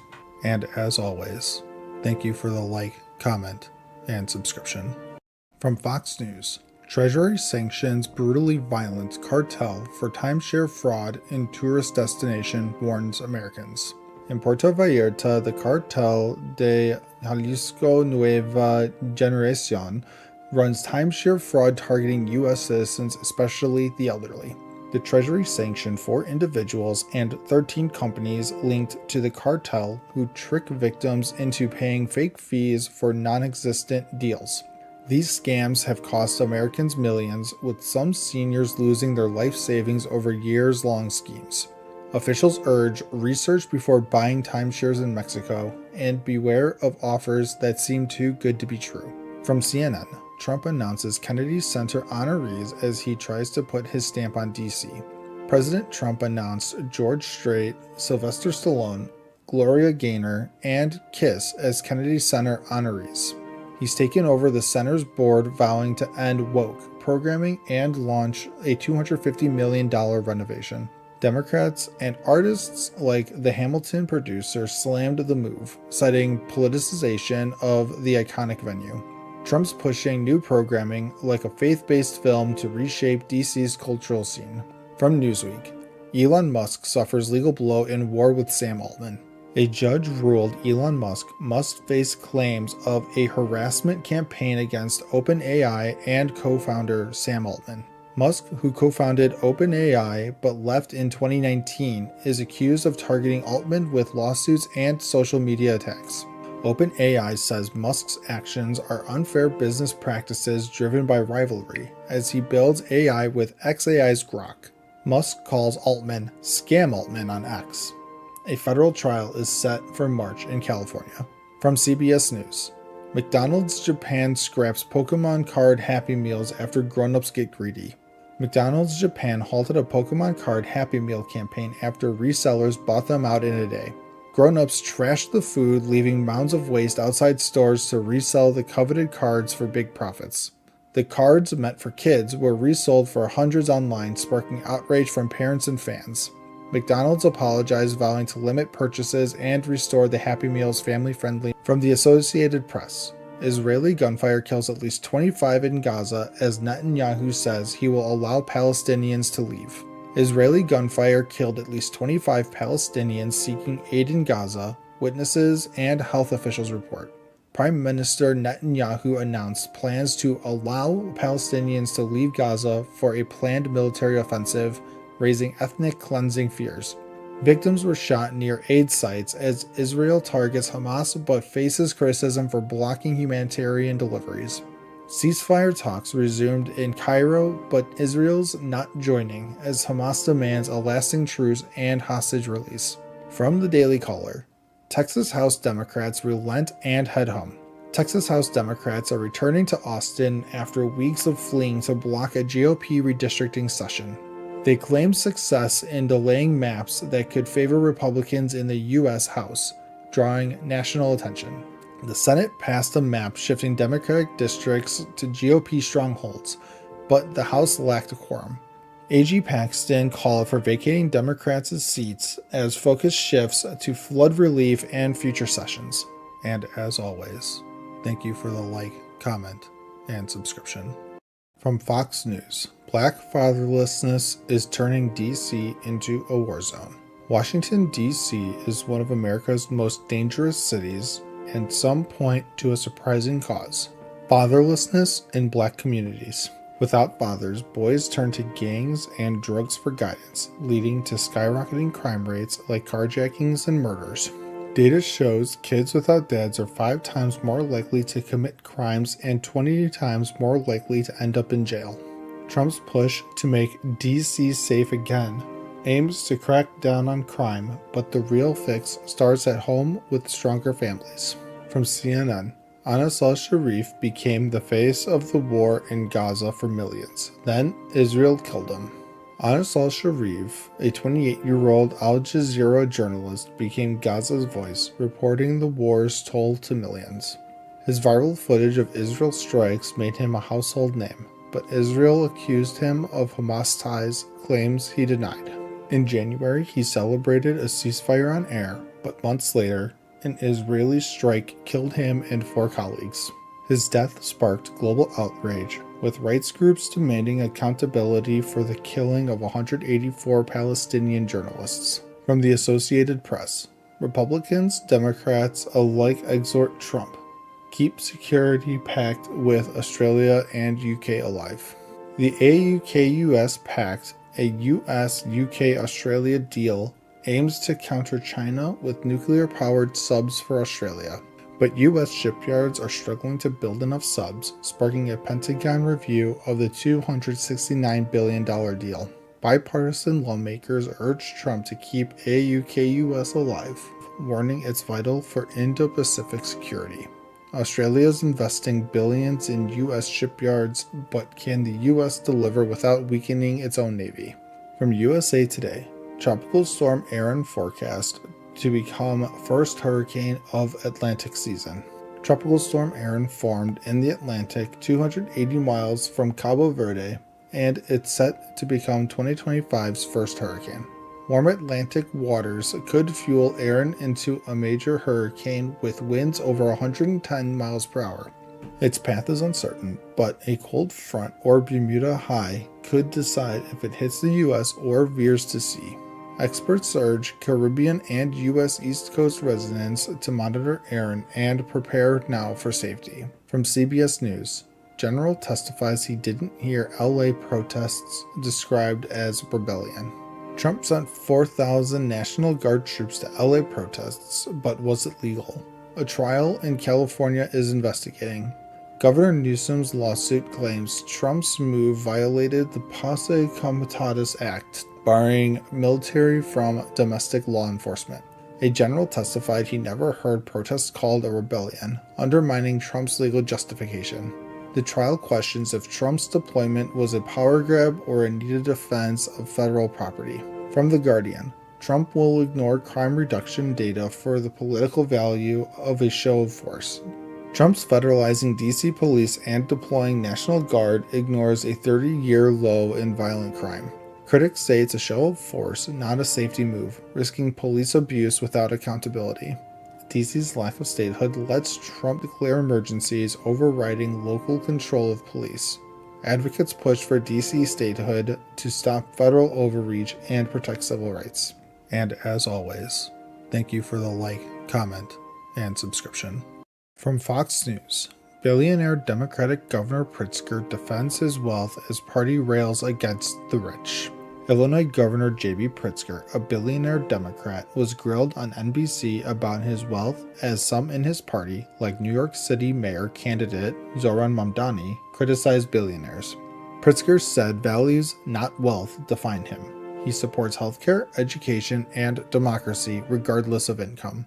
NBC's Kristen Welker also pressed him on Illinois' redistricting, accused of favoring Democrats. Pritzker defended the process, saying it followed public hearings. Critics gave Illinois' maps an F for fairness. Pritzker insisted Texas's redistricting violates voting rights, while Illinois played by the rules. From CNN, Trump moves Obama-Bush portraits to hidden stairwell. President Trump moved Barack Obama's portrait from the White House entryway to the top of the grand staircase out of public view. Portraits of George H.W. Bush and George W. Bush were also relocated to this restricted area, accessible only to select staff and the first family. This follows a prior move replacing Obama's portrait with a painting of Trump surviving an assassination attempt. Tradition places recent presidents' portraits prominently, but Trump's tensions with Obama and the Bushes seem to drive these changes. From USA Today, all is lost. Record rainfall leads to widespread floods in Milwaukee, more rain expected. Record rainfall of nearly 7 inches flooded Milwaukee, submerging cars and homes. The fire department rescued 65 people overnight. Governor Tony Evers deployed the National Guard to assist as residents like Jacqueline Zeldin lost basements to floodwater. The Wisconsin State Fair and a triathlon were canceled while thousands lost power. More rain is expected. Residents face major property damage, with river levels falling after record highs. Officials urge avoiding flooded roads. From the Post-Millennial, Biden admin pressured banks to cut ties with Trump over J6. A report claims Biden admin regulators pressured banks to cut ties with Trump after January 6, 2021, citing reputational risk. Trump said JP Morgan, Chase, and Bank of America dropped him, and at least 10 other banks followed suit post-2021. No explicit order was found, but banks feared enforcement or fines for keeping clients like Trump or crypto firms.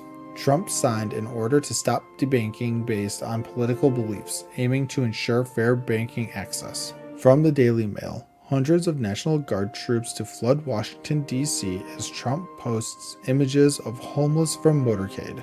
We want our capital back. President Trump is deploying hundreds of National Guard troops and 100 FBI agents to Washington, D.C. to tackle crime and homelessness. Trump posted images of homeless encampments, vowing to evict them and jail criminals to take our capital back. D.C. Mayor Muriel Bowser denies a crime spike, saying violent crime dropped 26% in 2025 compared to last year. Trump plans a Monday press conference to detail his plans, but his legal authority to evict remains unclear. From the Gateway Pundit, Border czar Tom Homan blasts South Park parody is in bad form amid escalating threats to ICE agents. Border czar Tom Homan slammed a South Park episode mocking ICE and its $50,000 hiring bonuses, calling it in bad form. The episode aired August 6, also jabbed Homeland Security Secretary Kristi Noem over her dog shooting controversy. Homan said assaults on ICE agents are up over 1,000%, and such rhetoric emboldens violence against them. Despite criticism, Homan noted record-high Border Patrol recruitment showing strong interest in the agency's work. And as always, thank you for the like, comment, and subscription. From CNN, Bernie Sanders thinks Democrats have turned on their base. Now it's time to fight back.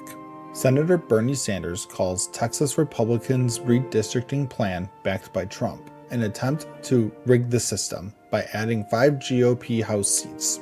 Texas Democrats fled to block the plan, while governors in California and New York consider redrawing their own maps to counter it. On his Fighting Oligarchy tour, Sanders urges Democrats to stand with the working class, saying the party has lost touch with its base. Sanders also warns against escalating the Israel-Gaza conflict and supports a fair Ukraine peace deal as Trump meets Putin. From Fox News, it's not just Democrats. Socialist Mamdani's plans should worry Republicans nationwide. Zoran Mamdani, a socialist New York City mayoral candidate, gains traction with Senator Elizabeth Warren praising his ideas as the Democratic message. Critics warn Mamdani's plans, like abolishing private property, could shape the Democratic Party's future and inspire similar candidates. A former Republican ambassador defends capitalism's opportunities, citing his rise from welfare to Congress, and calls socialism outdated. With 2028 elections nearing, Mamdani's race could signal a shift in American politics. From CNBC, Trump's no tax on tips raises worker questions. One bartender says it feels too good to be true. Trump's no tax on tips law offers up to a $25,000 deduction for tipped workers, but it phases out at $150,000 income.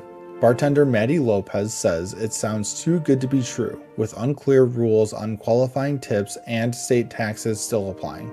Experts note mandatory gratuities like those for large parties may not count, and employer reporting rules remain unclear.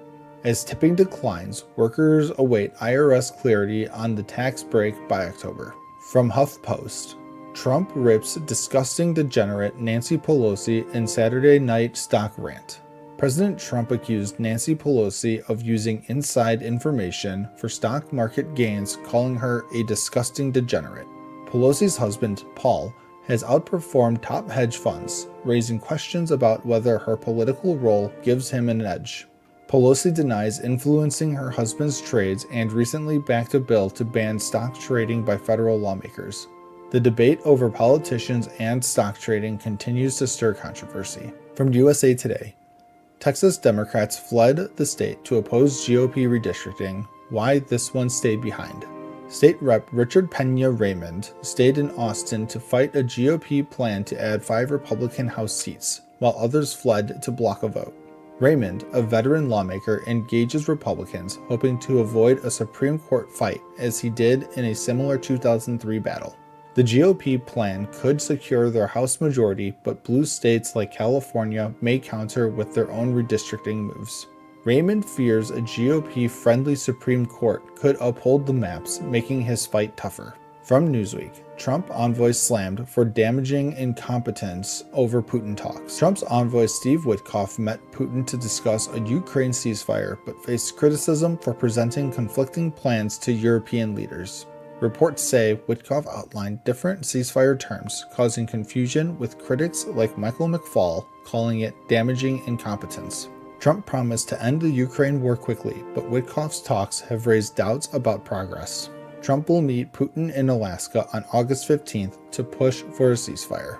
And as always, thank you for the like, comment, and subscription. From CNN, scientists launch coordinated response to Trump's attempt to wipe credible climate research off the record. Dozens of climate scientists are pushing back against a Trump administration report questioning the severity of climate change, authored by 5 researchers known for challenging mainstream science. Released last week, the report, lacking peer review, is being used to weaken pollution rules, while the administration removed mandated climate assessments from federal websites. Led by Andy Dessler from Texas A&M, scientists are drafting a public comment to counter the report's errors, aiming to keep solid science in the public record. The National Academy of Sciences is also reviewing climate findings since 2009, as experts warn the report misrepresents decades of research, reigniting old debates. From Fox News, Food Feud. Woman blew up at boyfriend over his reaction to her home-cooked meals. A woman's Reddit post went viral after she argued with her boyfriend of 5 years for rarely complimenting her home-cooked meals, while he praises takeout. She described a blowout after he ate her meal silently but raved about work leftovers, saying he forgets to compliment her cooking. Online, many supported her, calling cooking a labor of love, though some felt she overreacted, saying compliments shouldn't be forced. Experts suggest she express her need for appreciation, warning that lack of acknowledgement could strain the relationship further. From the Washington Post, America's CEOs come to the White House bearing gifts and flattery. Tech CEOs like Apple's Tim Cook and NVIDIA's Jensen Huang are building ties with President Trump through gifts and major U.S. investments. Cook gifted Trump a glass plate and announced $100 billion for U.S. manufacturing, earning Apple an exemption from Trump's semiconductor tariffs. Huang's frequent visits to Trump led to NVIDIA's permission to sell AI chips to China, boosting its $4 trillion valuation. But Trump's favor comes with risks. Crossing him could mean losing subsidies, showing the high stakes of his transactional leadership. From USA Today, President Trump orders federal law enforcement officers to patrol Washington, D.C. streets. President Trump ordered federal agents to patrol Washington, D.C. for a week, citing crime after an attack on a staffer, Edward Korstein. Led by U.S. Park Police, the effort targets tourist hotspots involving agencies like the Capitol Police and ATF, with an option to extend. Despite Trump's claims, D.C.'s violent crime is down 26% this year, though he's threatened a federal takeover if issues persist. D.C.'s mayor declined to comment, but any federal control would need Congress's approval, raising questions about local governance. From CBS News, Israel's plan to take over Gaza must be immediately halted, UN says. The UN and global leaders are condemning Israel's plan to take over Gaza City, approved by its Secretary Cabinet, expanding military control. UN's Volker Turk warned the move could lead to more displacement and suffering, while UK's Keir Starmer called it wrong. In Israel, hostage families and the military oppose the plan, fearing for the 20 remaining hostages and accusing the cabinet of recklessness. Hamas called it a war crime, pushing for a deal to free hostages and end the war, as Germany halts military exports to Israel. From The Federalist, Washington Post hides Russiagate facts from readers while peddling PR for disgraced hoaxers. The Federalist claims the Washington Post downplayed a declassified report released by DNI Tulsi Gabbard exposing flaws in the CIA's Russia probe. The 2020 report revealed CIA's John Brennan used unverified data, including the Steele dossier, to claim Russian election interference in 2020. Reporter Warren Strobel's piece allegedly frames Gabbard as the villain, omitting key findings and relying on anonymous sources. Critics argue the Post's Pulitzer-winning Russiagate coverage was misleading, urging transparency over defending discredited claims. And as always, thank you for the like, comment, and subscription. From Fox News, DHS scoops up criminal illegal immigrant suspected of killing man on lawnmower. Senseless tragedy. In Louisiana, DHS issued an ICE detainer for Roberto Romero Hernandez, a Mexican national suspected of driving drunk and killing 59-year-old Ricky Maddox. Romero Hernandez allegedly struck Maddox, who was mowing on Highway 1 with his Chevrolet Silverado. Maddox later died in the hospital. DHS says the detainer ensures Romero Hernandez, arrested without a license, won't be released pending local proceedings. This follows other recent incidents involving illegal immigrants and DUI fatalities amid rising ICE detainer activity. From CNN, the Fort Stewart shooting is the latest act of violence at a U.S. military base. An Army Sergeant, Cornelius Radford, allegedly shot and wounded 5 soldiers at Fort Stewart, Georgia. Fellow soldiers tackled Radford, stopping the attack. All 5 victims are stable after 3 underwent surgery. The shooting occurred in the 3rd Infantry Division's area, a unit hit by tragedy before including a 2022 killing. This incident joins other violent attacks at U.S. bases like Fort Hood and Pensacola, raising safety concerns. From the Wall Street Journal, U.S. trading partners race to secure exemptions from Trump's tariffs. New U.S. tariffs hit Thursday, with countries like the EU, Japan, and South Korea seeking exemptions. Deals with Brazil and Chile already exempt products like orange juice and copper, covering billions in exports. Trump's 100% tariff on semiconductors spares companies investing in U.S. manufacturing like Apple. Uncertainty lingers as nations push for more carve-outs, fearing impacts on prices and investment. From the Washington Post, live updates. Trump's sweeping tariffs go into effect after delays. President Trump's tariffs, effective Thursday, impose up to 39% taxes on imports from India, Switzerland, and more. Commerce Secretary Lutnick claims tariffs will bring $50 billion monthly, but critics warn of higher consumer prices. Meanwhile, Fort Bliss prepares to detain 1,000 immigrants, part of Trump's deportation plan using military bases.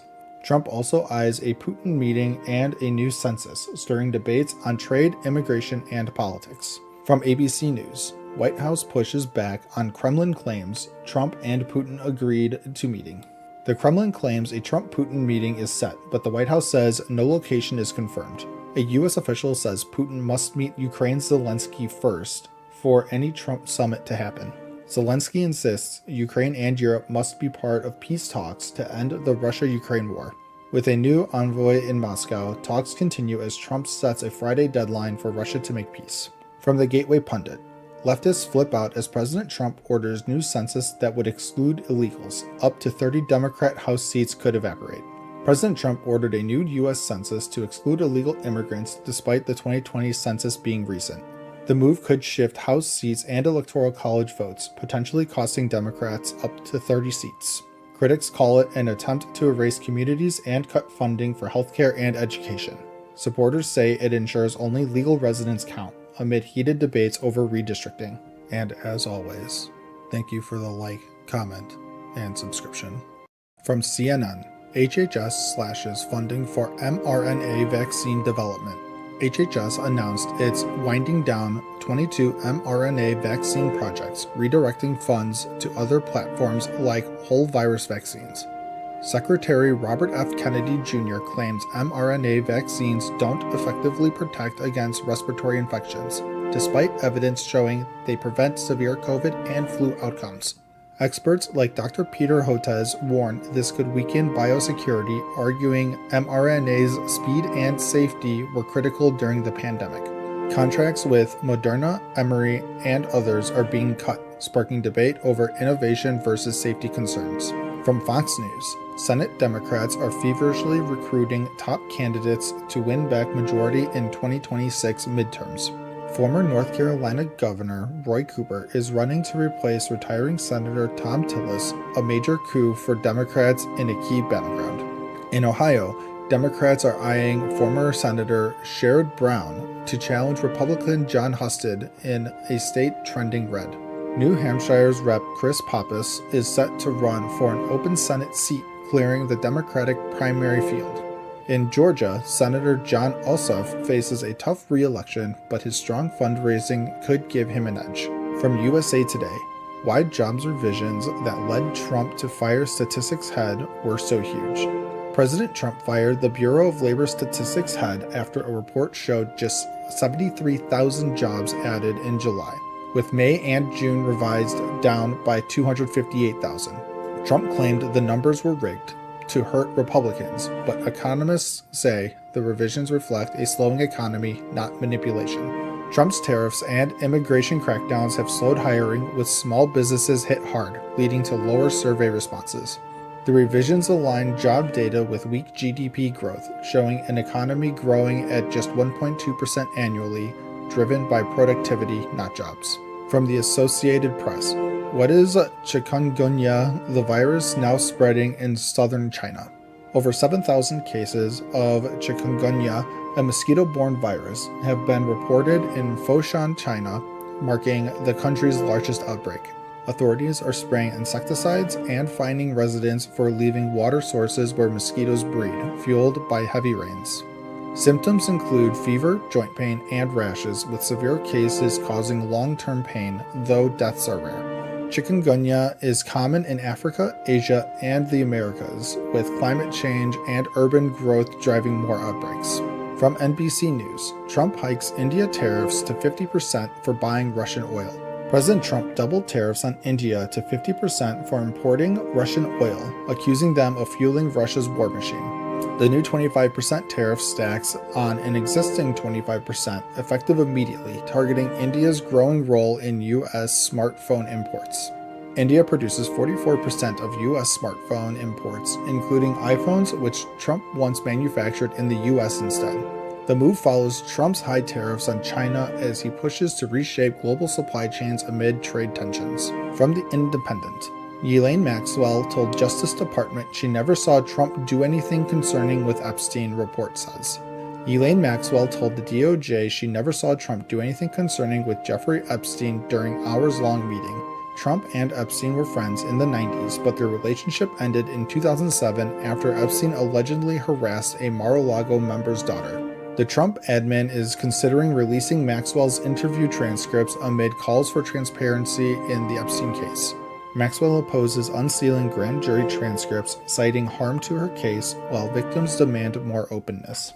And as always, thank you for the like, comment, and subscription. From Fox News, Trump lifts veil on U.S. submarines in warning shot to Kremlin in clever repositioning move. President Trump shocked the world by revealing U.S. nuclear submarine repositioning to counter Russia's nuclear threats. Experts say this breaks decades of silence on covert sub-movements, a clever signal to Moscow. Aimed at Dmitry Medvedev's saber-rattling, it's a reminder of U.S. power without revealing specifics. Analysts note subs are nearly untrackable, making this a strategic flex to push Russia to negotiate. From CNN, Trump says Scott Bessent no longer in the running for Fed chair. President Trump says Treasury Secretary Scott Bessent is out of the running to replace Fed Chair Jerome Powell. Trump's eyeing Kevin Warsh, Kevin Hassett, and others, frustrated with Powell's high interest rates. Critics warn Trump's push for lower rates risks political meddling in the Fed's independence. With a Fed governor spot open, Trump's next pick could shape the economy for years. From the Wall Street Journal, White House preps order to punish banks that discriminate against conservatives. The White House is drafting an order to fine banks for allegedly discriminating against conservatives and crypto firms. Trump claims banks like JP Morgan dropped him unfairly, citing cases like Bank of America's closure of a Christian group's accounts. Banks say decisions are based on legal risks, not politics, but conservatives demand action. The order could force regulators to probe violations and issue penalties, shaking up banking rules. From the Washington Post, Israeli plan to occupy Gaza brings fear to Palestinians' hostage families. Israel's plan for a full-scale Gaza occupation is sparking fear among Palestinians and hostage families. Netanyahu's coalition pushes to defeat Hamas, but critics argue a ceasefire is needed to save hostages. Gaza's starvation crisis worsens, with 188 dead from malnutrition as aid is blocked. Hostage families fear escalated fighting could endanger loved ones still held by Hamas. From USA Today, Coast Guard report reveals who was to blame for Titan's submersible implosion. A Coast Guard report says the Titan sub implosion killing 5 was preventable due to Ocean Gate's failures. CEO Stockton Rush's negligence, poor design, and toxic workplace culture led to the disaster. The sub imploded at 11,000 feet, with crew hearing a bang as communication was lost.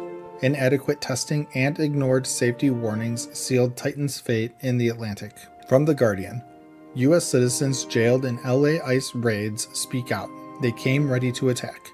U.S. citizen Andrea Velez was violently detained by ICE in LA, mistaken for an immigrant during a raid. Charged with assault, her case was dropped, but she says ICE treated her like a criminal. Over 2,000 were detained in June, with citizens like Adrian Martinez also jailed for protesting. Critics slam ICE's aggressive tactics and false charges as an abuse of power. And as always, thank you for the like, comment, and subscription. From CNN, Cory Booker's message to the Democratic Party: don't bend the knee to Trump. Senator Cory Booker is calling on Democrats to stand firm against President Trump, warning that history will judge those who comply with his agenda. In a fiery CNN interview, Booker criticized institutions for bending the knee to Trump, urging his party to prioritize Americans over politics. He pushed for aggressive redistricting in New Jersey to counter GOP moves in Texas, saying Democrats must fight to win the midterms. Booker also clashed with Democrats over police funding, accusing some of enabling Trump's authoritarian tactics. From Fox News, Netanyahu responds after Israeli hostage seen emaciated digging grave. Cruelty of Hamas has no boundaries. Israeli Prime Minister Netanyahu slammed Hamas after a chilling video showed hostage Aviatar David emaciated and digging his own grave. The propaganda video released by Hamas revealed the 24-year-old in dire conditions, sparking outrage from his family. David's brother spoke at a Tel Aviv rally, calling Hamas's starvation tactics a barbaric assault on humanity. As ceasefire talks stall, Netanyahu vows relentless efforts to free hostages while aid continues to flow into Gaza. From the Washington Post, White House has no plan to mandate IVF care despite campaign pledge. President Trump promised to fund or mandate IVF coverage, but the White House now says it can't without Congress. Despite internal talks, plans to require IVF coverage for millions on Obamacare exchanges are off the table. GOP divisions over federal mandates and rising insurance costs are stalling Trump's campaign pledge. Experts warn that prioritizing holistic health over IVF could delay access for families desperate to conceive. From USA Today, Trump addresses pardon decision for Sean Diddy Combs, says mogul was half innocent. President Trump discussed pardoning Sean Diddy Combs, acquitted of major charges in a sex crimes trial, on Newsmax. Combs was convicted on lesser charges, but Trump called him half innocent, citing past hostility from the mogul. Trump admitted personal feelings make a pardon more difficult, despite once being friendly with Combs. Conservative host Megyn Kelly urged against a pardon, warning it could alienate GOP voters, especially women. From the Associated Press, broken altimeter ignored warnings. Hearings revealed what went wrong in DC crash that killed 67. A Black Hawk helicopter's broken altimeter contributed to a deadly collision with a jet over DC, killing 67. NTSB hearings revealed the helicopter was flying too high and the FAA ignored years of warnings about risks. Army and FAA officials deflected blame, but tight separation distances and visual reliance raised concerns. NTSB's Jennifer Homendy slammed the FAA, demanding action. 67 people are dead. Fix it. From ABC News, Larry Summers says Trump's accusations of manipulated jobs numbers are preposterous. Former Treasury Secretary Larry Summers called Trump's claim that jobs numbers were manipulated preposterous. Trump fired the BLS chief over revised jobs data, but Summers says one person can't alter the numbers. Summers warned that attacking statisticians mirrors authoritarian tactics like targeting media or universities. He also criticized Trump's Fed bashing and tariffs, saying they raise costs and hurt the economy. And as always, thank you for the like, comment, and subscription. From CNN, suspect identified in killings of abandoned Tennessee babies' relatives, authorities say. A manhunt is underway in Tennessee for Austin Drummond, wanted for killing 4 relatives of a baby found abandoned in sweltering heat. The 7-month-old was left in a random front yard hours before the bodies of her parents, grandmother, and uncle were discovered. Drummond, a convicted felon, faces murder and kidnapping charges. Authorities warn he's armed and dangerous. A $15,000 reward is offered for his arrest as the community seeks justice. From Fox News, Linda McMahon pulls back the curtain on Trump's plan to dismantle the Department of Education. Education Secretary Linda McMahon says dismantling the Department of Education is a nonpartisan plan to empower states. At the National Governors Association, McMahon discussed returning federal education funds to states for local control. She's focused on literacy and best practices, citing declining reading and math scores nationwide. Trump's executive order aims to let teachers teach and states innovate. Is this the future of education? From The Guardian, Trump officials plan coverage for weight loss drugs under Medicare and Medicaid. The Trump administration is planning a pilot to cover weight loss drugs like Ozempic under Medicare and Medicaid. The 5-year experiment aims to tackle obesity, but the drugs cost thousands annually. Starting in 2026, states and Medicare plans could opt to cover these pricey medications. Will this help Americans get healthier or strain public funds? The debate is on. From NBC News, swing voters who were key for Trump in 2024 have mixed reviews so far. Swing voters who backed Trump in 2024 are split on his first 6 months back in office. Some, like Ray from New York, say Trump's tariffs and economic plans aren't delivering. Others, like Scott from Missouri, praise Trump but question his handling of the Epstein case.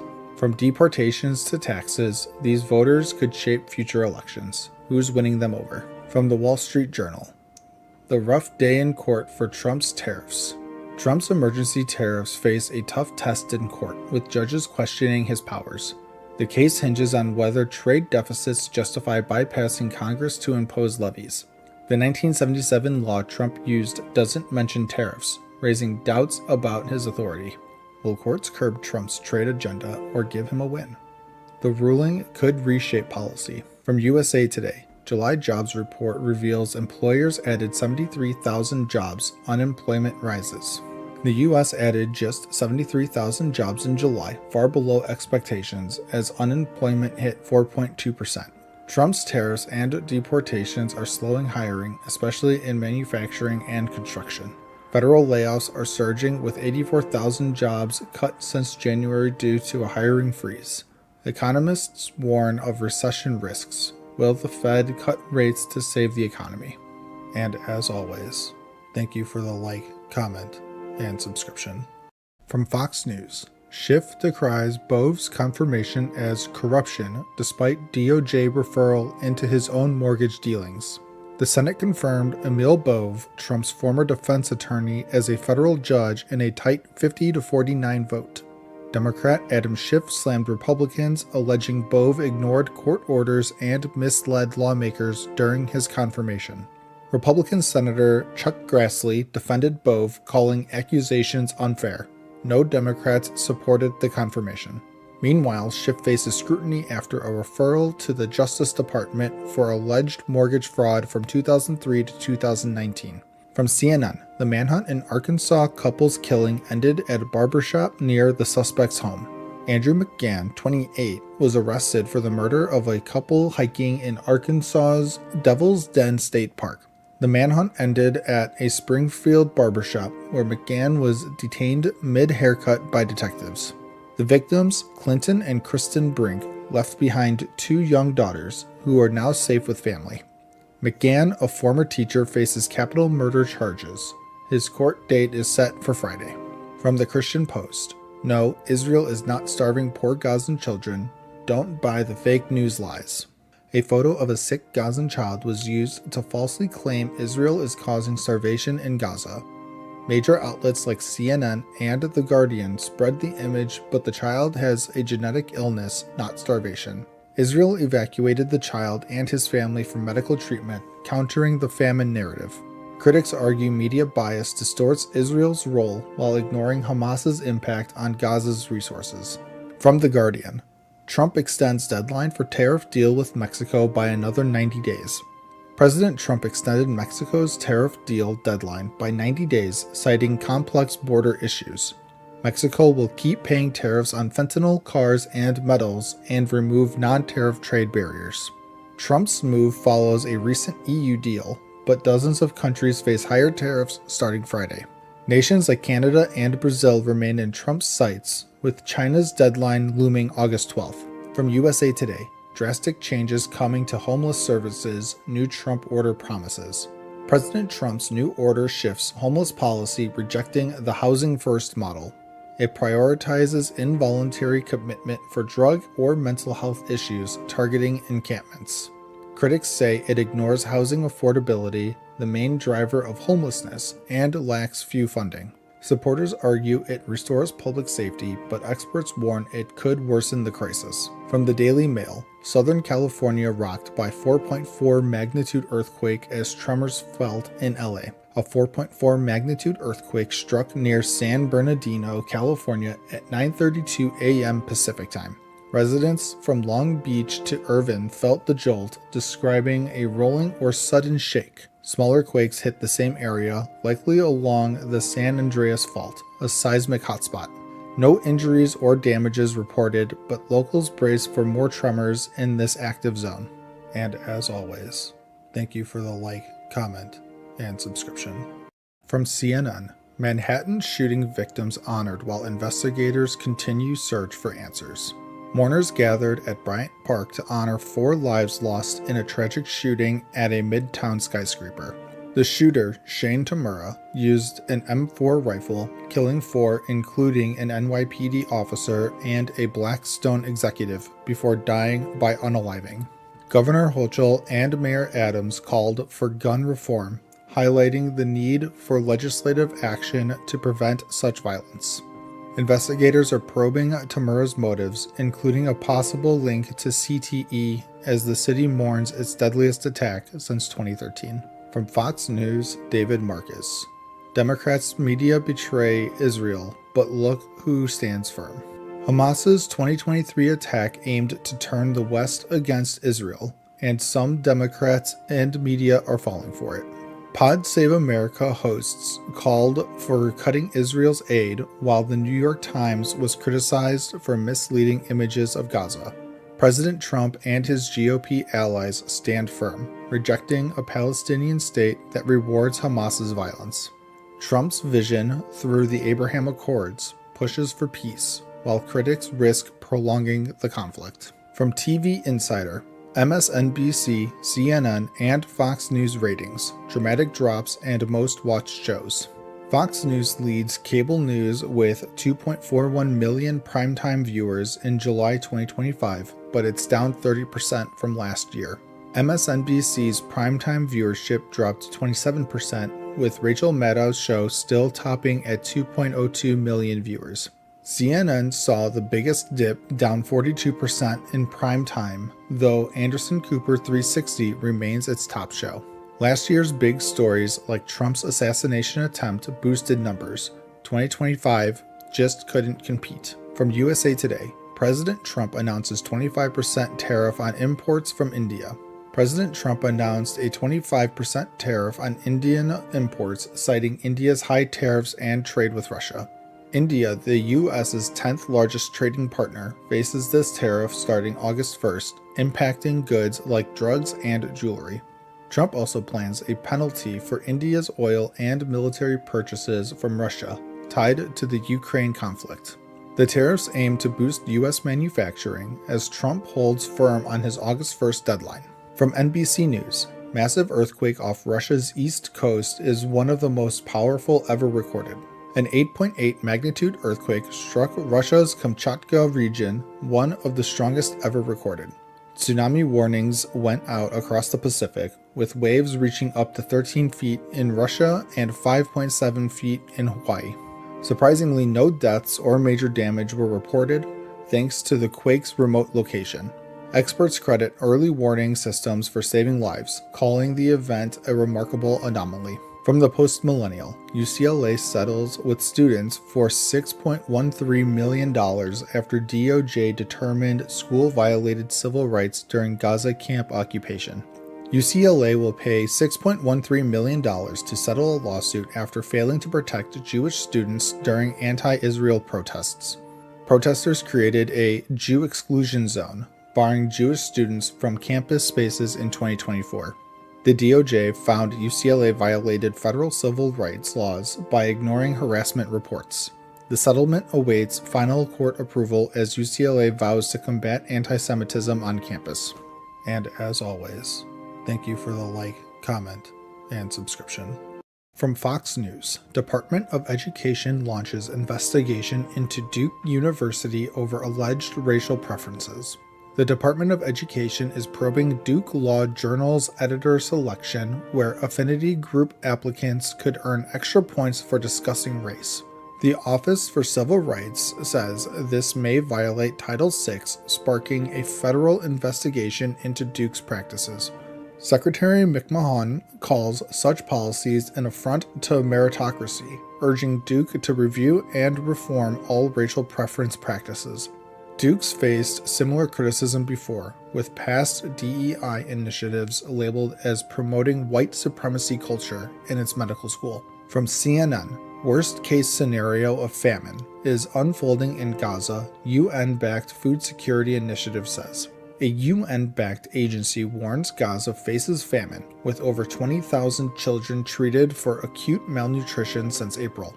Conflict and restricted aid have led to hunger-related deaths, with famine thresholds met in parts of Gaza City. President Trump acknowledged Gaza's real starvation, pledging U.S. food centers as Israel faces pressure to allow more aid. Gaza's death toll exceeds 60,000, with ceasefire hopes fading and international calls for humanitarian action growing louder. From CBS News, gunman in New York City office shooting tried to target NFL mayor says. A gunman, Shane Tamura, killed 4 in a Midtown Manhattan office intending to target NFL headquarters but hitting Rudin management instead. Tamura's note blamed the NFL for his believed CTE, a brain injury from his high school football days. Mayor Adams said Tamura took the wrong elevator, leading to the tragic shooting, including the death of an NYPD officer. With a history of mental health issues, Tamura's rampage has sparked debate over gun laws and workplace safety. From USA Today, Trump's working trip to Scotland includes opening a new golf course. President Trump opened a new 18-hole golf course in Aberdeen, Scotland, touting it as a global golf destination. The trip mixed business with diplomacy, hosting UK Prime Minister Keir Starmer to discuss trade and Gaza's humanitarian crisis. Trump's family joined on Air Force One, raising ethical concerns about profiting from his presidency via the Trump Organization. While Trump claims locals now love him, some neighbors still resent his developments, reopening old community tensions. From the Gateway Pundit, Trump's former impeachment lawyer David Schoen flips the script, uses Democrats' own argument to prove Obama can still be impeached, stripped of immunity, and indicated for his crimes. Trump's former lawyer David Schoen says Barack Obama could face impeachment over the Russia collusion hoax using Democrats' own logic. Citing Article 1, Section 3, Clause 7, Schoen argues ex-presidents can be impeached, stripping immunity for alleged crimes. Newly declassified documents allegedly showing Obama orchestrated the Russia probe fueling calls for accountability. Democrats' impeachment tactics against Trump could now backfire, potentially exposing Obama to legal consequences. From the Associated Press, what Americans think about Israel's military action in Gaza, according to a new Gallup poll. A Gallup poll shows only 1/3 of Americans now support Israel's military actions in Gaza, down from half last year. Half of U.S. adults view Prime Minister Netanyahu unfavorably, his lowest rating ever, driven by Democrats and independents. Young adults and Democrats increasingly disapprove, while Republicans remain supportive of Israel's campaign. Trump faces less pressure than Biden did, with 8 in 10 Republicans backing his Middle East approach. And as always, thank you for the like, comment, and subscription. From Fox News, how Trump's no-shrinking violets DOJ is digging in on Schiff's mortgage dealings as legal peril looms. The U.S. Federal Housing Finance Agency flagged Schiff for allegedly falsifying documents, claiming 2 homes as his primary residence to snag better loan terms. Cornell law professor William Jacobson says the DOJ is combing through Schiff's paper trail, looking for hard evidence of mortgage fraud. Schiff's Maryland home and California condo are at the center of the probe, with records dating back over 20 years under scrutiny. Trump's called Schiff a scam artist, but Schiff denies the claims, calling it political retaliation. Will the DOJ press charges? From CNN, how bystanders cornered the suspect in the Michigan Walmart stabbing. 42-year-old Bradford Gill randomly stabbed 11 people in Traverse City, Michigan before fleeing to the parking lot. Former Marine Matt Kolowski used a grocery cart to slow the suspect, chasing him with his brother-in-law, Chris O'Brien. Another armed bystander, also a Marine, helped corner Gill, who dropped his knife and was arrested by police. All victims are expected to survive, and Gill faces terrorism and assault charges. Heroes saved the day. From the Wall Street Journal, Thailand, Cambodia agree to ceasefire. 5 days of fighting over ancient temple sites left 38 dead and displaced 300,000 along the disputed border. Malaysian Prime Minister Anwar Ibrahim announced the unconditional ceasefire after talks with Thai and Cambodian leaders. Trump's push for a truce tied to tariff threats brought both nations to the table, but some doubt it'll last. Tensions remain high, with Thailand's military questioning the ceasefire's strength. Can peace hold? From CBS News, Trump voices frustration with Putin, says ceasefire deadline will shorten. Trump cut his 50-day deadline to just 10 to 12 days, citing Russia's ongoing attacks on Ukrainian cities like Kiev. He's threatening 100% tariffs on countries trading with Russia if Putin doesn't agree to a truce soon. Trump also announced a US-EU trade deal and plans to send more food aid to Gaza's starving children. From global conflicts to trade wins, Trump's shaking things up. Will Putin comply? From The Guardian, Trump says he does not endorse Netanyahu's claim there is no starvation in Gaza.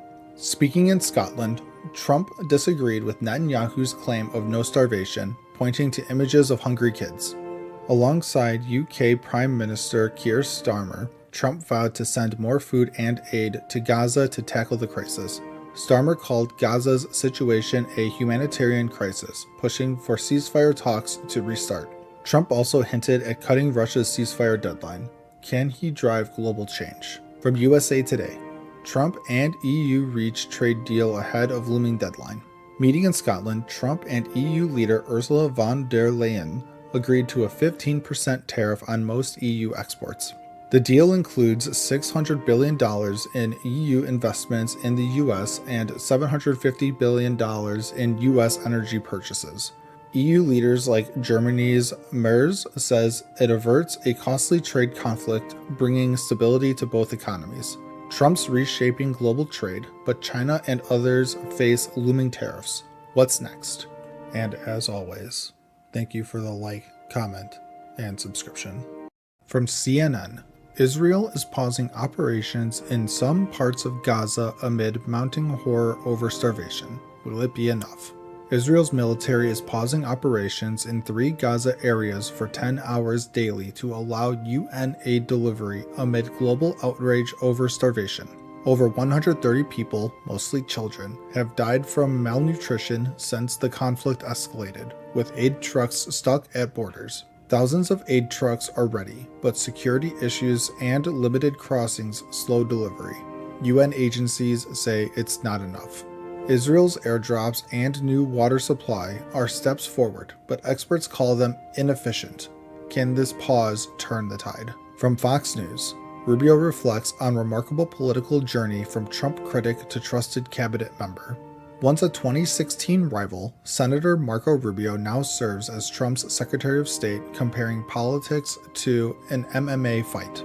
Rubio calls Trump's first term the best years of his Senate career, praising their teamwork and Trump's bold instincts. Rubio's tight with Trump's VP pick J.D. Vance, saying they've been on the same team since the 2016 primaries ended. Appointed after Trump's 2024 win, Rubio says working for Trump is fun and action-packed. What's next for this duo? From USA Today. ICE supported teenagers and children in immigration raids. Here are their stories.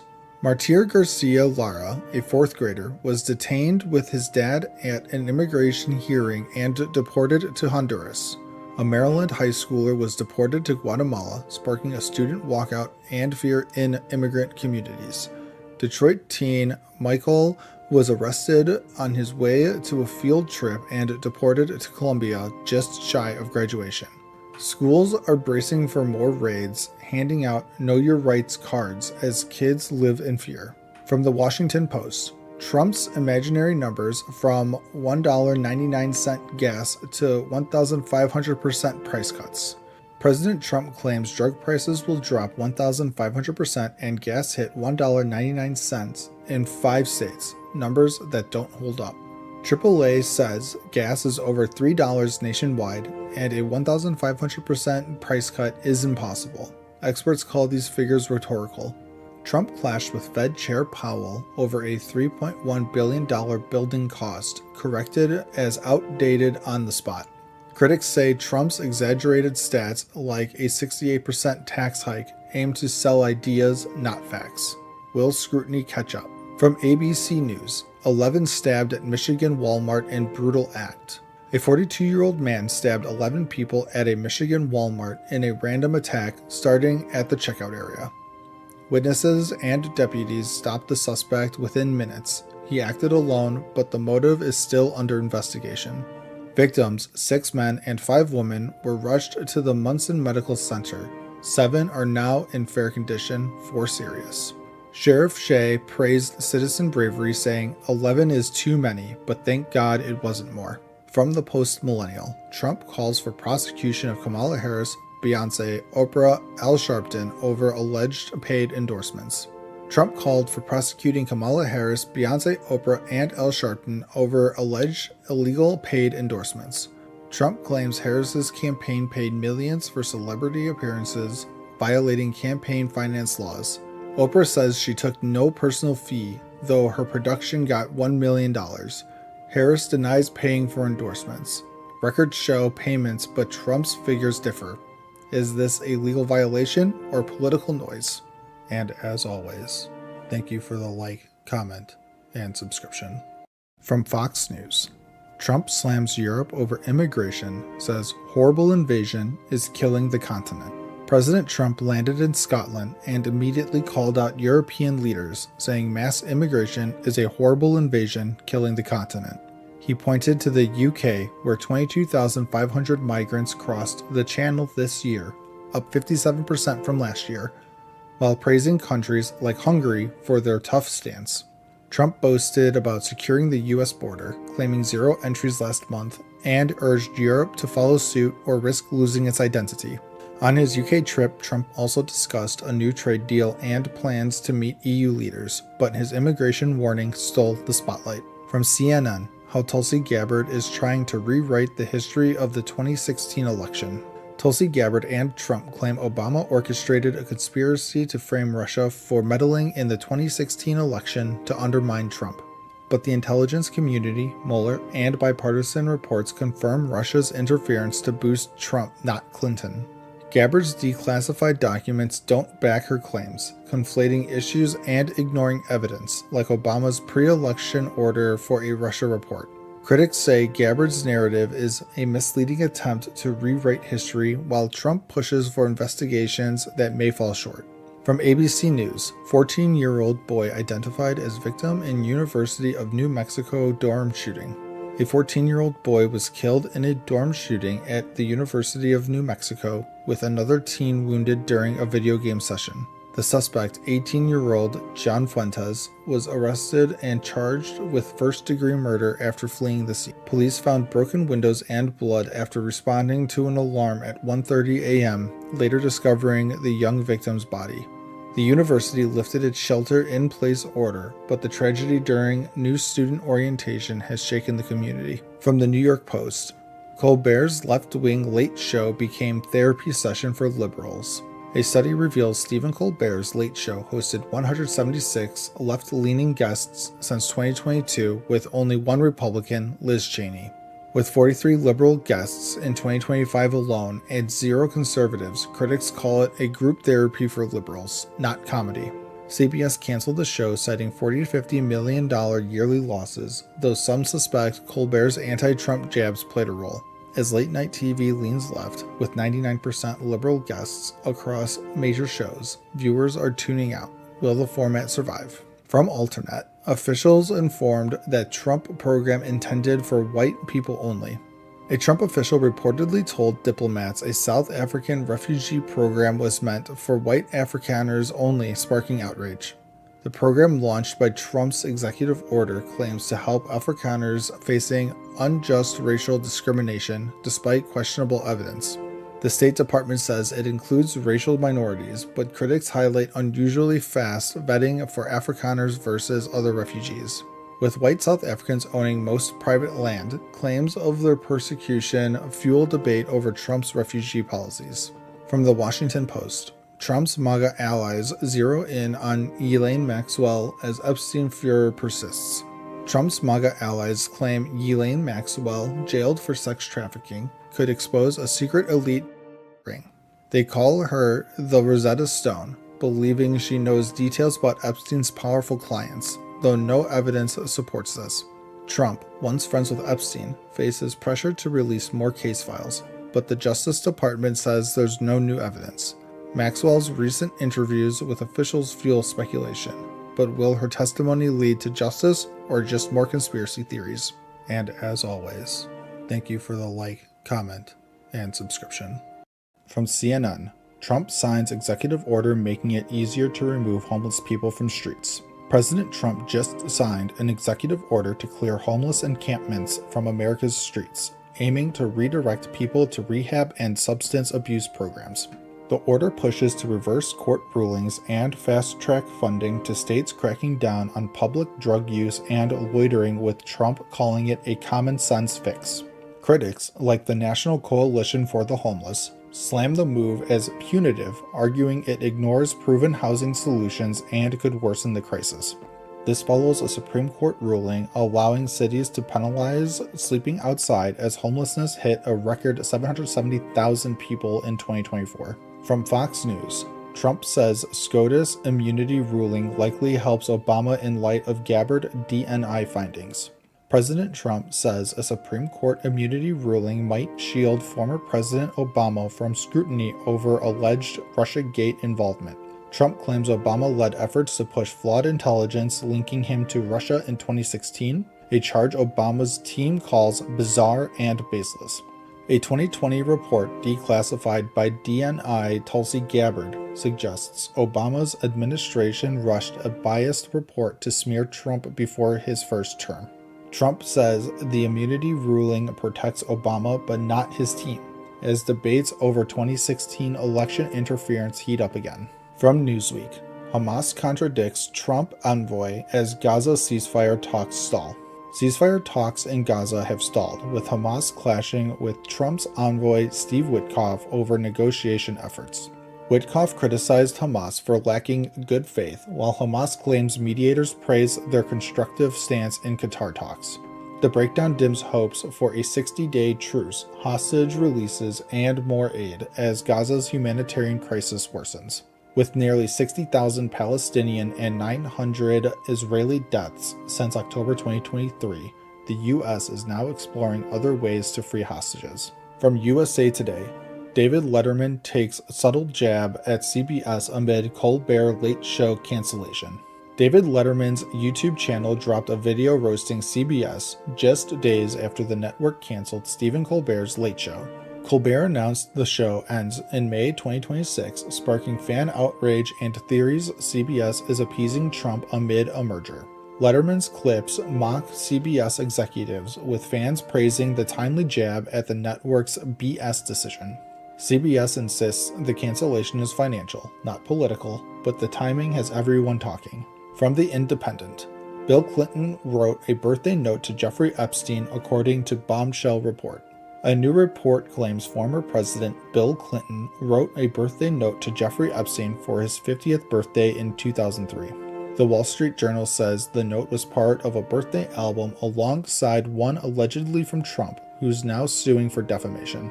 Clinton's team says his ties to Epstein ended years before the financier's 2019 arrest, denying any knowledge of his crimes.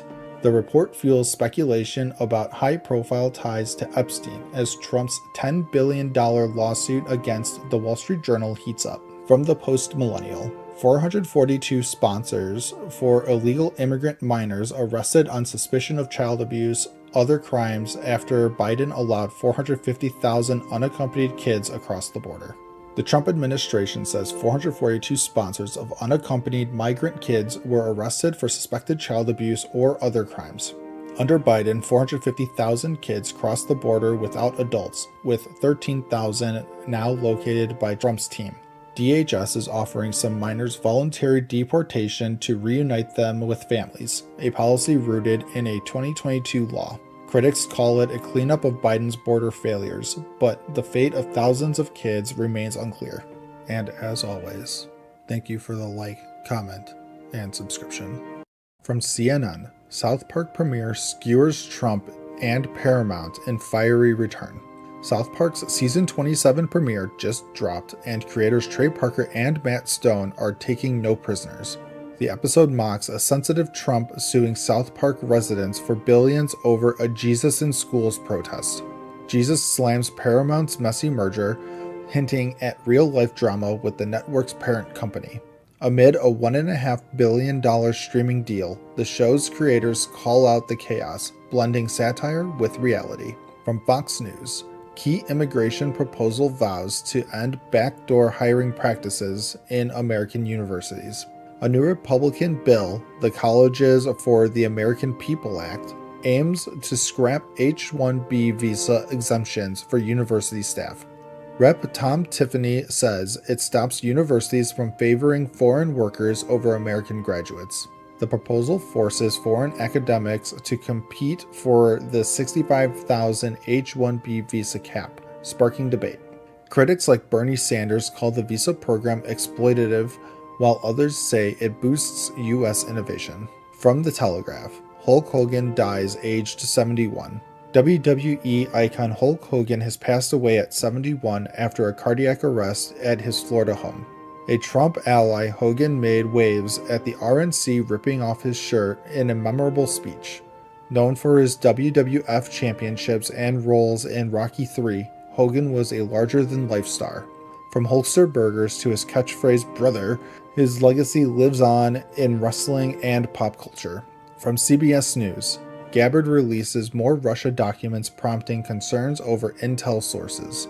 DNI Tulsi Gabbard declassified more 2016 election docs, claiming Obama officials misled on Russia's role. The GOP report questions Putin's intent to help Trump, but critics say it doesn't change prior findings. Democrats warn the release risks exposing sensitive intel sources, endangering national security. Gabbard calls it a treasonous coup, but dodges questions on how the docs shift the narrative. From the Associated Press, Trump's one-time friendship with Jeffrey Epstein is well known and also documented in records. Trump's past ties to Jeffrey Epstein are back in focus after AG Pam Bondi briefed him on case files. Records show Trump's name in Epstein's phone book and flight logs, though no wrongdoing is alleged. The DOJ won't release more Epstein files, frustrating some of Trump's base and conspiracy theorists. Trump called Epstein a terrific guy before their falling out, but says they cut ties years ago.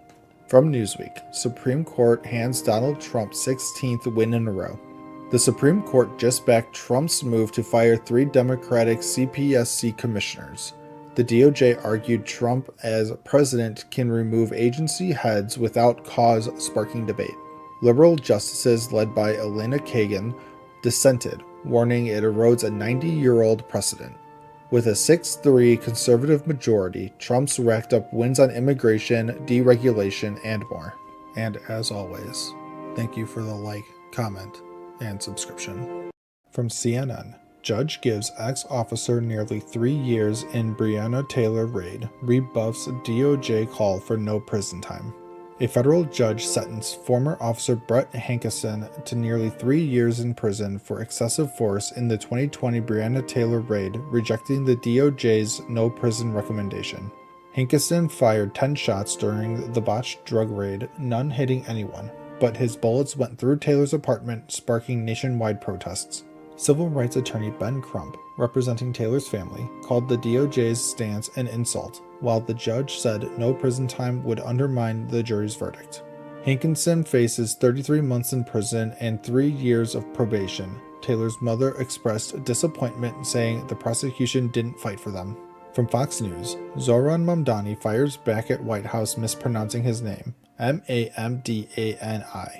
Zohran Mamdani, New York City mayoral candidate, clapped back after the White House mispronounced his name as Zamdani in a viral TikTok set to Hollaback Girl. White House Press Secretary Caroline Leavitt called Mamdani a known communist who supports defunding police, warning his election would be a disaster. The 33-year-old Democratic Socialist, backed by AOC and Bernie Sanders, could be New York City's first Muslim and millennial mayor if elected. Trump criticized Mamdani on Truth Social, while Mamdani's team jabbed at rival Andrew Cuomo for Trump's apparent support. From USA Today, Native Americans rail against Trump's call to change Commander's name back. President Trump demanded the Washington Commanders revert to their former name, a term many Native Americans call offensive, threatening to block a new stadium deal. Native American groups, like the Native American Rights Fund, say the old name mocks their culture and dehumanizes them. Trump claimed Native Americans want the name back, but activists like Savannah Romero call it a slur and a tactic of dehumanization. The push comes amid broader efforts to ban Native American mascots, with advocates urging D.C. officials to resist Trump's pressure. From MSNBC, why the Supreme Court could take up Ghislaine Maxwell's appeal over Epstein agreement. Ghislaine Maxwell's appeal could reach the Supreme Court, not over her Epstein-related charges, but a legal question about federal agreements. Maxwell argues a Florida non-prosecution deal with Epstein should have blocked her New York charges, but lower courts disagreed. Her team says a split among federal circuits on whether one district's deal binds others could push the justices to take the case. The DOJ opposes review, and even if taken, the case may not help Maxwell, who's serving a sentence until 2037. From The Independent, Washington Post exodus grows as MSNBC host and Pulitzer Prize winner Jonathan Capehart takes Bezos' buyout. Pulitzer Prize-winning columnist Jonathan Capehart is leaving the Washington Post, taking a buyout amid a staff exodus over the paper's new direction. Owner Jeff Bezos mandated the opinion section focus on personal liberties and free markets, leading to resignations from veteran journalists. Capehart, who will stay on MSNBC, follows columnists like Eugene Robinson, who cited the paper's shift as their reason for leaving. CEO Will Lewis urged staff not aligned with the changes to leave, as the Post loses subscribers and morale plummets. From the Post Millennial, Trump admin releases FBI records on Martin Luther King Jr. The Trump administration released over 200,000 pages of FBI records on Martin Luther King Jr., unsealed early from a 1977 court order. The files detail FBI surveillance and J. Edgar Hoover's campaign to discredit King and the civil rights movement.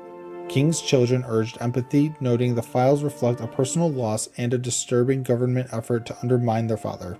The release fulfills Trump's campaign promise to declassify records on King, JFK, and RFK, sparking debate over historical context. And as always, thank you for the like, comment, and subscription. From Fox News, WNBA stars All-Star Game message on pay increase draws social media reaction.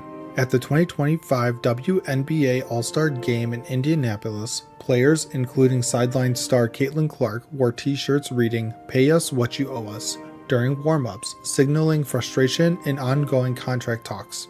The Women's National Basketball Players Association, led by Nneka Ogwumike, praised the unity, saying it's key to pushing for higher salaries as the league's $2.2 billion media deal looms. Commissioner Kathy Engelbert remains optimistic about a transformational deal before the current agreement expires on October 31st, despite the league reportedly losing $40 million in 2024. The message sparked mixed reactions online, with some fans supporting the players and others questioning the league's finances. Will they reach a deal? From CNN, DHS Secretary blames New York City officials' sanctuary city policies for shooting of off-duty Border Patrol agent. An off-duty Border Patrol agent was shot in the face and arm during an apparent robbery in New York City's Riverside Park. The 42-year-old, now stable, exchanged gunfire with the suspect. Miguel Mora, a 21-year-old undocumented immigrant with a criminal history, was arrested after arriving at a hospital with gunshot wounds. His alleged accomplice was also detained. DHS Secretary Kristi Noem blamed New York City's sanctuary city policies, claiming they allowed Mora, previously arrested multiple times, to remain free. Mayor Eric Adams denied responsibility. The incident has fueled debate over sanctuary policies, with federal charges expected and calls for policy changes growing. The agent is expected to recover. From NBC News, Breonna Taylor's family is heartbroken over one-day sentence recommendation for ex-cop. Breonna Taylor's family is outraged after the DOJ recommended just 1 day in prison for ex-cop Brett Hankinson, convicted of violating her rights in a 2020 botched raid. Hankinson fired 10 bullets blindly into Taylor's home, though none hit her. The DOJ says he poses no public threat, but Taylor's family calls it an insult. Taylor's mother, Tamika Palmer, and her lawyers, including Ben Crump, urged the judge to impose a tougher sentence, arguing it sets a dangerous precedent. With sentencing set for Monday in Louisville, the family hopes the judge will deliver justice for Breonna. Will the court agree? From The Guardian, Jeffrey Epstein accuser urged FBI to investigate Trump decades ago. Maria Farmer, who accused Jeffrey Epstein of assault in 1996, told the FBI to investigate Donald Trump, citing an unsettling 1995 encounter at Epstein's office.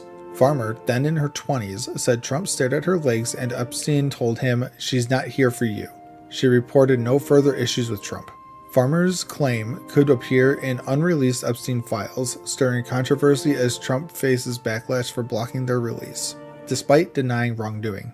The White House insists Trump ended his Epstein ties years ago. Will these files change the narrative around their past connection?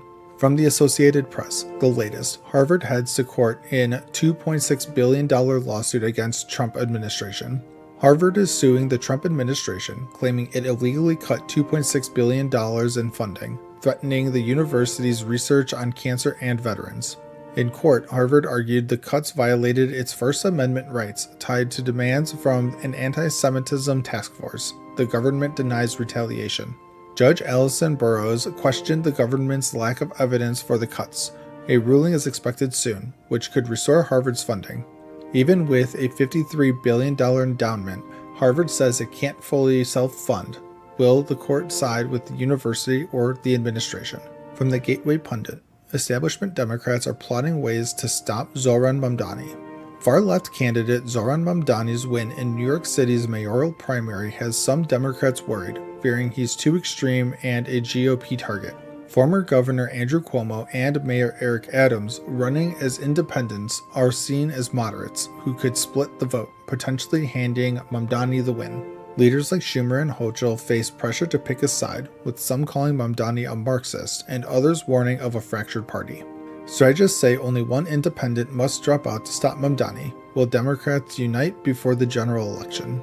And as always, thank you for the like, comment, and subscription. From CNN, this is the summer of flooding across the U.S., and scientists know why. This summer, the U.S. is grappling with deadly flash floods from Texas to New York, as climate change supercharges extreme weather. Record moisture from a warming Gulf and Atlantic is fueling 1,000-year rain events, overwhelming cities like Chicago and Kansas City.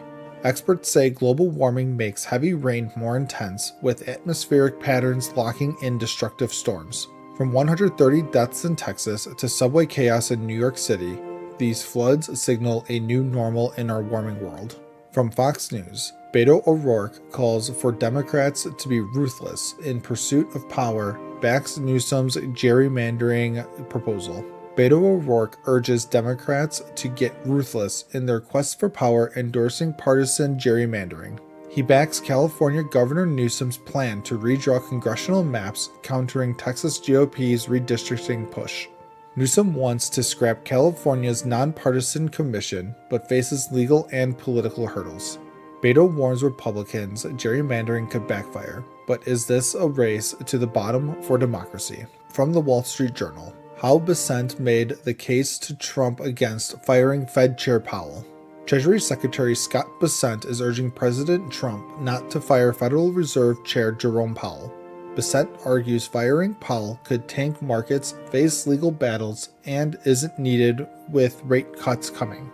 Trump's push to oust Powell risks economic chaos, especially with no quick Senate replacement. While Trump denies needing advice, Bessent says the president can soon shape the Fed with new appointees. From the Washington Post, global hack on Microsoft product hits U.S. state agencies, researchers say. A global cyber attack on Microsoft SharePoint servers has hit U.S. agencies, businesses, and more. This zero-day exploit targets unpatched servers, stealing data and keys for future attacks. From U.S. federal agencies to European governments, hackers are exploiting thousands of servers. With no patch yet, experts warn of a mad scramble to secure systems before more damage is done. From USA Today, Senator hits Trump for blaming Epstein backlash on Dems, says it's as if viral CEO faulted Coldplay. Senator Amy Klobuchar blasts Trump for blaming Democrats over the Jeffrey Epstein case backlash. Trump claims Dems hid a smoking gun, but the FBI says no client list or murder evidence exists. Klobuchar compares Trump's dodge to a CEO blaming Coldplay, saying his team fuels the conspiracy. Amid pressure, Trump's ordered more Epstein files released, but will it calm the storm? From ABC News, dozens of Palestinians killed while seeking aid, Gaza health officials say. At least 73 Palestinians died seeking aid in Gaza, with 150 injured, health officials report. The IDF says troops fired to stop a threat, but their casualty count disputes Gaza's claims. Hospitals are overwhelmed, with Gaza facing a humanitarian crisis after 140 days of closed crossings. Over 875 have died seeking food this year, raising alarms about escalating violence. And as always, thank you for the like, comment, and subscription. From Fox News, Russian lawmakers claim WhatsApp is a national security threat, should prepare to leave the country. Russian lawmakers are pushing WhatsApp out, calling it a national security risk. Deputy Anton Gorlkin says Meta's app may soon be banned, boosting Russia's state-backed Max app. President Putin's new law aims to cut reliance on foreign apps like WhatsApp and Telegram. Critics warn Russia's move could track users and limit free speech, with fines for accessing banned platforms. From CNN, Trump said he never wrote a picture. This woman solicited 2 drawings from him. Trump denies ever drawing pictures, but a 2004 charity auction tells a different story. Dr. Lori Lockard says Trump sent 2 signed New York City skyline doodles for her Ohio charity event. His sketches, done in gold Sharpie, fetched thousands at auctions, contradicting his claims. One doodle's up for auction again, with Trump's signed authentication. Will it sell big? From Newsweek, Riley Gaines tells Trump to sue Rupert Murdoch, her boss, into oblivion. Riley Gaines urges Trump to sue media mogul Rupert Murdoch over a Wall Street Journal story. The Journal reported Trump sent a bawdy letter to Epstein in 2003, which he calls fake. Gaines, a host on Murdoch's Outkick, backed Trump's legal threats on X, saying, "Sue them into oblivion." This comes after Gaines criticized Trump for dismissing Epstein conspiracy theories. From ABC News, migrants sent to CCOT returned to Venezuela in swap, 10 Americans freed. Over 200 Venezuelan migrants held in El Salvador's CCOT prison are heading back to Venezuela.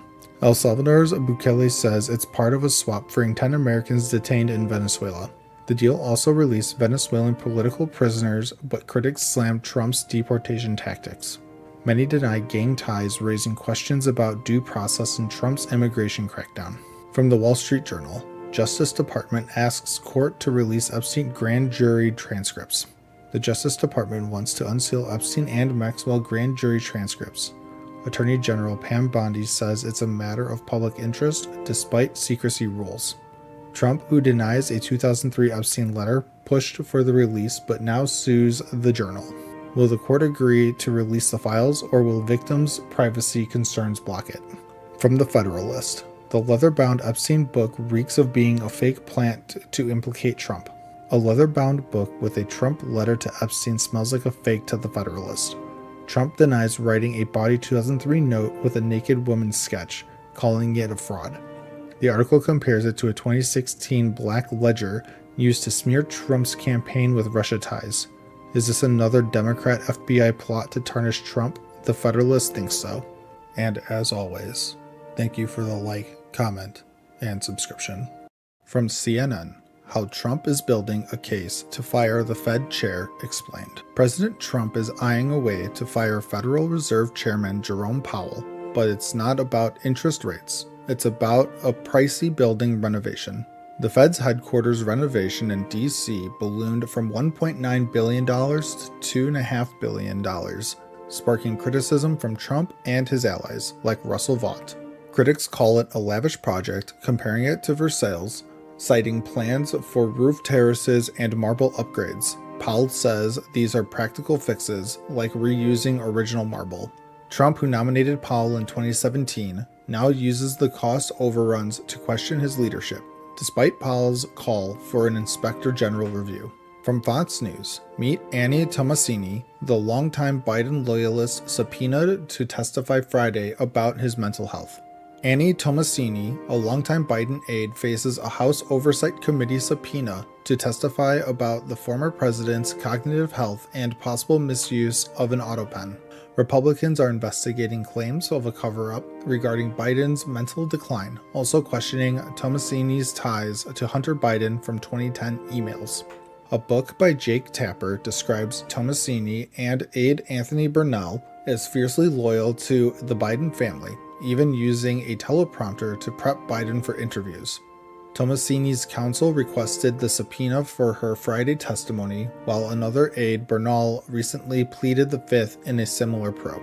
From The Guardian, House Republicans passed Trump's proposed aid and public broadcasting cuts. House Republicans passed a $9 billion funding cut proposed by Trump targeting foreign aid and public broadcasting like NPR and PBS. The vote split 216 to 213, met a tight Friday deadline to avoid spending on programs like global AIDS prevention and food assistance. The bill hit a snag over the Epstein case, with Democrats pushing to release related files, forcing GOP leaders to delay and address the controversy. While some cuts were softened in the Senate, the bill now heads to Trump's desk, impacting programs like Corporation for Public Broadcasting. From USA Today, Trump bows to Epstein critics clamoring for more records. Will it calm MAGA's fury? President Trump is under pressure to release more Jeffrey Epstein case records, prompting him to ask Attorney General Pam Bondi for grand jury testimony. The Justice Department says no client list exists, but Trump's base and critics like Rep. Thomas Massie demand all files be made public. A bipartisan bill by Massie and Rep. Ro Khanna pushes for full disclosure, but some say grand jury records won't reveal the full story. Trump's move follows backlash from MAGA supporters and a lewd letter he reportedly wrote to Epstein, fueling calls for transparency.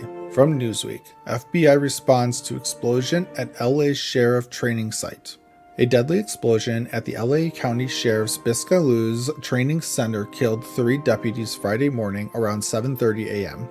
The blast near a bomb squad vehicle may have involved explosive materials, prompting an FBI and LAPD bomb squad investigation. Witnesses reported a massive boom and shattered glass. The site used for specialized training is now evacuated as officials probe the cause.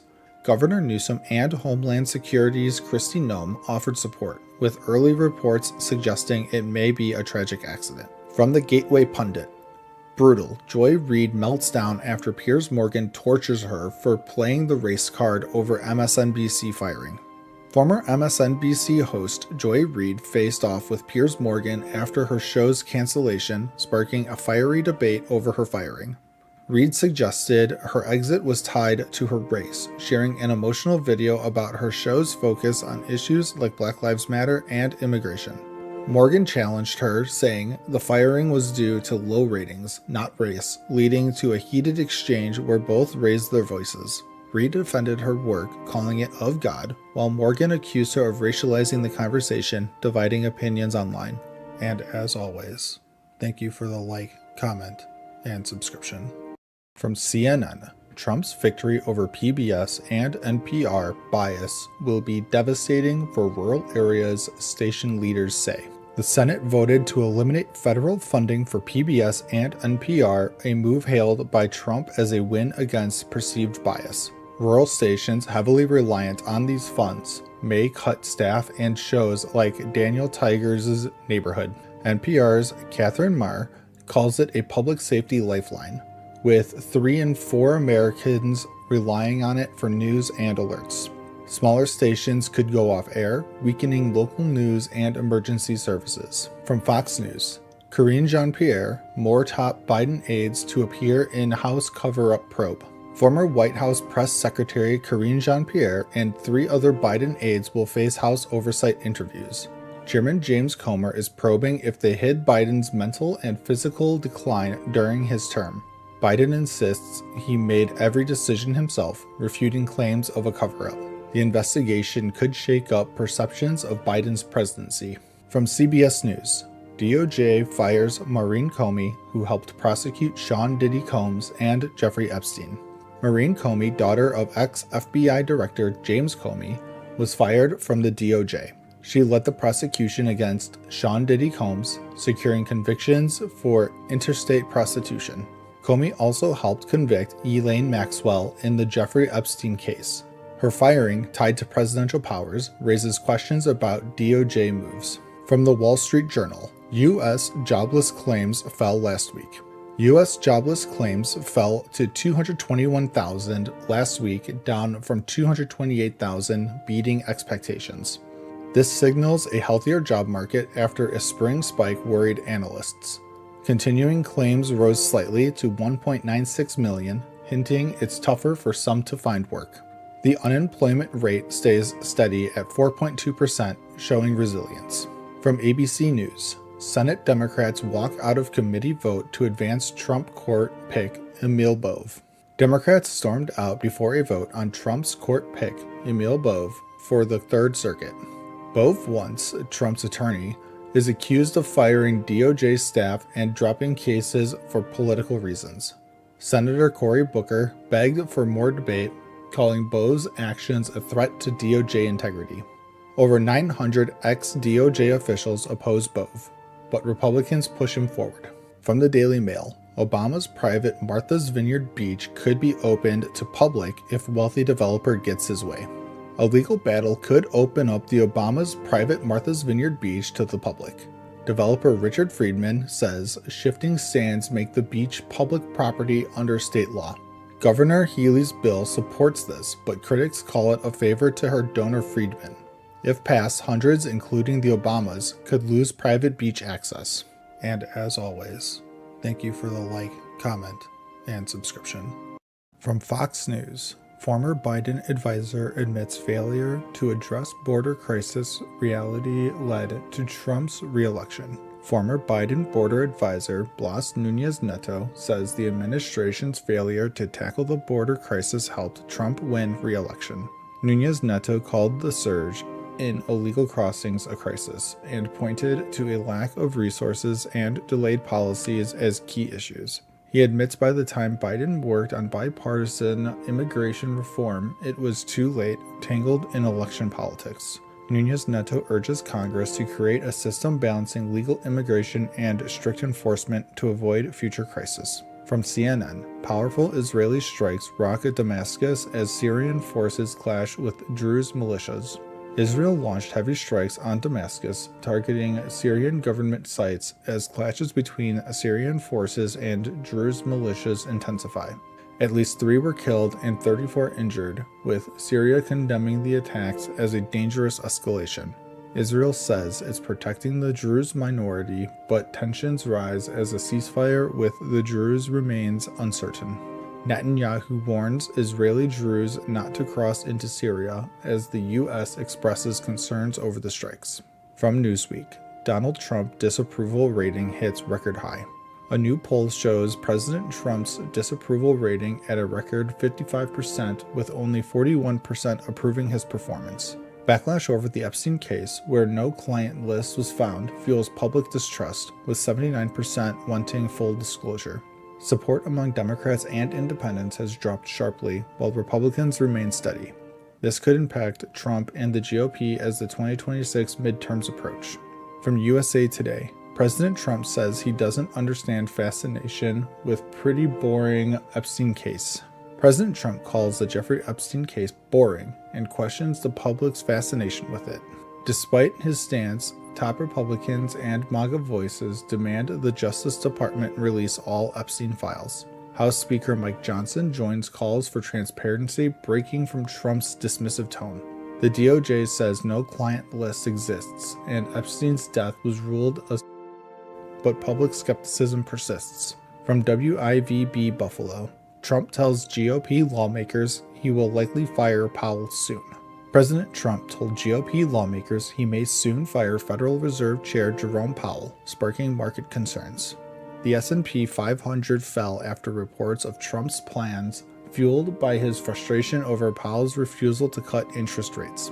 Trump later called firing Powell unlikely unless fraud is proven, but tensions remain high. Legal challenges could arise if Trump moves to oust Powell before his term ends in May. From the Post-Millennial, former Spokane City Council president federally indicted for riot against ICE facility in Washington. Former Spokane City Council President Ben Stuckert faces federal charges for a riot at an ICE facility in June. Stuckert allegedly rallied others to block an ICE bus, with co-defendants accused of slashing tires and assaulting officers. 9 were indicted, with Stuckert released under strict conditions, while 2 others remain in custody. The riot, part of a wave of anti-ICE protests, trapped federal agents and detainees for hours. And as always, thank you for the like, comment, and subscription. From Fox News, RNC Chair Michael Whatley claims Zohran Mamdani is the face of the new Democratic Party. Democratic Socialist Zohran Mamdani, set to be New York City's first Muslim mayor, proposes free bus fares, tuition-free CUNY, and government-run grocery stores. RNC Chair Michael Whatley calls Mamdani the face of the new Democratic Party, arguing Democrats are shifting left away from mainstream voters. Republicans tie Mamdani to Democrats in competitive races, like Chris Pappas in New Hampshire, to portray them as radicals. Democrats counter that New York City's liberal leanings don't reflect swing states, and Mamdani's policies won't shape their national strategy. From CNN, an investigation is underway after a fire engulfed a Massachusetts assisted living facility, killing 9 people. Here's what we know. A fire at Gabriel House in Fall River, Massachusetts, trapped elderly residents, many in wheelchairs or on oxygen, as smoke filled the halls. Firefighters and police rushed to save 70 residents, some hanging out windows, desperately calling for rescue. 9 residents aged 61 to 86 died. The cause remains unclear, but not suspicious, officials say, as investigations continue. Governor Healy called it a tragedy, noting the challenges of rescuing vulnerable residents with mobility issues. From NBC News, lead investigator into Biden's use of an AutoPen signed letters with a digital signature. Rep. James Comer's probe into Biden's AutoPen use claims it shows a lack of control over his administration. But Comer's own letters, including 16 to Biden officials, used digital signatures, not hand-signed ones. Digital signatures are common in Congress, though Comer argues AutoPens shouldn't be used for legal documents. Biden denies misuse, explaining the AutoPen handled high volumes of clemency requests legally. From the Associated Press, Trump urged supporters to see conspiracies everywhere. With Epstein, that's coming back to haunt him. The Justice Department says no Epstein client list exists, frustrating Trump's supporters who demand transparency. Trump, who once fueled conspiracy theories, now downplays the issue, urging focus on other priorities. Supporters, including Laura Loomer, demand answers, with some calling for resignations over the Epstein files. Experts warn Trump's past conspiracy rhetoric may now threaten his administration's unity. From the Washington Post, Senate Republicans divided over looming vote to rescind $9 billion in spending. Senate Republicans face a vote to cut $9 billion in foreign aid and public broadcasting, but some GOP senators hesitate. Senator Susan Collins warns cuts to HIV/AIDS relief could harm millions, calling them short-sighted. Cuts to NPR and PBS could shutter rural radio stations that provide critical emergency alerts. With a Friday deadline, the vote tests GOP unity as Democrats warn of future budget conflicts. From the Western Journal, Democratic governor who bragged about hiding illegal alien in home gets more bad news, a subpoena. New Jersey Governor Phil Murphy said he let a possibly undocumented woman stay above his garage, challenging federal authorities. Now the U.S. Attorney's Office is investigating, with FBI agents seeking witness interviews. Murphy's team claims he was misinterpreted and no undocumented person lived at his home. The probe could shake up New Jersey's tight gubernatorial race as Republicans capitalize on the issue. And as always, thank you for the like, comment, and subscription. Hochul hauls in big bucks amid lackluster poll numbers and calls to endorse Mamdani. New York Governor Kathy Hochul just raised nearly $12 million for her 2026 re-election, showing strong grassroots support across all 62 counties. But polls tell a different story. Only 37% of New Yorkers think the state's on the right track, with Hochul's favorability underwater at 42%. Meanwhile, far-left leaders are pushing Hochul to endorse Democratic Socialist Zoran Mamdani, who stunned the political world by winning the New York City mayoral primary. Hochul praises Mamdani's focus on affordability, but raises concerns about his anti-Israel stance and policing policies. Will she back him? From CNN, Donald Trump's eventful day at Club World Cup final, being booed, celebrating with Chelsea and a winner's medal. President Trump was front and center at the FIFA Club World Cup final, where Chelsea crushed PSG 3-0 to claim the title. But not everyone was cheering. Trump faced boos during the anthem and again while presenting medals alongside FIFA's Gianni Infantino. In a bizarre moment, Trump stayed on stage during Chelsea's trophy lift, confusing players like Cole Palmer, who expected him to exit. Social media buzzed when it looked like Trump got a winner's medal. FIFA's still clarifying if that was the plan. From Newsweek, from Fauci to his brother, list of people Joe Biden pardoned by AutoPen. Former President Joe Biden used an AutoPen to grant high-profile pardons, sparking GOP claims of a cover-up over his mental capacity. Among those pardoned, Dr. Anthony Fauci, criticized for his COVID-19 role, and General Mark Milley, who called Trump a wannabe dictator. Biden's brother James, sister Valerie, and sister-in-law Sarah also got preemptive pardons to shield them from potential Trump-led probes. Biden insisted the AutoPen was legal due to the volume of pardons, but Trump calls them illegitimate. Investigations are underway. From CBS News, Elmo's X account hacked, shares anti-Semitic posts, disgusting messages. Elmo's official X account with over 600,000 followers was hacked Sunday, posting shocking anti-Semitic and racist messages. The posts included slurs against Jews and comments about Trump and Jeffrey Epstein, but were quickly removed by Sesame Workshop. This comes amid criticism of X for rising hate speech since Elon Musk's 2022 takeover, with the ADL reporting a 893% surge in anti-Semitic incidents. Sesame Workshop is working to restore the account, calling the posts disgusting. X is under scrutiny again. From The Independent, Trump threatens Russia with 100% tariffs if no peace deal is reached with Ukraine in the next 50 days. President Trump gave Russia 50 days to end its war with Ukraine or face 100% secondary tariffs on countries buying Russian oil.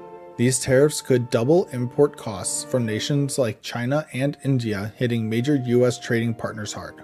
Trump also pledged more U.S. arms to Ukraine via NATO allies, praising their tremendous courage against Russia's attacks. Calling Putin all talk, Trump hopes NATO's increased defense spending will push for peace. Will it work? From the Daily Mail, inside the Jeffrey Epstein death report and the 10 troubling questions the DOJ refuses to explain. Jeffrey Epstein's 2019 jailhouse death is back in the spotlight after a DOJ report reaffirmed it was fueling conspiracy theories. A 2023 report revealed Epstein had extra blankets and mattresses, potential nooses, despite a prior attempt. A missing minute of surveillance footage and cameras that streamed but didn't record raised questions about a cover-up. Attorney General Pam Bondi faces backlash for the DOJ's handling, with 10 key questions still unanswered about Epstein's death. And as always, thank you for the like, comment, and subscription. From CNN, 2 dead, suspect killed at a Lexington, Kentucky church after suspect shot a state trooper, police say. A shooting spree began when a state trooper was shot near Bluegrass Airport after pulling over a suspect. The suspect fled, carjacked a vehicle, and ended up at Richmond Road Baptist Church. At the church, the suspect opened fire, killing Christina Combs, 34, and Beverly Gum, 72, and injuring 2 men. Police suggest a possible connection to the church. Responding officers fatally shot the suspect. The trooper and 1 victim are stable, another victim is critical. The close-knit church community is devastated. Governor Bashar calls for prayers and thanks law enforcement for their quick response. From Fox News, Tom Homan slams Alligator Alcatraz's critics who stayed silent on Biden's historic migrant deaths. Border czar Tom Homan defends Alligator Alcatraz, a new detention center in Florida's Everglades, criticized for its remote location and conditions.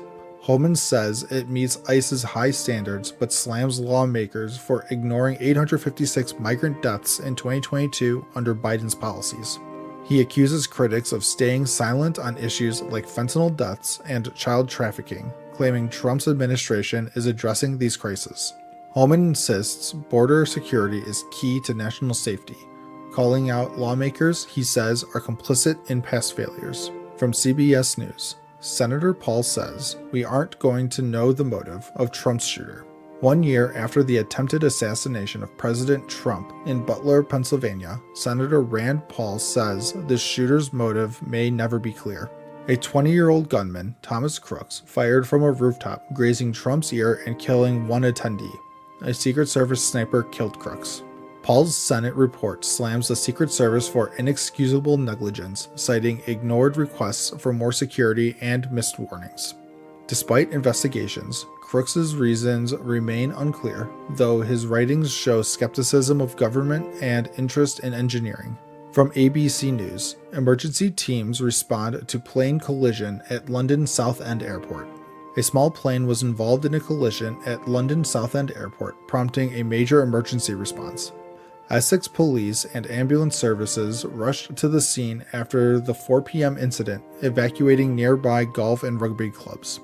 Zurich Aviation confirmed their plane was involved and is aiding the investigation. The airport is closed, canceling all flights. The Air Accidents Investigation Branch is probing the cause, as authorities urge the public to avoid the area. From USA Today, going to lose. Steve Bannon, other Trump allies slam admin's handling of Epstein case. Trump allies like Steve Bannon and Michael Flynn are slamming the Justice Department over its handling of Jeffrey Epstein's case files. A new report found no client lists or murder evidence, despite Trump's promise to declassify files, sparking claims of broken transparency. Bannon warns mishandling the case could cost Trump 10% of MAGA support and electoral losses in 2026. Critics like Megyn Kelly question if a cover-up exists, as frustration grows among Trump's base over unanswered questions. From The Federalist, ICE rescued kids from likely exploitation at marijuana farm and Democrats are furious. ICE agents raided a California marijuana farm, rescuing 10 illegal alien children, 8 unaccompanied, from alleged labor exploitation. The raid faced violent protests, with rocks thrown and a gunshot fired at agents who used tear gas to control the crowd. Democrats like Jimmy Gomez falsely claimed the workers were innocent farm workers, ignoring child labor concerns. Border czar Tom Homan condemned the violence, saying Democrats emboldened criminals by demonizing ICE's rescue efforts. And as always, thank you for the like, comment, and subscription. From Fox News, war on cartels yields results as El Chapo heir confesses to running violent drug empire. Ovidio Guzman Lopez, son of El Chapo, pleaded guilty in a Chicago federal court to running the Sinaloa cartel's drug empire. The 35-year-old admitted to smuggling massive amounts of fentanyl, heroin, and cocaine into the U.S. using tunnels, planes, and couriers. Part of Operation Take Back America, his plea includes forfeiting $80 million as feds target the cartel's fentanyl network. 2 brothers face charges with $10 million rewards for their capture. Is this the end of the cartel's reign? From CNN, judge orders Trump administration to stop immigration arrests without probable cause in Southern California. Judge Mame Frimpong ruled that DHS must stop arrests in Southern California based solely on race, language, or occupation. The ACLU sued, alleging unconstitutional stops and denied lawyer access in ICE's B-18 holding facility. The judge ordered DHS to document arrests and ensure detainees can contact attorneys, citing the lack of evidence for stops. Governor Newsom and LA Mayor Bass praised the ruling, while DHS called it an attack on public will. From Newsweek, Pam Bondi faces pressure from conservatives in Epstein files fallout. Attorney General Pam Bondi faces backlash after a memo claimed no Epstein client list exists and his death was. FBI Deputy Director Dan Bongino is reportedly furious considering resignation over the handling of Epstein files. Conservatives like Laura Loomer and Glenn Beck demand Bondi's removal, rallying behind Bongino on X. The White House defends Bondi, calling division claims baseless. Will this shake up Trump's team? From BBC News, more than 1,000 people laid off at U.S. State Department. Over 1,000 State Department employees were laid off as part of Trump's plan to cut federal workforce. The cuts hit 1,107 civil and 246 foreign service workers, including refugee resettlement staff. Critics say the layoffs weaken national security, while Rubio claims they align with closing unneeded bureaus. Democrats call the cuts reckless. Will this reshape U.S. diplomacy? From the Gateway Pundit, White House releases statement on Bondi-Bongino clash over handling of Epstein files. The White House responded to a reported clash between Attorney General Pam Bondi and FBI's Dan Bongino. Bongino skipped work after the DOJ memo said Epstein had no client list and died by sparking outrage. Sources say Bongino and FBI Director Kash Patel may resign if Bondi stays, citing transparency issues. The White House calls the team united, but conservatives demand Bondi's exit. Who will prevail? From the Daily Mail, Indiana Fever president deletes social media account after being slammed by fans for a bizarre Caitlin Clark comment. Indiana Fever president Kelly Krauskopf deleted her X account after backlash over a Caitlin Clark comment. Krauskopf compared the Fever to Apple, saying the team, not just Clark, is the brand angering fans. Fans argued Clark drives 75% of the Fever's popularity, accusing Krauskopf of missing a key opportunity. Despite a .500 season, Clark's teammates shone in a recent win. Will this shift the narrative?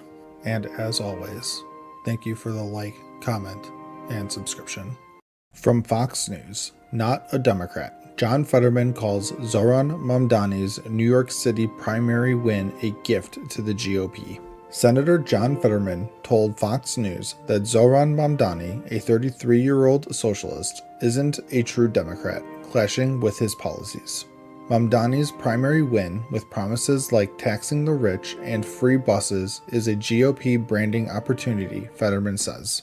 With Adams and Cuomo running as independents, Fetterman warns a split vote could let Mamdani win the mayoral race.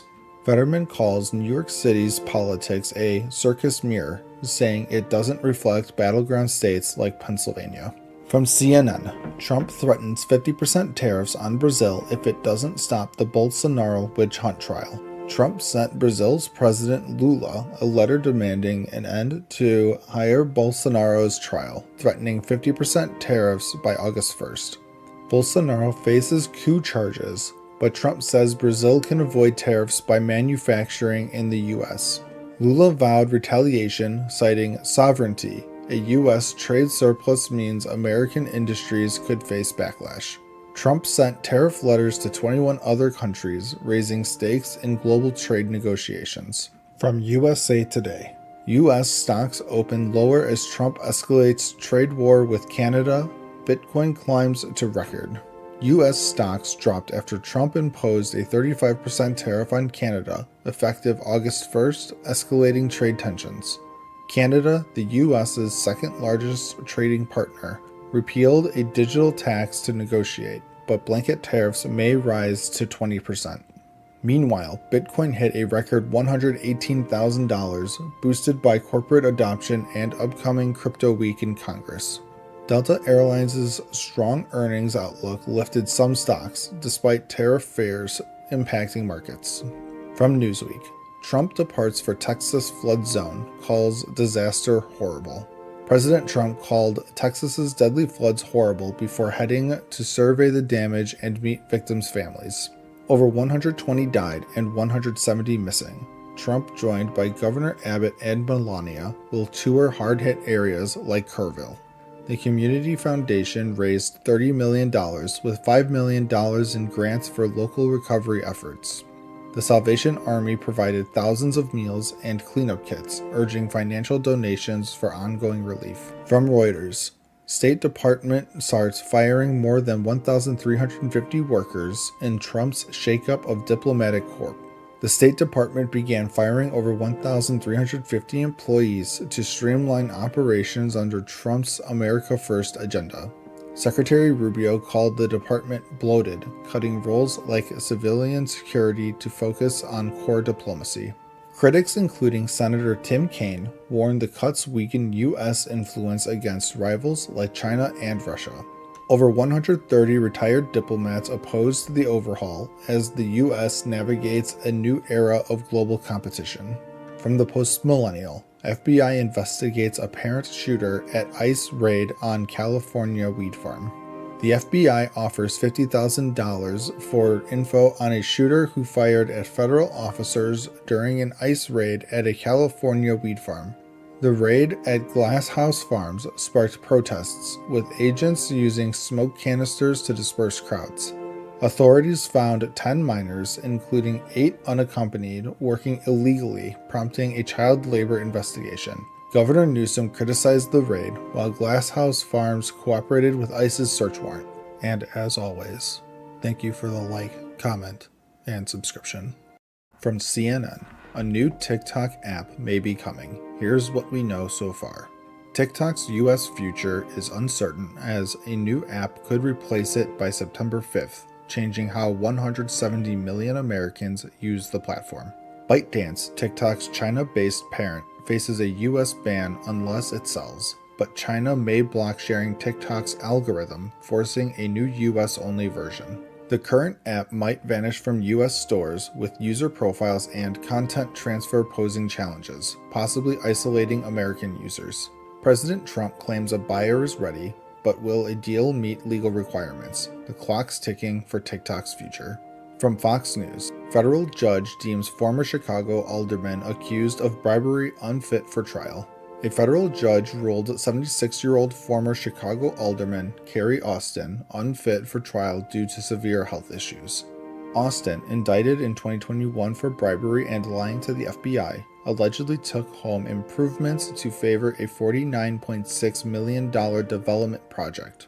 Her chronic illnesses, including COPD and cancer, make even daily tasks tough, leading the judge to postpone her trial indefinitely.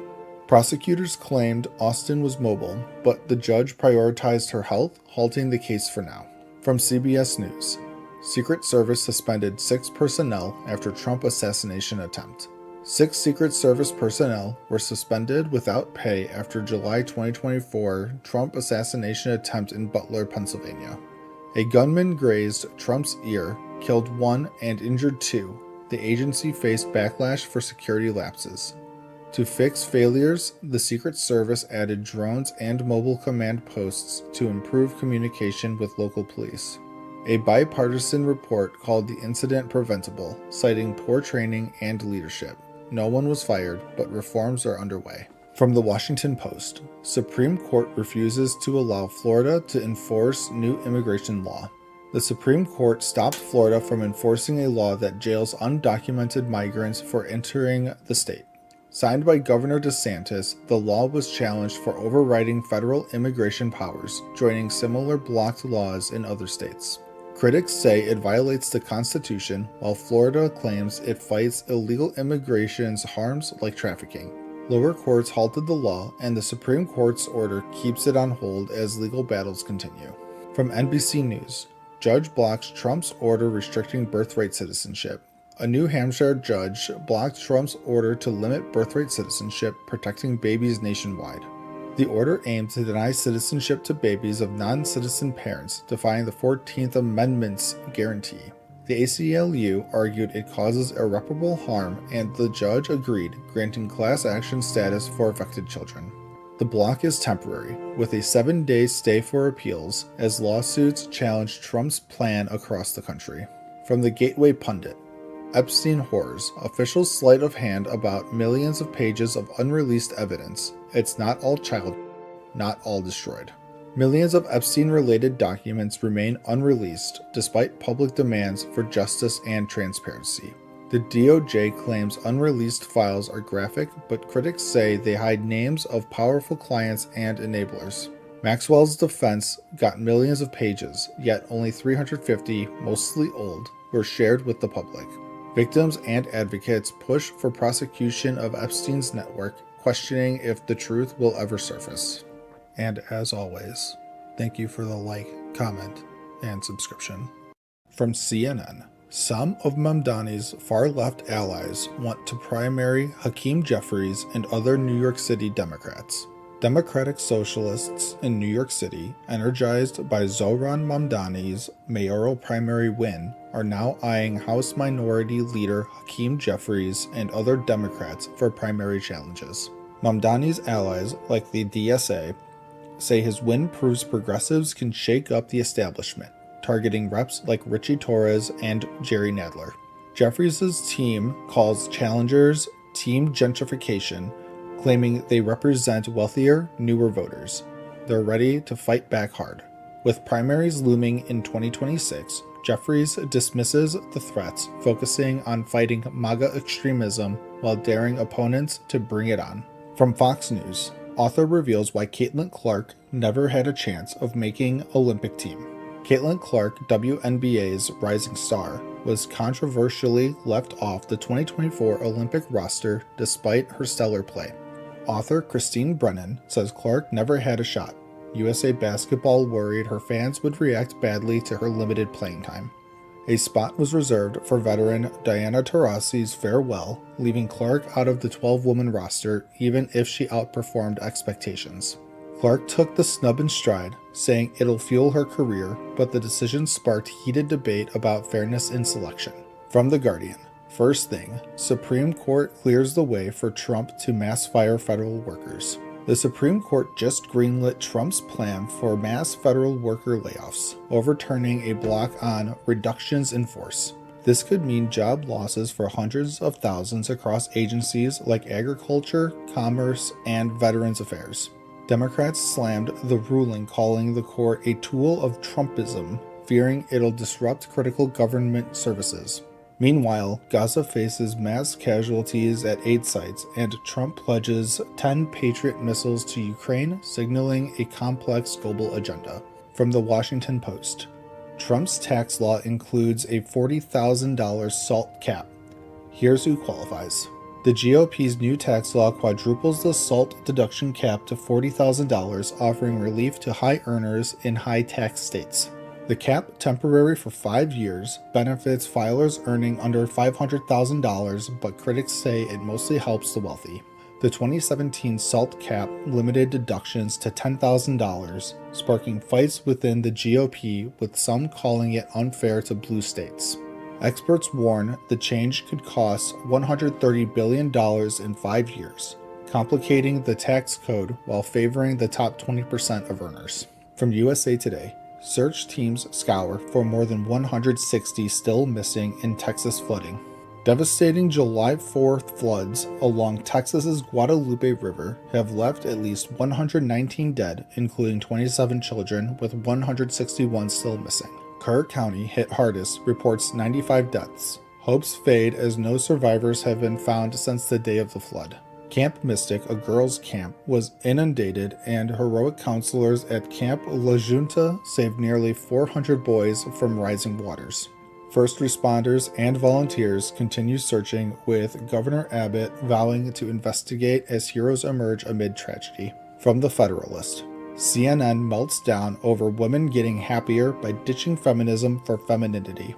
CNN's freaking out as young women embrace femininity over feminism, seeking happiness in traditional roles.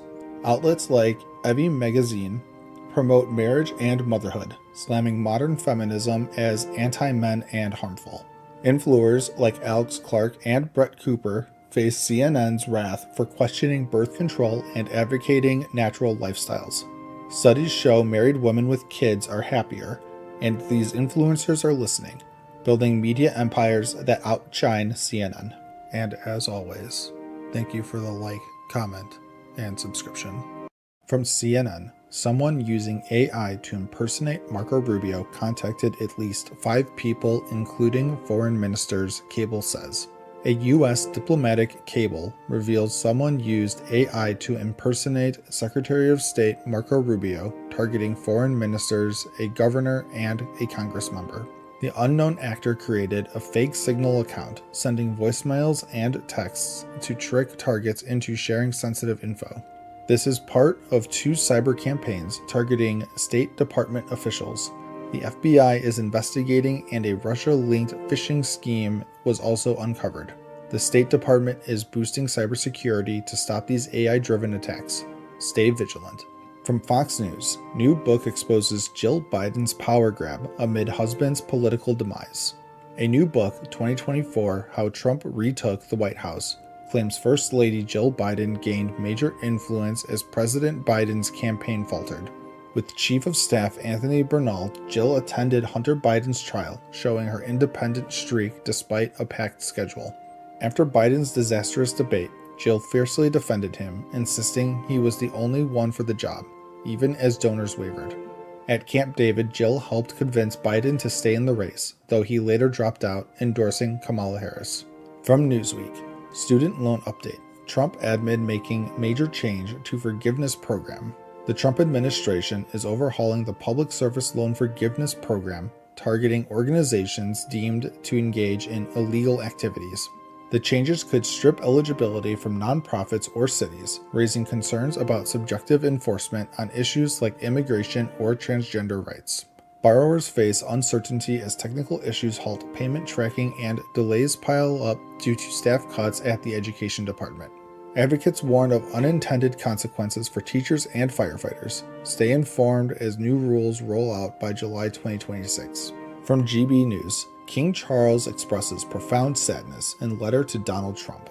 King Charles sent a heartfelt letter to President Trump expressing profound sadness over deadly Texas floods that claimed over 90 lives. His Majesty offered sympathy to grieving families and praised the bravery of emergency responders working tirelessly to save lives. The worst flooding since 1987 swept away homes, with failed warning systems leaving campers and residents caught off guard. As rescue efforts continue, Texas faces its worst flood crisis in decades, with hundreds still missing. From The Independent, J.D. Vance's old tweets show why the Epstein client list is becoming such a problem for Trump. Old tweets from Vice President J.D. Vance are fueling trouble for Trump, as he once pushed for the release of a rumored Epstein client list. Epstein, who died in 2019, had ties to powerful figures like Trump and Clinton, sparking online conspiracy theories about a secret client list. Trump's team denies any list exists, but Press Secretary Caroline Leavitt faced tough questions after AG Pam Bondi referenced Epstein documents. Even Trump allies like Laura Loomer are attacking the administration, showing how Vance's past comments have backfired. From USA Today, clinging to trees, huddling on rooftops, harrowing stories of survival in Texas floods. Texas flood survivors share gripping tales of clinging to trees and rooftops to escape deadly waters that killed over 90 people. With little warning, residents like Taylor Bergman and his mom held onto a tree for over an hour as their home was swamped. Others like Addison Martin lost family members in the raging Guadalupe River, while rescue teams saved hundreds. The worst floods since 1987 left communities in ruin, with survivors calling it a nightmare. And as always, thank you for the like, comment, and subscription. From Fox News, Diddy received standing ovation from fellow inmates after jury found rapper not guilty on RICO charge. Sean Diddy Combs was acquitted of major charges like racketeering and sex trafficking after a 7-week trial. Back at MDC Brooklyn, fellow inmates gave him a standing ovation, celebrating his win against the government. His lawyer, Mark Agnifilo, says inmates rarely see anyone beat the system, making Diddy's victory a symbol of hope. But Diddy faces up to 20 years for 2 prostitution-related convictions, with sentencing set for October. From CNN, Trump administration moves to terminate a form of humanitarian relief for Nicaraguans and Hondurans in the U.S. The Trump administration is ending temporary protected status for 76,000 Nicaraguans and Hondurans in the U.S. TPS started in 1999 after Hurricane Mitch protects migrants from deportation due to unsafe conditions in their home countries.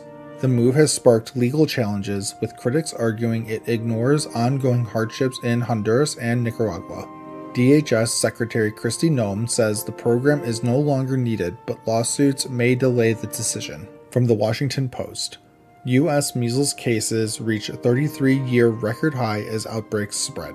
The U.S. hit a 33-year high with 1,277 measles cases across 38 states, driven by vaccine hesitancy. 92% of cases involve unvaccinated people, with outbreaks fueled by misinformation and low vaccination rates. West Texas saw over 750 cases, with 3 deaths, including 2 children, highlighting the disease's danger. Experts warn the U.S. could lose its measles elimination status if outbreaks continue unchecked. From USA Today, U.S. stocks opened down on tariff uncertainty. Deadline moved, but threat remains. Tesla sinks. U.S. stocks fell as Trump tariff deadline shifted from July 9th to August 1st, creating market uncertainty. The Dow, S&P 500, and NASDAQ dropped, with Trump threatening extra tariffs on BRICS nations. Tesla shares sank 8% amid tensions between Elon Musk and Trump over a new political party. Oil prices rose despite OPEC's plan to boost production, signaling a strong market outlook. From BBC News, ex-hostage says Trump can bring home all those still captive in Gaza. Keith Siegel, freed from Hamas captivity, says Trump can secure the release of 50 remaining hostages in Gaza. Kidnapped during the October 2023 attacks, Siegel endured 484 days before a Trump-brokered ceasefire freed him. As Trump meets Netanyahu, hopes rise for a new deal to free hostages and end the Gaza conflict. But Hamas and Israel remain divided, with talks stalling despite urgent calls for peace. From Fortune, Alphabet's Isomorphic Labs has grand ambitions to solve all diseases with AI. Now it's gearing up for its first human trial. Alphabet's Isomorphic Labs is gearing up for human trials of AI-designed drugs to fight diseases like cancer. Built on DeepMind's AlphaFold, the company uses AI to design medicines faster and more accurately. Partnerships with Novartis and Eli Lilly aim to boost drug discovery with $600 million raised in 2025. The goal? A future where AI creates drugs with a single click, revolutionizing healthcare.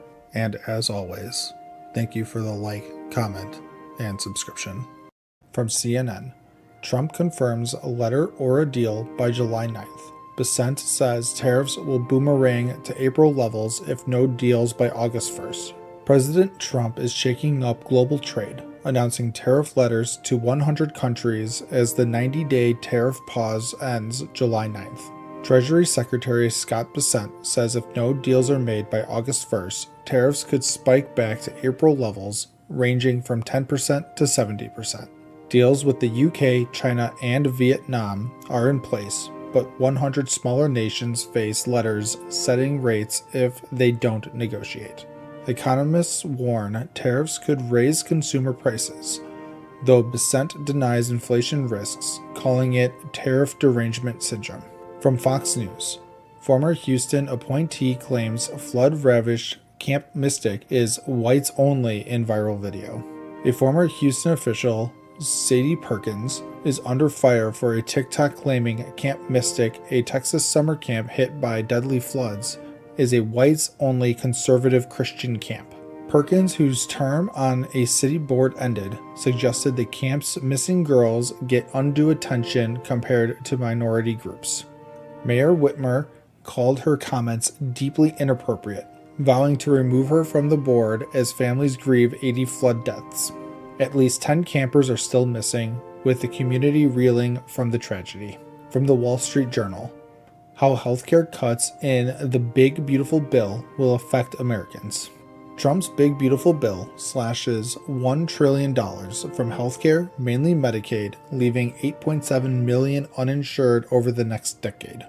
New rules like work requirements and stricter income checks will hit low-income Americans hardest, especially in 40 states. Hospitals face $665 billion in cuts, risking closures and layoffs, with rural areas hit hardest despite a $50 billion relief fund. Insurers lose customers and states face tight budgets, with experts warning of delayed care and higher costs. From San Diego Union Tribune, what the data say about who ICE is arresting in San Diego. ICE arrests in San Diego have doubled this year, with 1,042 people detained, mostly Mexican nationals, in just 6 months. Over half of those arrested, 53%, had no criminal charges or convictions, a shift from last year's focus on criminal aliens. Recent arrests include people leaving immigration hearings, sparking outrage among advocates who call it a quota-driven crackdown. Local GOP lawmakers urge Trump to focus on violent criminals as community fear grows. From Reuters, death toll from Texas floods reaches 59, including 21 children. Catastrophic floods in Texas have killed 59, including 21 children, with 11 girls and a counselor still missing from Camp Mystic. The Guadalupe River overflowed after 15 inches of rain, leaving the century-old Christian camp in ruins. Over 850 people were rescued, but more rain threatens as National Weather Service issues new flood warnings. Critics blame Trump's cuts to Weather Service staff for poor flood predictions, while officials vow to upgrade the system. From Bloomberg, Trump set to start notifying countries of tariffs up to 70%. President Trump plans to notify countries of new tariffs starting Friday, ranging from 10% to a whopping 70% by August 1st. About 10 to 12 letters go out first, with all countries covered by July 9th, targeting nations like Indonesia and the EU. Markets dropped as tariffs could raise consumer prices, with the Fed wary of inflation risks despite Trump's pressure. Deals with the UK, Vietnam, and China are done, but Trump prefers simple tariffs over complex talks. And as always, thank you for the like, comment, and subscription. From Fox News, Human remains discovered days after devastating California fireworks facility explosion. A firework facility in Esparto, California exploded Tuesday night, injuring 2 and leaving 7 missing. The blast sparked fires across 80 acres. Firefighters were pulled back due to safety risks from unignited fireworks. By Friday, the Yolo County coroner's team accessed the site. Human remains were found, but no identifications have been made. Recovery efforts will continue through the weekend with respect for families. Yolo County offers grief support as investigators probe the cause, which remains unknown. The community seeks answers. From CNN, Hamas submits positive response to ceasefire proposal in major step towards a deal. Hamas gave a positive response to a U.S.-backed 60-day ceasefire proposal, setting the stage for detailed talks with Israel. The deal involves releasing 10 living hostages, surging aid into Gaza, and partial Israeli withdrawal from northern areas. Proximity talks are next, but issues like withdrawal timelines remain. Hamas made minor amendments to the proposal. Backed by Trump, Qatar, and Egypt, this could move toward peace. But will it last? Negotiations are ongoing. From the Washington Post, 200 Marines sent to Florida to support ICE, U.S. Northern Command says. 200 Marines from North Carolina will assist ICE with administrative and logistical tasks, not direct detainee contact. They'll manage cases and maintain vehicles at facilities like the new Alligator Alcatraz in the Everglades. The deployment follows Trump's controversial troop moves, raising concerns about human rights and environmental impacts. Authorized under Title 10, this is the first wave. Critics question the military's role in immigration enforcement. From USA Today, tropical depression brews off southeast coast. Forecast to hit South Carolina as Tropical Storm Chantal. A tropical depression formed off the southeast U.S. coast on July 4th, expected to become Tropical Storm Chantal by the weekend. A tropical storm watch is in effect from Edisto Beach to Little River Inlet, South Carolina, and winds nearing 35 miles an hour. Heavy rain is the main threat, potentially causing flooding in Georgia and the Carolinas. Travel hazards are expected. An Air Force Hurricane Hunter is surveying the storm. If named Chantal, would be the third storm of an active 2025 season. Will Chantal strike? Keep up with the forecast.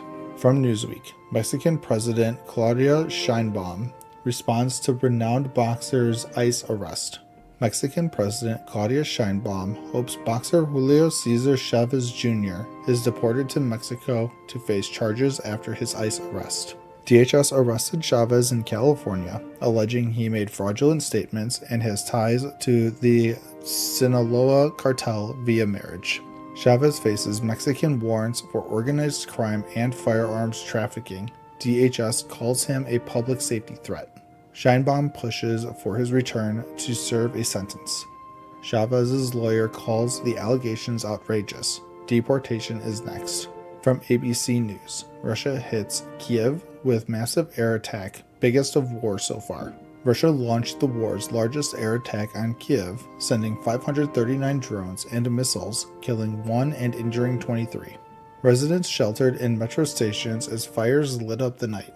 The assault followed a Trump-Putin call urging peace. Ukraine's Zelensky called the attack cynical, saying Russia shows no intent to end the war despite ceasefire talks. Trump paused some U.S. aid, raising fears of reduced support. Zelensky and Trump plan to boost Ukraine's defenses. And as always, thank you for the like, comment, and subscription. From CNN, the U.S. economy added a stronger than expected 147,000 jobs in June, and the unemployment rate fell to 4.1%. The U.S. economy added a stronger than expected 147,000 jobs in June, beating forecasts of 117,500, with the unemployment rate dropping to 4.1%. Most gains came from healthcare, leisure, and government sectors, but private sector growth was the weakest since October 2024. Concerns linger as Black unemployment spiked to 6.8%, and wage growth slowed to 3.7% annually. Economists warn Trump's tariffs and a shrinking labor force could complicate the Federal Reserve's next moves. From Fox News, former Clinton advisor sounds 911 alarm for Democrats after Socialists' New York City mayoral victory. Zohran Mamdani, a 33-year-old Democratic socialist, won New York City's Democratic mayoral primary, defeating Andrew Cuomo. His platform pushes free transit, housing, and ending ICE operations, but former Clinton advisor Mark Penn calls it a 911 moment for Democrats. Penn criticized Mamdani's refusal to denounce controversial slogans and warned his policies could alienate voters. Mamdani faces Curtis Sliwa, Eric Adams, and Cuomo in November's election. Will his progressive wave hold? From ABC News, immoral. Democrat Hakeem Jeffries blasts Trump mega bill in marathon speech. House Democratic leader Hakeem Jeffries spoke for over 7 hours to delay a vote on Trump's tax and spending bill. Using the magic minute rule, he criticized the bill's Medicaid cuts, which could leave 11.8 million uninsured by 2034. Jeffries called the bill immoral, saying it hurts children, seniors, and the disabled while favoring billionaires. Republicans defend the bill as necessary reform, but Jeffries' speech even swayed one GOP vote. From USA Today, did House pass sweeping tax bill? Trump is closing in on a big win. President Trump's $3.3 trillion tax and spending bill is set for a House vote on July 3rd, aiming for his July 4th deadline. Despite conservative pushback, Speaker Mike Johnson says he has the votes to pass tax cuts and Medicaid reforms. The bill cuts Medicaid by $1 trillion, potentially impacting 12 to 20 million people, and adds work requirements by 2027. Trump may sign the bill on July 4th, kicking off America's 250th anniversary celebrations. From the Washington Post, Supreme Court takes up legality of bans on transgender athletes in women's sports. The Supreme Court will review bans on transgender athletes in women's sports in Idaho and West Virginia next term. 27 states have similar bans, with supporters citing fairness and opponents calling them discriminatory. Trans student Lindsay Hecox and Becky Pepper Jackson challenged the laws, arguing they violate equal protection and Title IX. Polls show most Americans oppose trans girls in women's sports, but trans athletes remain rare. From the Daily Mail, Wall Street CEOs finally say the quiet part out loud as they admit apocalyptic reality for American workers, literally half. Ford CEO Jim Farley warned AI could replace half of U.S. white-collar workers, a stark admission from corporate leaders. Amazon CEO announced job cuts as AI makes roles like data entry and customer service redundant. Entry-level jobs are hit hardest, with college grads facing higher unemployment than blue-collar workers. CEOs at Microsoft, JP Morgan, and others are slashing jobs to invest in AI, sparking recession fears. And as always, thank you for the like, comment, and subscription. From CNN, Paramount settles Trump's 60 Minutes lawsuit with $16 million payout and no apology. Paramount Global just settled a lawsuit with President Trump over a 60 Minutes report for a hefty $16 million. The suit claimed CBS edited a Kamala Harris interview to favor her, sparking Trump's accusations of election interference. Paramount's payout will fund Trump's future presidential library, but no apology was issued, despite legal experts calling the suit frivolous. Critics say Paramount caved due to pressure from a pending merger needing Trump administration approval. Is this a win for free speech or a corporate compromise? From Fox News, MAGA rival attempts to push longtime Trump ally out of Senate. Former South Carolina Lieutenant Governor Andre Bauer is challenging Senator Lindsey Graham in the 2026 GOP primary. Bauer, a Trump loyalist, calls Graham a globalist, who's soft on immigration and spending, accusing him of betraying South Carolina. Despite Trump's endorsement of Graham, Bauer touts his early 2016 support for Trump and his America First credentials. With Republicans dominating South Carolina, this primary could be a fierce MAGA showdown. Who's got your vote? From the Daily Beast, Obama and Bush unite in rare move against Trump. Former presidents Obama and Bush team up to blast Trump's decision to gut the U.S. Agency for International Development. Trump's administration slashed 90% of USAID's contracts, folding it into a new America First State Department program. Elon Musk's efficiency push led to USAID's workforce dropping from 10,000 to just 300, risking millions of lives, says a Lancet study. Obama calls it a tragedy. Bush says it weakens America's heart. The White House insists it's about self-reliance. Who's right? From CBS News. Is Trump really close to securing an Israel-Hamas ceasefire for Gaza? President Trump claims Israel's ready for a 60-day ceasefire, with Hamas urging the group to accept the deal. Israeli sources say it's just a framework, not a done deal, while Hamas demands a full end to the war and Israeli withdrawal. Far-right Israeli ministers may block the deal, complicating Netanyahu's upcoming meeting with Trump. Meanwhile, Gaza's humanitarian crisis worsens, with 640 civilians reportedly killed seeking aid. Is peace within reach? From NBC News. Could an Elon Musk third party disrupt American politics? Elon Musk is threatening to launch a new America Party after clashing with Trump over a $3.3 trillion spending bill. Musk wants a party focused on slashing national debt, calling both parties a Porky Pig party. With growing independent voters, Musk's Wealth and X platform could fuel a third-party push, but experts say it's a tough road. Trump fired back, threatening Musk's businesses. Could this spark a political revolution or just fizzle out? From The Federalist. Not everyone with U.S. citizenship is actually an American.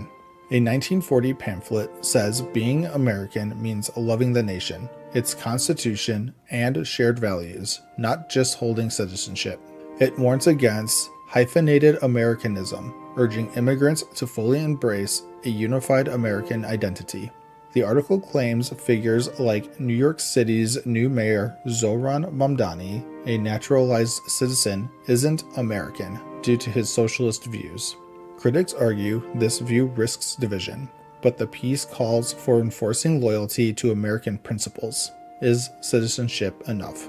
And as always, thank you for the like, comment, and subscription. From Fox News. Trump assassination attempt aftermath. Reactions from inner circle revealed in new book. A new book reveals the chaos after the July 2024 attempt on President Trump's life in Pennsylvania. Trump's chief of staff, Susie Wiles, saw the blood and rushed to safety as gunshots rang out. Advisor Dan Scavino grabbed Trump's blood-stained MAGA cap as they fled to the hospital. Trump, refusing a stretcher, joked with aides and got calls from unexpected allies like Zuckerberg and Bezos. From CNN, a plea deal is set to keep Brian Kohberger locked up for life. The family of one of the Idaho victims is furious. The family of slain Idaho student Kaylee Goncalves is furious over a plea deal for suspect Brian Kohberger. Kohberger, charged with killing 4 students in 2022, will plead guilty to avoid the death penalty. The Goncalves family calls it shocking and cruel, upset they weren't consulted. But Madison Mogen's dad accepts the deal, hoping to move forward without a trial. From CBS News. Trump tours Alligator Alcatraz Immigration Detention Center in Florida. President Trump toured a new immigration detention center in Florida's Everglades dubbed Alligator Alcatraz. The facility, set to open Wednesday, will house thousands with tight security and 24/7 AC. Governor DeSantis and DHS Secretary Noem say it's a model for deportations. Critics, including protesters, call it inhumane, while environmental groups sue to stop it. From the Wall Street Journal. The Trump-Musk feud reignites over Republicans' mega bill. The Trump-Musk bromance is over as Elon slams the GOP's massive spending bill. Musk calls it fiscally irresponsible and threatens to start a new America Party. Trump hits back, threatening to cut Musk's contracts and even deport him. Tesla shares dropped as the feud escalates, with Musk vowing to back anti-bill Republicans. From ABC News, Trump admin live updates. Vance casts tie-breaking vote to pass mega bill in Senate. Vice President J.D. Vance casts the tie-breaking vote to pass Trump's tax and immigration bill. The Senate split 50-50, with 3 Republicans opposing the $1 trillion deficit-adding measure. House Speaker Johnson vows to fast-track it for Trump's desk by July 4th. Trump, thrilled at Alligator Alcatraz, calls it a big, beautiful bill with something for everyone. From the Post-Millennial, national pride among Dems tanks, only 36% very proud to be American, Gallup poll. A Gallup poll shows only 58% of U.S. adults are highly proud to be American, down 9% from 2024. Democrats drive the drop, with just 36% feeling very proud compared to 90% of Republicans. Younger Americans, especially Gen Z Democrats, show the least pride amid economic and political divides. The decline, sharpest since 2017, reflects growing national pessimism, says Gallup.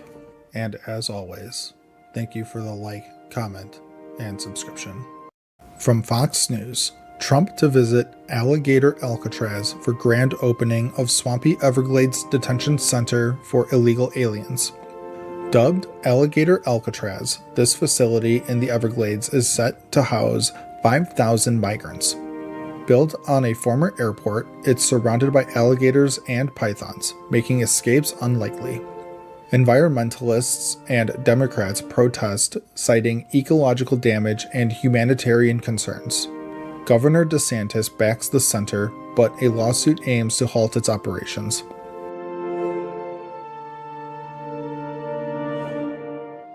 From CNN, U.S. revokes visas of British rap punk duo Bob Vylan after chant against Israeli military. At Glastonbury, the band led chants against the Israeli military, sparking outrage. Their Free Palestine message and chants led to U.S. visa revocations. UK officials and the BBC condemned the performance as inciting violence. The band stands by their words, but their U.S. tour is now in jeopardy.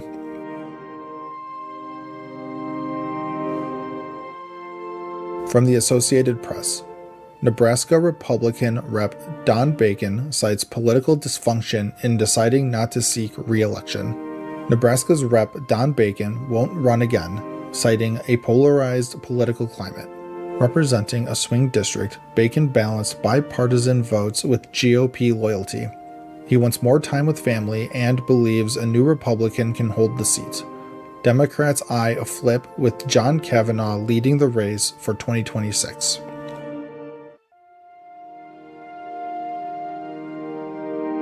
From ABC News, Supreme Court to hear Republican challenge to campaign spending limits. The Supreme Court will review limits on coordinated campaign spending. Republicans argue these caps violate First Amendment rights. GOP leaders say lifting limits will boost their 2026 midterm chances. A ruling could unleash a flood of spending in future elections.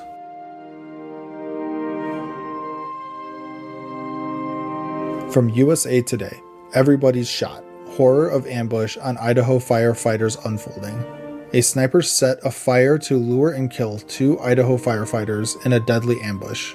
1 firefighter survived, while the shooter was found dead after a police shootout. The attack stunned Coeur d'Alene, a quiet hiking destination. Governor Little calls it a heinous assault as investigations continue.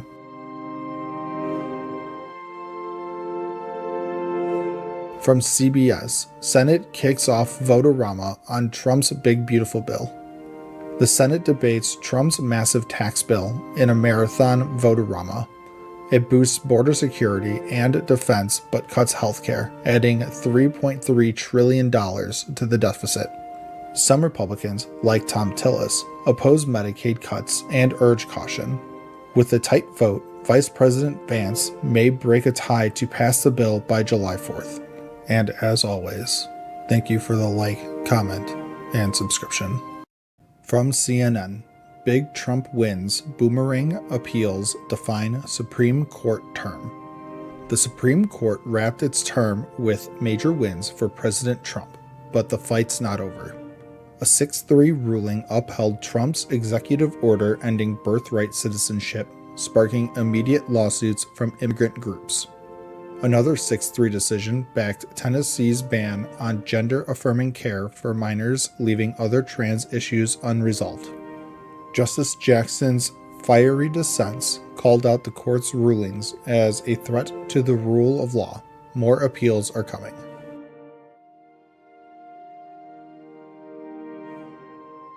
From Fox News, MSNBC host erupts over SCOTUS ruling on Trump's birthright citizenship order. MSNBC's Simone Sanders Townsend called the Supreme Court's birthright citizenship ruling insane on air. The 6-3 decision limited lower courts' power to block Trump's executive order with universal injunctions. Critics like Slate's Mark Stern say the ruling creates chaos, questioning how citizenship will be determined. Justice Barrett clarified the ruling focuses on judicial remedies, not the order's legality, leaving debates open.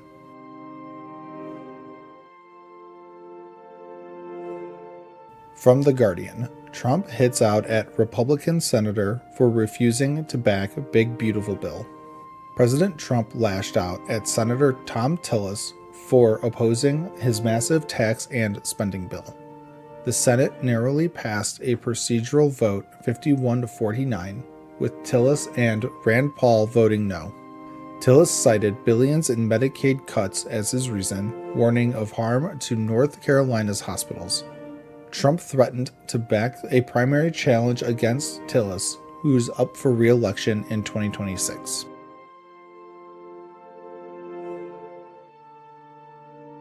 From the Gateway Pundit. This excerpt from Ketanji Brown Jackson's dissent explains why she got nuked by Amy Coney Barrett. Justice Jackson's dissent in a Supreme Court ruling is making waves for its casual tone. She used the phrase, "wait for it," prompting critics to compare her writing to a YouTuber's style. Justice Barrett sharply rebuked Jackson, saying her argument ignored centuries of precedent. X users called Jackson's tone unprofessional, sparking debate about her judicial style.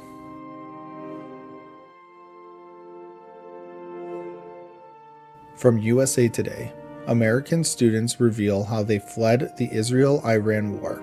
American students in Israel faced terror as Israel and Iran traded missile strikes this month. Teens from Arizona and Florida hid in bunkers as sirens blared, fearing for their lives. Over 2,800 students were evacuated, many on a luxury cruise to Cyprus, then flown home. Emotional reunions unfolded as students returned, haunted by memories of war.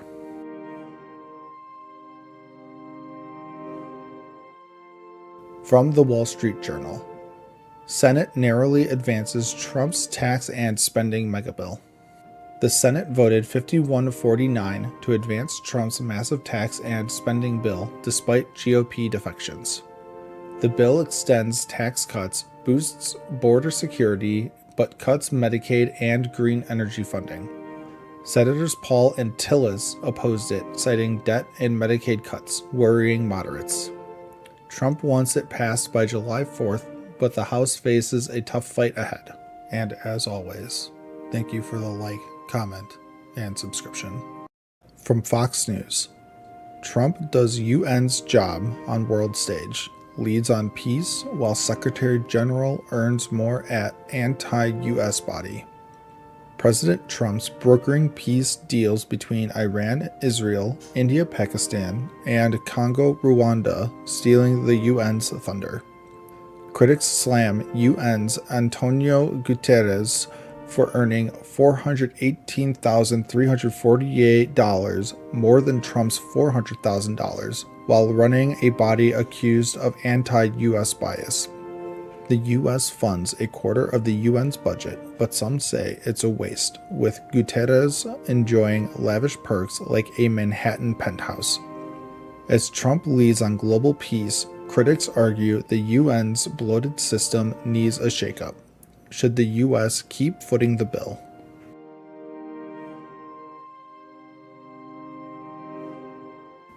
From CNN, initially wary of Trump, Roberts and Barrett offer the president his biggest win of the Supreme Court term. Chief Justice Roberts and Justice Barrett, once skeptical of Trump, just handed him a major win, curbing judicial checks on his power. Barrett's opinion blocks lower courts from issuing nationwide injunctions against Trump's policies, like ending birthright citizenship. Justice Sotomayor dissented, warning the ruling gives presidents unchecked power, comparing it to a dangerous shift in democracy. With the conservative majority backing Trump's agenda, from immigration to social policies, is the judiciary reshaping executive power.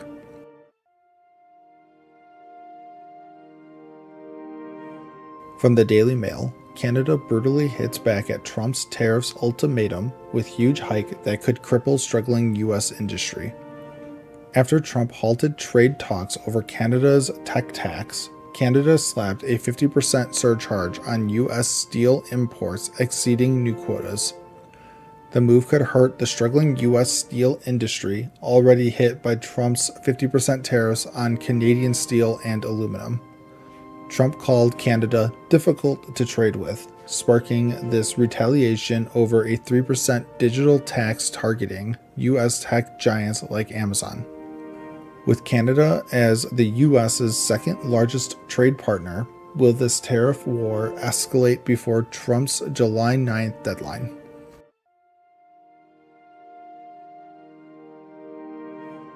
From USA Today, Michelle Obama won't run for office, but her podcast may guide Democrats. Michelle Obama's back with her podcast, IMO, co-hosted with her brother, but she's firm, no running for office. The breezy show avoids heavy politics, focusing on personal chats with celebs like Bruce Springsteen, touching on family and life. Democrats hope her relatable platform can counter right-wing media, especially after Kamala Harris's 2024 loss. While she critiques Trump on her terms, Michelle's focus is on young people's futures. Can her voice rally the party?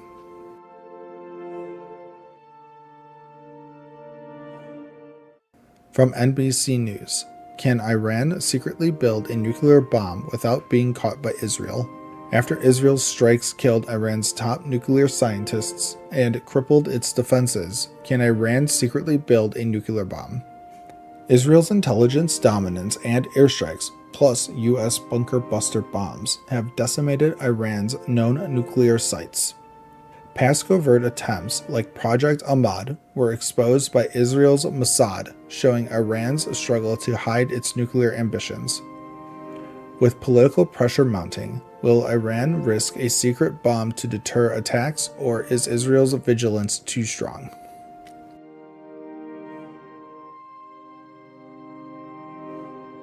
From the Wall Street Journal, how the parental rights movement built to a Supreme Court win. Conservative parents scored a Supreme Court victory, allowing opt-outs from school lessons like LGBTQ books that clash with their beliefs. Sparked by groups like Moms for Liberty and Trump support, the parental rights movement is reshaping public education. The ruling strengthens conservative control over curricula, but critics warn it may alienate LGBTQ families and burden teachers.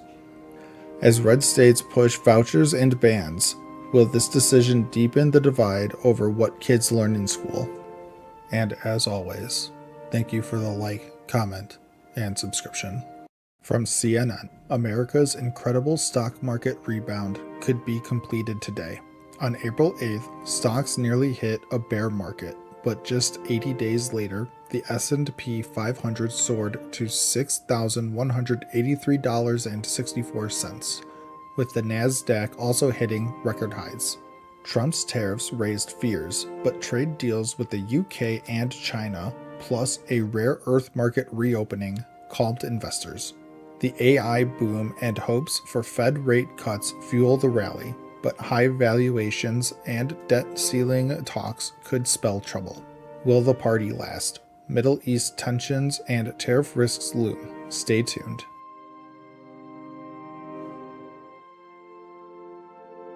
From Fox News, human smugglers sentenced in horrific Texas truck deaths of 53 migrants.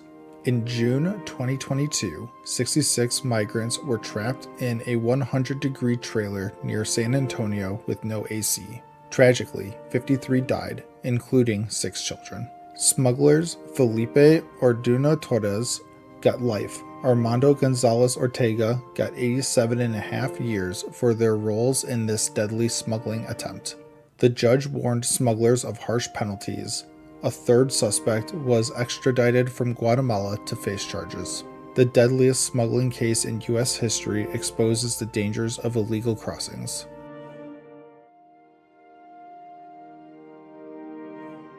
From NBC News, Republican senators propose slashing size of Intel office led by Tulsi Gabbard. Senator Tom Cotton's bill aims to cut the Office of National Intelligence, led by Tulsi Gabbard, from 1,600 to 650 staff. Gabbard already reduced staff by 20%, but Cotton wants ODNI to focus on coordinating spy agencies, not duplicating their work. The plan shifts counterterrorism to the FBI and cuts centers like climate security to streamline operations. Will Trump's team back it? The bill's fate is unclear, but reform is brewing.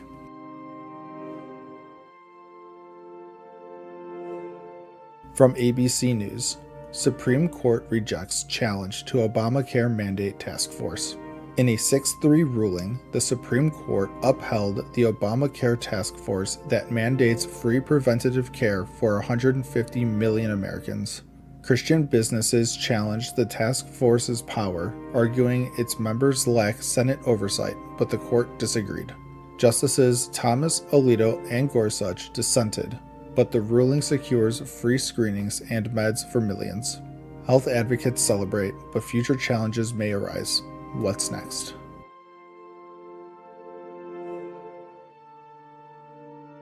From CBS News, Trump praises Supreme Court ruling on nationwide injunctions. The Supreme Court curbed federal judges' use of nationwide injunctions in a 6-3 ruling, a win for Trump's agenda.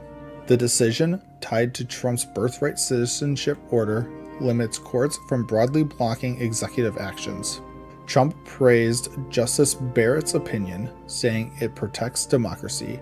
Sotomayor warned it could threaten rights like gun ownership. The ruling may speed up Trump's policies, but debates over birthright citizenship continue.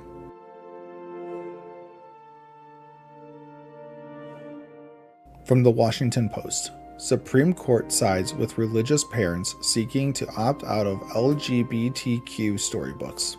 In a 6-3 ruling, the Supreme Court said Maryland parents can opt kids out of lessons with LGBTQ+ themed books, citing religious freedom. The case involved books like Uncle Bobby's Wedding. Parents wanted opt-outs, which the schools stopped allowing.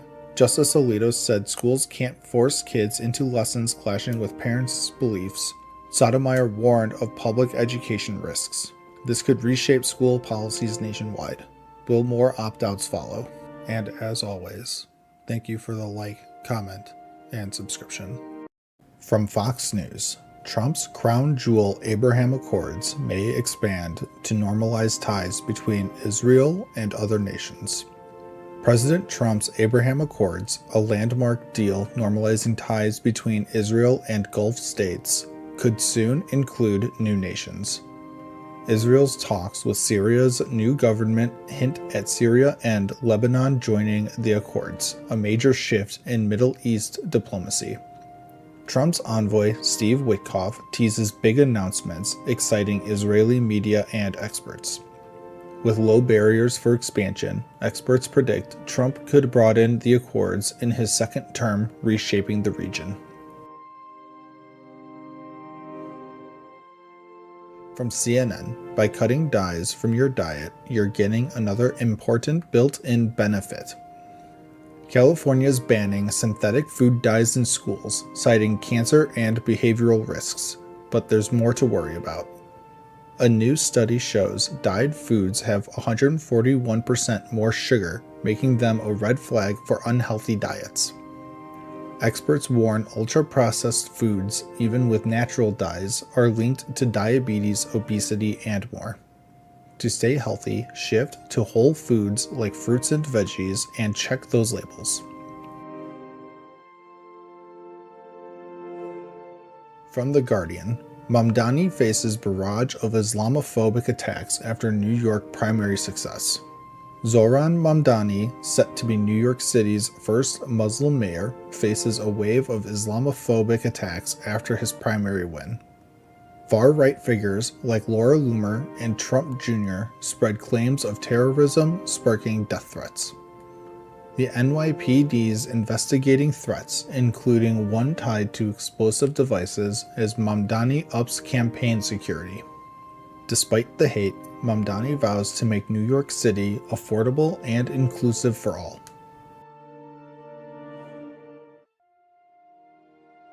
From NBC News, Supreme Court set to issue rulings on birthright citizenship and 5 other cases on its final day.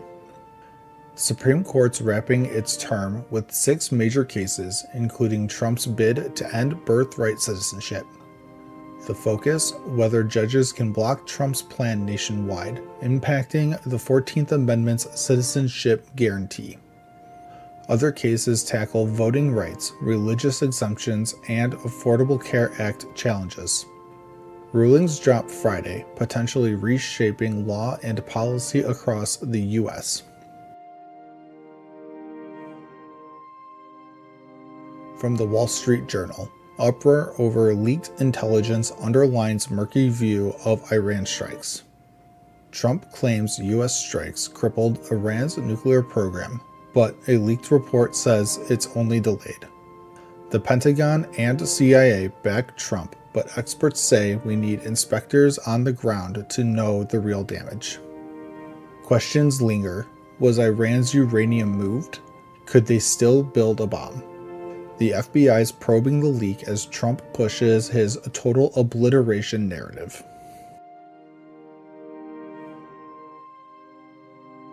From USA Today, Supreme Court sides with South Carolina in effort to cut Planned Parenthood funding. The Supreme Court's 6-3 ruling lets South Carolina cut Planned Parenthood's Medicaid funding. The decision limits patients' ability to sue for provider choice, impacting reproductive care access. Anti-abortion groups cheer, but Planned Parenthood warns of clinical closures in 24 states. Justice Gorsuch says states can defund, but dissenters warn of harm to low-income patients. And as always, thank you for the like, comment, and subscription. From CNN, U.S. Rep. LaMonica McIver pleads not guilty to assault charges stemming from immigration center visit. U.S. Rep. LaMonica McIver, a New Jersey Democrat, pleaded not guilty to federal assault charges after a May visit to an immigration detention center. The charges stem from an incident at Newark's Delaney Hall, where McIver allegedly pushed and grabbed federal agents during a chaotic congressional oversight visit. Indicted on 3 counts, McIver faces up to 8 years if convicted. Her lawyer says she's innocent, claiming agents escalated the situation. Democrats call the prosecution politically motivated amid tensions over Trump's immigration policies. A trial is set for November 10th. From Fox News, flashback. New York City mayoral candidate Zohran Mamdani vowed to arrest Netanyahu if he visited the city. New York City mayoral candidate Zohran Mamdani, a Democratic socialist, won the primary and once vowed to arrest Israeli Prime Minister Benjamin Netanyahu if he visited the city. Mamdani said he'd act on international law, citing ICC warrants, despite the U.S. not being an ICC member. Trump sanctioned the ICC over this. Linked to anti-Israel activism, Mamdani supports Israel's right to exist, but calls for equal rights for all. Critics highlight his protest ties. His stance sparks debate as he aims to lead New York City, promising to resist Trump's policies and align the city with global values. From the Washington Post, Trump administration is preparing to challenge budget law, U.S. officials say. The Trump administration is gearing up to challenge a 1974 budget law aiming to withhold billions in congressionally approved funds. White House aides argue the law limits presidential power. Delays in spending have stalled research grants and agency contracts. Health and science funding is frozen, with agencies like NIH and NSF unable to award grants, risking illegal fund cancellations. Experts warn of a constitutional clash, with Democrats alleging violations. The issue may head to court, reshaping federal power. From CBS News, Trump says U.S. will meet with Iran next week. President Trump says the U.S. will meet with Iran next week following a ceasefire after a 12-day Israel-Iran conflict. Trump claims U.S. strikes obliterated Iran's nuclear sites, though intelligence suggests only months of setbacks. Israel says years. As the NATO summit, Trump pushed for higher defense spending and discussed peace with Ukraine's Zelensky and NATO allies. No formal agreement is planned, but Trump insists Iran's nuclear threat is neutralized. The world watches the ceasefire's stability. From USA Today, deadly Israel-Iran conflict is now over, Trump declares at NATO. President Trump declared the 12-day Israel-Iran conflict over at a NATO summit, saying neither side will resume fighting. Trump insists U.S. strikes destroyed Iran's nuclear facilities, disputing leaks suggesting only minor delays to Iran's program. Israel claims the attacks set Iran's nuclear ambitions back years, while Iran says its program continues despite heavy losses. NATO allies pledged to boost defense spending to 5% of GDP, a Trump priority, as the FBI probes the leaked intelligence. From the Wall Street Journal, New York City mayoral primary is latest blow to Democratic establishment. Democratic Socialist Zohran Mamdani's New York City mayoral primary win stunned the Democratic establishment, beating ex-Governor Andrew Cuomo. Backed by Bernie Sanders and AOC, Mamdani's progressive plans, like free buses and rent freezes, resonated with voters. He proposes higher taxes on the wealthy to fund his vision, while critics warn his policies, like anti-Israel stances, may polarize. The win highlights Democratic divides, with Republicans framing Mamdani as too far left. A ranked choice count will confirm the nominee. And as always, thank you for the like, comment, and subscription. From CNN, high tariffs give Trump less room for error in Iran. President Trump's high tariffs are set to spike inflation this summer, but a bigger threat looms if the Israel-Iran ceasefire fails. A breakdown could send oil prices soaring past $100 a barrel, pushing U.S. gas to $4.50 a gallon, a nightmare for the economy. Fears of Iran closing the Strait of Hormuz have eased, with odds dropping to 17%, but economists warn tariffs and oil shocks could be a double whammy. The Feds are in no rush to cut rates, and rising energy costs could reignite inflation, leaving Trump with little room for error. From Fox News, scandal-plagued former Governor Andrew Cuomo aims to pull off political comeback in the nation's biggest city. Former Governor Andrew Cuomo is fighting for New York City's mayoral nomination, aiming for a comeback after his 2021 resignation amid scandals. Facing progressive Zohran Mamdani, Cuomo touts his experience, while critics slam his billionaire donors and past controversies. Mamdani's got big endorsements from AOC and Bernie Sanders, pushing progressive policies like free transit and tuition. With ranked choice voting and a heat wave possibly affecting turnout, this primary could shape the Democratic Party's future. From CBS News, Trump heads to NATO summit as Iran overshadows agenda. President Trump jets to NATO summit in the Netherlands, fresh off announcing an Israel-Iran ceasefire that's already shaky. Trump's pushing NATO allies to spend 5% of GDP on defense, a goal they've agreed to, but some say it's an empty promise. Russia's war on Ukraine is a top concern, but the U.S. dodges calling Russia NATO's main threat in the summit's statement. After U.S. strikes on Iran's nuclear sites, Iran's limited response keeps tensions high, overshadowing Trump's summit plans. From the Associated Press, Minnesota lawmaker shot to death at home to lie in state at Capitol ahead of funeral. Former Minnesota House Speaker Melissa Hortman and her husband Mark will lie in state after a politically motivated killing. The couple was gunned down at home along with their dog in a targeted attack that also wounded another Democratic senator.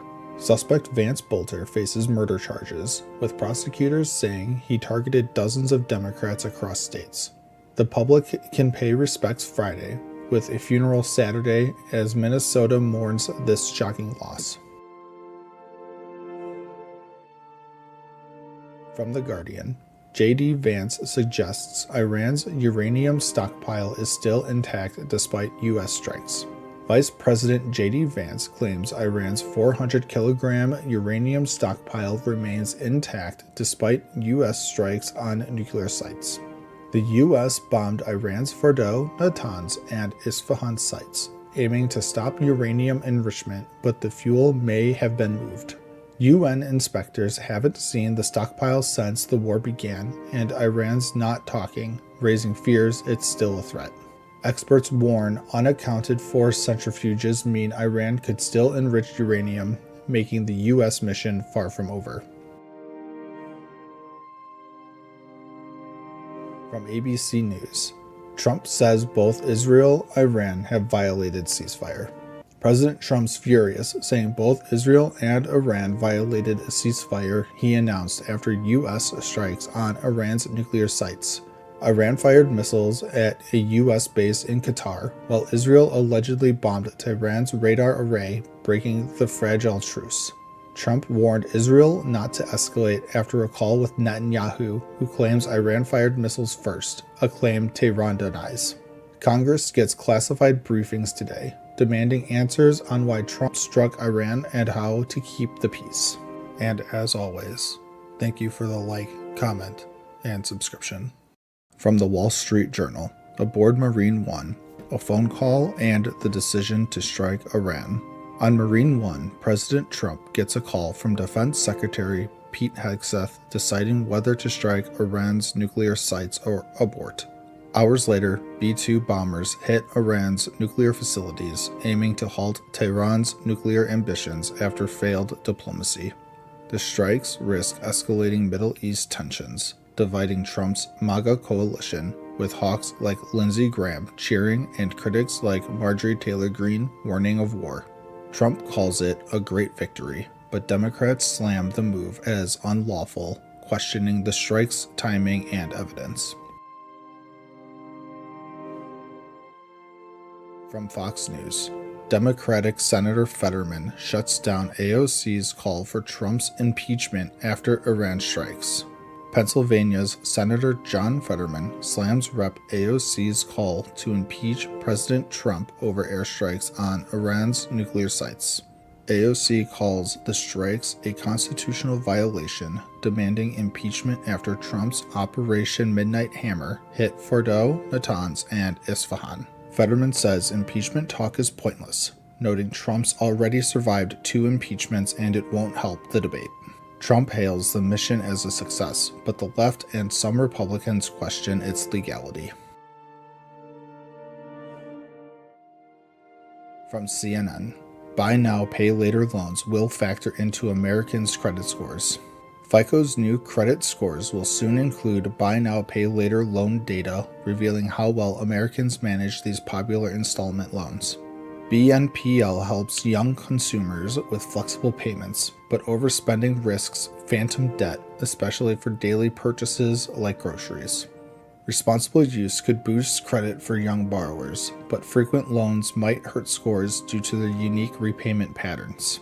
Launching this fall, FICO's new scores aim to give lenders a clearer view of consumer credit, though adoption may be slow. From the Post-Millennial, copper thieves target Seattle area light rail, shutting down train line. Copper thieves strike Seattle's 2 line at 2 a.m., cutting fences and stealing wire, halting service and costing thousands. Sound Transit and King County Sheriff's deputies investigate as copper thefts surge, with 30 cases in Seattle this year alone. Driven by drug addiction, thieves target critical infrastructure, disrupting transit traffic and even hospital networks. Service resumed by afternoon, but officials scramble to secure the system against this growing regional crime wave. From the Washington Post, Truth Social parent company announces $400 million stock buyback. Trump Media, parent of Truth Social, announces a $400 million stock buyback to boost its share value after a volatile year. Shares rose 3%, but later dipped down 48% year to date, despite the company holding $3 billion in cash. Trump actively posts on the platform, outpacing his first-term tweets, though it lags behind X and Threads in users. CEO Devin Nunes says the buyback supports shareholders, but the company still faces losses over $400 million in 2024. From USA Today, what is Iran's next move? Israel steps up attacks after U.S. bombing. Israel intensifies airstrikes on Tehran, targeting Evin prison and Revolutionary Guard sites after U.S. bombs hit Iran's nuclear facilities. Iran launches missiles hitting an Israeli electrical facility as fears grow of a wider Mid-East conflict. Global leaders urge restraint, while the UN nuclear watchdog expects significant damage at Iran's Fordow site. Trump hints at regime change, but his team insists the goal is to stop Iran's nuclear program, not start a war. And as always, thank you for the like, comment, and subscription. From CNN, it's a scary time to be here right now. Americans stuck in Israel are desperate to get out. After Israel's attack on Iran, missile strikes shut down airspaces, canceling flights out of Tel Aviv. Families like the Mammons, visiting for a wedding, now jump between shelters dodging louder, bigger bombs. The U.S. Embassy is arranging evacuation flights to Athens, but the process is slow, prioritizing families and the elderly. For people like Noah with anxiety, the terrifying sounds of missiles linger, pushing many to seek any way out. From Fox News, Los Angeles taxpayers to foot millions for peaceful anti-ICE protests. The protests, costing $32 million, turned violent, damaging property and requiring extensive cleanup. Over $29 million went to police response, including citywide tactical alerts after clashes with demonstrators. Arrests included a man accused of planning to harm officers with fireworks during the riots. The costs don't include potential lawsuits, leaving taxpayers to cover emergency services and repairs. From the Associated Press, GOP's food stamp plan is found to violate Senate rules. It's the latest setback for Trump's big bill. The Senate parliamentarian ruled that shifting SNAP costs to states violates chamber rules. The proposal aimed to save billions to offset $4.5 trillion in tax cuts, but critics say it would cut aid for millions. The Byrd rule blocks certain policy changes in budget bills, forcing Republicans to rethink their strategy. The broader bill, including tax cuts and spending reductions, faces more hurdles as Senate debates continue. From Newsweek, State Department starts exit flights from Israel as Trump mulls war entry. The U.S. State Department has started assisted departure flights for Americans in Israel amid escalating conflict. Israel's strikes on Iran, followed by retaliatory missile attacks, have heightened tensions in the region. The U.S. Embassy is helping citizens leave via flights, ships, or land routes to Jordan and Egypt. President Trump is meeting with advisors to decide on U.S. involvement as the situation remains volatile. From the Washington Post, U.S. warplanes strike 3 Iranian nuclear sites in sweeping attack. U.S. B-2 bombers struck 3 Iranian nuclear facilities, including the fortified Fordow site. The targets included uranium enrichment centers, escalating U.S. involvement in the Israel-Iran conflict. With thousands of U.S. troops in the region, Iran has threatened retaliation against American forces. The Pentagon has deployed additional ships and planes as the conflict's outcome remains uncertain. From The Independent, U.S. has bombed 3 nuclear sites in Iran, Trump announces. President Trump announced U.S. strikes on 3 Iranian nuclear sites, Fordow, Natanz, and Esfahan. Fordow, a heavily fortified uranium enrichment site, was hit with a full payload of bombs. Iran's leaders warned of irreparable harm to the U.S., raising fears of retaliation. The strikes follow Israel's attacks on Iran, deepening the regional conflict. And as always, thank you for the like, comment, and subscription. From CBS News, Bolter was prepper who gave wife bailout plan, affidavit states. Court documents show Bolter instructed his wife to leave the house, fearing people with guns might show up. Investigators found empty rifle cases in a storage locker rented by Bolter just days before the shootings. The affidavit also revealed Bolter's wife described him as a prepper, someone who prepares for catastrophic events. The Hoffman family, who survived the attack, called for a return to civility, highlighting the trauma of the incident. And as always, thank you for the like, comment, and subscription. From USA Today, Columbia University student Mahmoud Khalil, pro-Palestinian activist, released. U.S. District Judge Michael Farbiarz orders Khalil's release, stating he was neither a flight risk nor dangerous.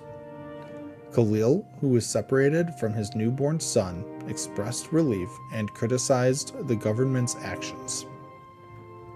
His lawyers argued that his detention violated his First Amendment rights, calling it an attempt to silence criticism of Israel. The release marks a victory for free speech advocates, though the Trump administration plans to appeal. And as always, thank you for the like, comment, and subscription. From Fox News, Bill Maher says Democrats need to do something about The View after Whoopi Goldberg's Iran comments.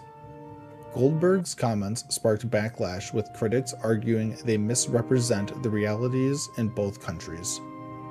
Rep. Wesley Hunt, a black Republican, criticized Goldberg, highlighting his own success as a black man in America.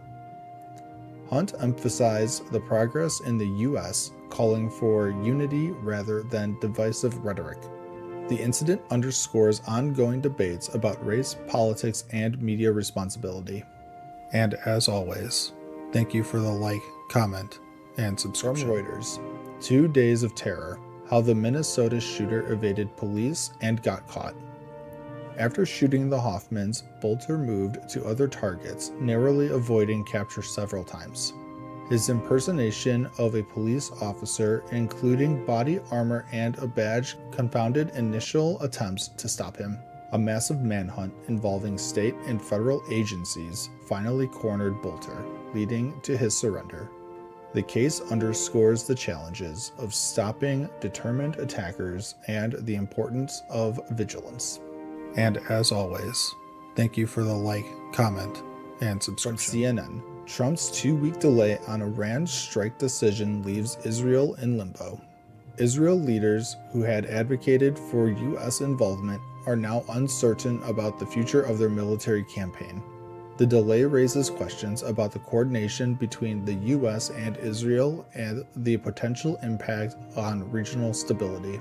Some see the delay as a strategic move, while others fear it could weaken Israel's position against Iran.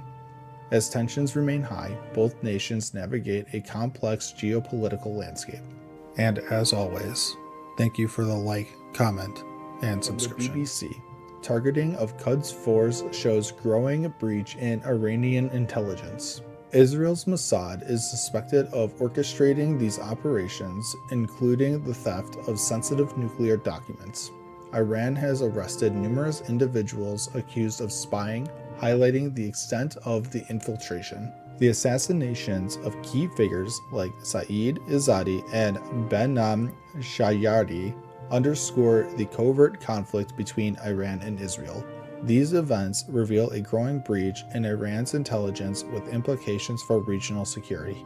And as always, thank you for the like, comment, and from CNN. Cyber criminals breach Aflac as part of hacking spree against U.S. insurance industry. Insurance giant Aflac has been breached by cyber criminals, potentially exposing sensitive customer data. Aflac, one of the largest supplemental health insurance providers in the U.S., is the latest target in a series of hacks against the insurance industry. The attack, linked to the notorious Scattered Spider Group, used social engineering tactics to infiltrate Aflac's network. While Aflac stopped the intrusion within hours, the full extent of the data breach is still under investigation, raising concerns about customer privacy. From the Associated Press, Russian drones slam into 2 Ukrainian cities, killing at least 1 person in nighttime attack. Russian drones targeted the Ukrainian cities of Odessa and Kharkiv, causing damage and injuries. In Odessa, a residential building was hit, leading to a partial collapse and injuries, including 2 emergency workers. Kharkiv also suffered with drones hitting civilian infrastructure and injuring residents, including children. Amid the attacks, Ukraine and Russia continue prisoner swaps, and talks for a ceasefire are expected to resume. From Fox News, inside the Situation Room, where Trump and his national security team are weighing next steps on Iran. President Trump is holding high-stakes meetings in the Situation Room to decide on potential strikes against Iran. With tensions rising over Iran's nuclear ambitions, Trump is considering military action, including bombing Iranian nuclear sites. While open to negotiations, Trump has warned Iran of severe consequences if they continue their nuclear pursuits. The decision could reshape the Middle East and impact global security, with Trump expected to announce his choice within 2 weeks. From the Wall Street Journal, Iran's Islamic Revolutionary Guard poised for more power. As Israel strikes Iran, the Islamic Revolutionary Guard Corps, IRGC, may emerge even stronger. The IRGC's influence could grow, potentially leading to a more militant Iranian government. With key commanders killed, the IRGC's role in Iran's future leadership is more critical than ever. This shift could have long-term implications for Iran's internal politics and its relations with the West. From the Washington Post, Europeans make bid for diplomacy as Trump delays decision on bombing Iran. European foreign ministers are meeting with Iran in a last-ditch effort to prevent U.S. military action. As President Trump contemplates bombing Iranian nuclear sites, Europe pushes for diplomacy. The talks aim to secure concessions from Iran on its nuclear program and avert further escalation. With Trump's decision looming, the world waits to see if diplomacy can prevail over military action. From Newsweek, Ted Cruz diverges from other Republicans on Iran. Senator Ted Cruz advocates for regime change in Iran, diverging from many Republicans. While some Republicans urge caution, Cruz pushes for maximum pressure on Iran. Cruz's stance highlights divisions within the GOP on how to handle the Iran crisis. As tensions rise, the debate over U.S. policy toward Iran intensifies. And as always, thank you for the like, comment, and subscription. From The Guardian, Iranian regime collapse would be serious blow for Russia. As tensions escalate in the Middle East, the potential collapse of Iran's regime looms large, posing significant challenges for its ally Russia. Russia and Iran have forged a deep strategic partnership, especially since Russia's invasion of Ukraine, with Iran supplying drones and other military support. However, with Israel's intensified attacks on Iran's nuclear sites and the U.S. considering military involvement, Iran's stability is under threat. Experts warn that if the Iranian regime falls, Russia could lose a crucial partner, impacting its geopolitical ambitions and economic investments in the region. From Fox News. After Minnesota killings, Capitol Hill representatives face stark reality about family safety. The recent killings of Minnesota state lawmakers and their spouses have sent shockwaves through Capitol Hill, highlighting the vulnerability of politicians and their families. The suspect allegedly targeted lawmakers at their homes, a chilling reminder that threats can extend beyond the political arena to personal lives. In response, U.S. lawmakers are grappling with how to enhance security for themselves and their families, both in Washington and their home districts. The incident has sparked discussions on increasing security measures and protecting the privacy of lawmakers' families who did not choose to be in the public eye. From CNN. Trump's riffing ahead of a wrenching national security decision has serious drawbacks. As the U.S. contemplates military action against Iran, President Trump's characteristic unpredictability is under scrutiny. Trump's approach contrasts sharply with traditional presidential decision-making, relying on ambiguity and last-minute choices. While some see this as a strategic advantage, critics argue it lacks the careful planning needed for such high-stakes decisions. The potential consequences of a strike on Iran are vast, including regional instability and possible retaliation against U.S. interests. From the Associated Press. Fact Focus. Israeli strikes on Iran nuclear sites pose limited radiation risks. With Israel targeting Iran's nuclear sites, concerns about radiation risks have surfaced, but experts say the danger is minimal. At facilities like Natanz and Fordo, the uranium being enriched is not highly radioactive, and any release would be contained. The International Atomic Energy Agency reports no elevated radiation levels outside the struck facilities. While there may be chemical hazards on site, the broader public health risk from radiation is low. From NBC News. Trump extends TikTok ban deadline by another 90 days. President Trump has once again extended the deadline for ByteDance to sell TikTok, giving the popular app more time to find a U.S. buyer. This marks the third extension, with the new deadline set for September 17, 2025. TikTok, with 170 million U.S. users, faces scrutiny over national security concerns, but continues to operate as negotiations proceed. Several entities have shown interest in acquiring TikTok, but no deal has been finalized yet. From the Gateway Pundit. World's highest IQ holder says he believes Jesus Christ is God, the way, the truth, and the life. Dr. Young Hoon Kim, recognized for having the world's highest IQ, publicly declares his belief in Jesus Christ as God. Citing quantum physics, Kim argues that consciousness may continue after death, supporting his faith in an afterlife. His statement has sparked interest and debate, blending high intelligence with spiritual conviction. Kim's affirmation highlights the intersection of science and faith, challenging conventional views on both. And as always, thank you for the like, comment, and subscription. From Fox News, Obama swipes at affluent liberals during rare public remarks, says all of us are going to be tested. In a rare public appearance in Hartford, Connecticut, former President Barack Obama took aim at wealthy liberals, suggesting they would face challenges unlike during his presidency. He remarked that while they could previously enjoy their wealth without issue, now they might have to make sacrifices like foregoing kitchen remodels in their Hampton homes. Obama also addressed immigration, defending immigrants, and criticizing their treatment as enemies, referencing his DACA program.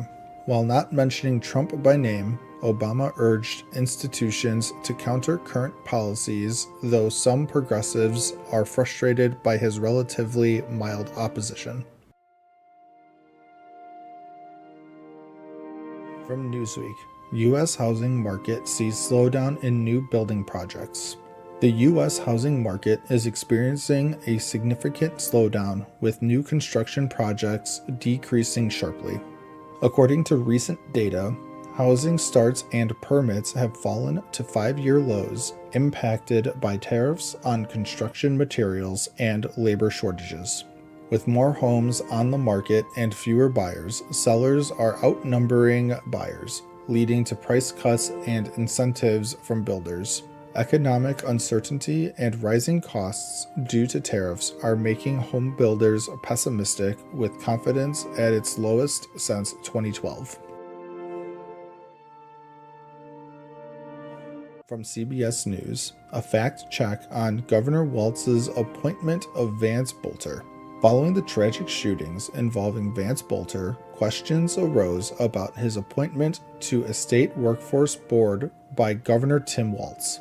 Bolter served on the Minnesota Governor's Workforce Development Board, a position that is unpaid and one of thousands of such appointments. Experts explain that these appointments are often recommended by subordinates and are more technical than political, with the governor's role being largely ceremonial. While Bolter's actions are under investigation, the appointment process itself is standard and not indicative of direct involvement by the governor. From CNN, taking on Israel's greatest foe has banished Netanyahu's political troubles in an instant. Israeli Prime Minister Benjamin Netanyahu has seen a dramatic shift in his political fortunes following a successful military operation against Iran. Facing confidence votes and protests, Netanyahu's government was under pressure, but the operation has united the country and silenced critics. The campaign, dubbed Operation Rising Lion, has been praised as a Churchill moment for Netanyahu, showcasing his leadership on the international stage. With national security taking precedence, domestic issues have taken a backseat, strengthening Netanyahu's position despite ongoing challenges. From USA Today, Trump teases possible U.S. strike as Iran's supreme leader warns America. President Donald Trump has hinted at a possible U.S. strike on Iran, stating, "I may do it, I may not do it." In response, Iran's supreme leader, Ayatollah Ali Khamenei, warned that Iran will not surrender and will respond to any threats. The situation escalates as Israel and Iran continue airstrikes, with civilians fleeing major cities. World leaders, including Russian President Vladimir Putin, are involved, with Trump rejecting mediation offers and focusing on the conflict. From NBC News, Supreme Court upholds Tennessee ban on transgender youth medical care. In a 6-3 ruling, the Supreme Court has upheld Tennessee's law restricting gender transition care for minors. The decision is seen as a major setback for transgender rights, potentially affecting similar laws in 24 other states. The law bars surgeries, puberty blockers, and hormone therapy for minors. with challengers arguing it constitutes sex discrimination. While the ruling does not resolve all legal issues, it sets a precedent that could influence future cases on transgender healthcare. And as always, thank you for the like, comment, and subscription. From CNN, Americans cut back sharply on their spending last month amid tariffs. Americans slashed spending by 0.9% in May, the steepest drop since January, as tariff fears cooled a spring buying spree. Car sales tanked 3.5%, while gas stations and home improvement stores also saw sharp declines. Even dining out took a hit, with bar and restaurant spending down 0.9%, the first drop since February 2023. Economists warn this could signal a broader economic slowdown if consumer caution persists. From Fox News, Fetterman calls out fellow Democrats for crazy rhetoric criticism of D.C. military parade. Senator John Fetterman blasts progressive Democrats for booing him and criticizing a D.C. military parade celebrating 250 years of the U.S. Army.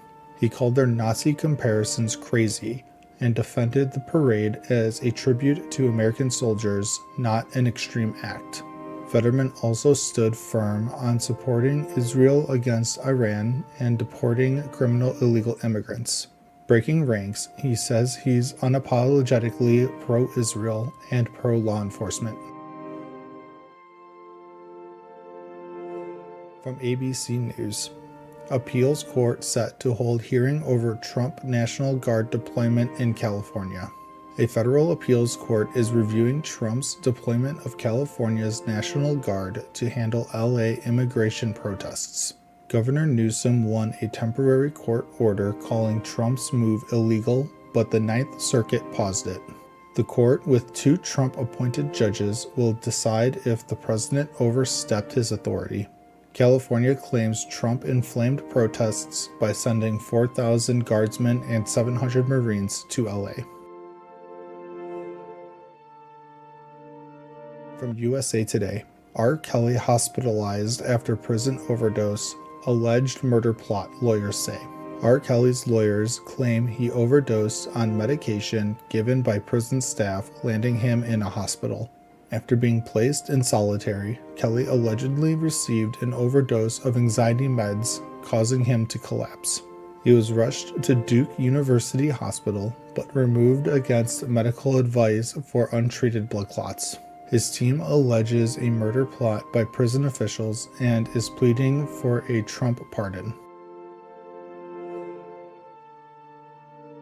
From the Wall Street Journal, where Israel struck Iran's nuclear program, a visual breakdown. Israel struck Iran's key nuclear sites in Natanz and Isfahan, targeting underground enrichment facilities. 4 buildings, including a uranium conversion plant, were hit, potentially disrupting Iran's nuclear ambitions. The UN says Natanz's centrifuges may be destroyed, but Iran's Fordow site shows little damage. The fate of Iran's enriched uranium stockpile remains unclear, raising fears of a covert nuclear program. From the Federalists, riot-ravaged LA paid out $1.1 billion in overtime hours last year. Los Angeles paid $1.1 billion in overtime last year as riots and protests over immigration enforcement rocked the city. The LAPD alone spent $265.5 million on overtime, with $17 million tied to recent anti-ICE protests. Wildfires and staffing shortages worsened the crisis, leaving taxpayers with a massive bill. 5 city employees earned more in overtime than the U.S. president's salary, sparking outrage. And as always, thank you for the like, comment, and subscription. From CNN, union leaders Randy Weingarten and Lee Saunders quit DNC posts in the party's latest dispute. 2 union giants, Randy Weingarten and Lee Saunders, just walked away from the Democratic National Committee. Their exit is the latest blow to DNC Chair Ken Martin as the party struggles to counter Trump's influence. Weingarten says the DNC isn't expanding its tent, while Saunders calls for bold new strategies. Martin's push to shake up committee roles left them sidelined, sparking debate over party unity. From Fox News, anti-Trump Washington Post columnist admits he loved military parade. Washington Post's Max Boot, a Trump critic, admits he loved the Army's 250th birthday parade in D.C. Despite fears of a political stunt, Boot was thrilled by flyovers and soldiers in historic uniforms. Even the massive tanks won him over, with smiling crews waving to the crowd. Boot says Trump kept it classy, making the parade a surprising hit. From ABC News, states agree to $7.4 billion settlement with Purdue Pharma in opioid litigation. All 50 states just signed a massive $7.4 billion settlement with Purdue Pharma and the Sackler family. Purdue's aggressive OxyContin marketing-fueled addiction and overdoses lawsuits claim. The funds will boost addiction treatment and prevention over 15 years, starting with $2.4 billion soon. The deal awaits bankruptcy court approval, ending the Sacklers' opioid business in the U.S. From the BBC, juror dismissed in Diddy trial over inconsistencies. A juror in Diddy's sex trafficking trial was dismissed for inconsistencies in his answers. The juror claimed he lived in the Bronx but recently moved to New Jersey, raising red flags. Judge Subramanian said the juror's shady responses questioned his honesty and impartiality.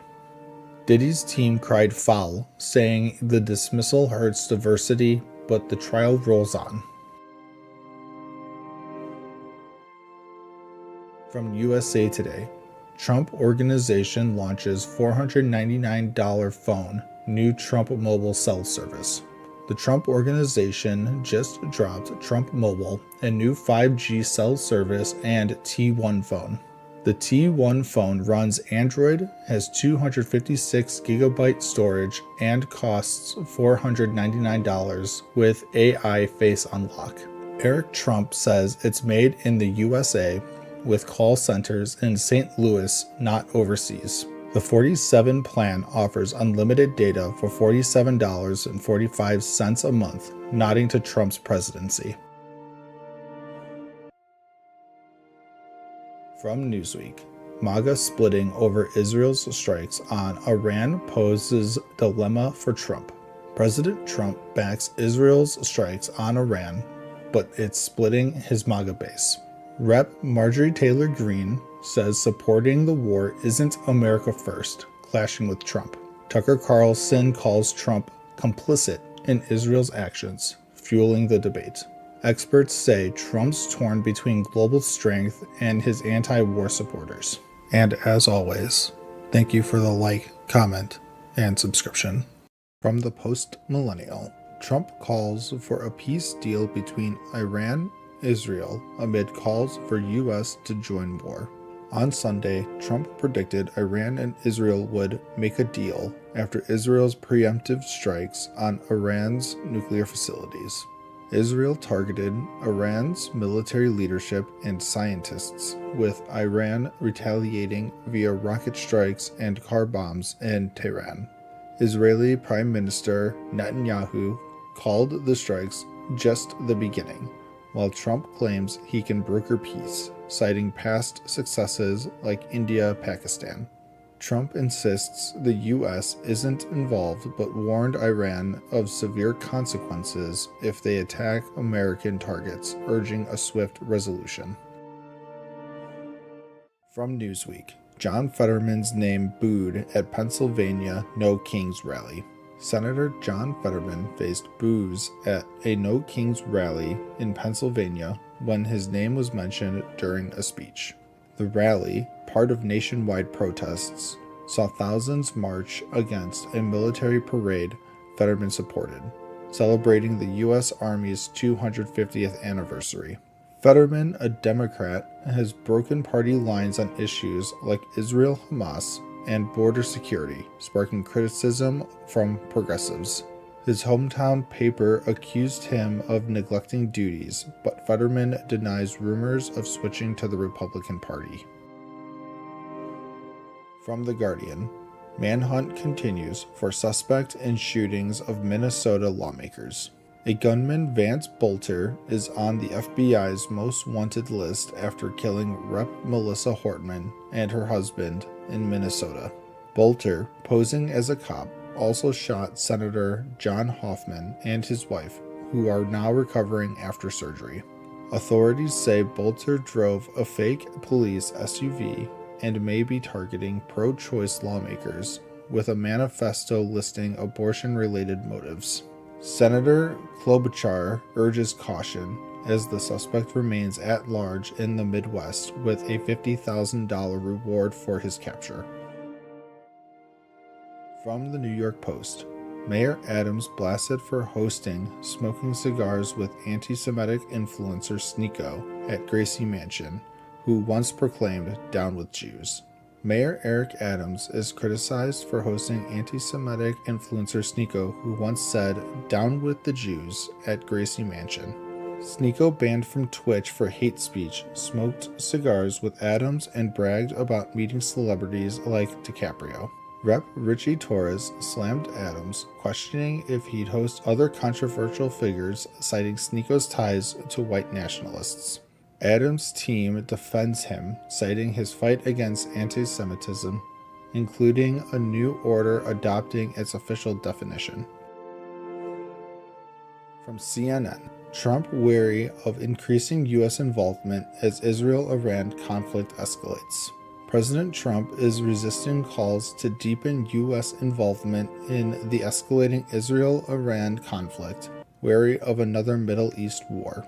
Israel's strikes on Iran's nuclear sites prompted Iranian retaliation, with the U.S. offering only defensive support so far. Trump hopes for a negotiated peace deal to curb Iran's nuclear ambitions, despite canceled talks in Oman. Some Republicans, like Senator Lindsey Graham, push for stronger U.S. action, but Trump fears being dragged into a prolonged conflict. From Fox News, multiple arrests near Portland ICE building after police declare riot. Portland police arrested 3 people after a No Kings protest turned into a riot near an ICE facility, injuring 4 officers. Rioters threw rocks, fireworks, and smoke grenades, attempting to break into the federal building. Suspects face charges like assault and criminal mischief, with police warning more arrests could follow ongoing investigations. The chaos erupted after a large-scale march, with authorities stressing arrests targeted criminal acts, not free speech. From CBS News, about 200 U.S. Marines begin in From CBS News, about 200 U.S. Marines begin Los Angeles deployment at Westwood Federal Building. About 200 U.S. Marines arrived in Los Angeles to guard the Wilshire Federal Building amid protests over immigration enforcement. President Trump deployed over 2,000 National Guard and 700 Marines, saying it's needed to prevent chaos. Governor Newsom calls it authoritarian and filed a lawsuit. A U.S. Army veteran was briefly detained outside the building but released, saying he was treated fairly. The Marines' role is to protect federal property, not enforce laws, as tensions escalate in LA. From Newsweek, Gavin Newsom accuses Trump administration of spreading fake protest images.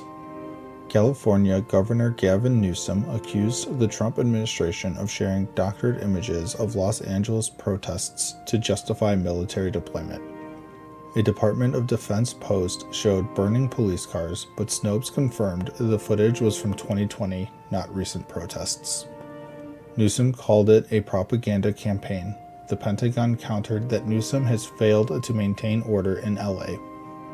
As protests over immigration enforcement grow, misleading videos online are inflaming tensions nationwide. From Fox News, Trump's military parade honoring Army's founding threatened by protests, thunderstorms. President Trump's parade in D.C. celebrates the U.S. Army's 250th anniversary, featuring 6,600 soldiers, tanks, and a flyover. The No Kings movement plans protests nationwide against Trump's immigration policies, though not directly in D.C. Thunderstorms are forecast threatening the event, which also marks Trump's birthday and Flag Day. Trump warned that violent protests will face very heavy force as tensions rise across the U.S. From CNN, Israel attacked 3 key Iranian nuclear facilities. Did it strike a decisive blow? Israel launched strikes on Iran's Natanz, Isfahan, and Fordow nuclear sites, aiming to disrupt its nuclear program. Natanz suffered major damage, with power to underground centrifuges cut. Iran claims limited impact and no contamination risk. Israel says the strikes hit key targets, but Fordow, a fortified site, was largely unaffected. The strikes killed 9 experts. The full impact on Iran's nuclear ambitions remain unclear. From The Guardian, Democratic lawmaker killed and another wounded in Minnesota in politically motivated attacks. Minnesota State Rep. Melissa Hortman and her husband were killed in a suspected politically motivated shooting. The gunman posing as a police officer escaped. A list of targeted lawmakers was found in his vehicle. State Senator John Hoffman and his wife were also shot but survived. Both are recovering. Governor Walz called it an attack on democracy. Police are hunting the suspect as protests loom. From the Gateway Pundit, insurrection in plain sight. The left's orchestrated No Kings riots are a Marxist revolution, and GOP leadership allows it to happen. Some claim the No Kings protests are a Marxist insurgency timed to disrupt Trump's army parade.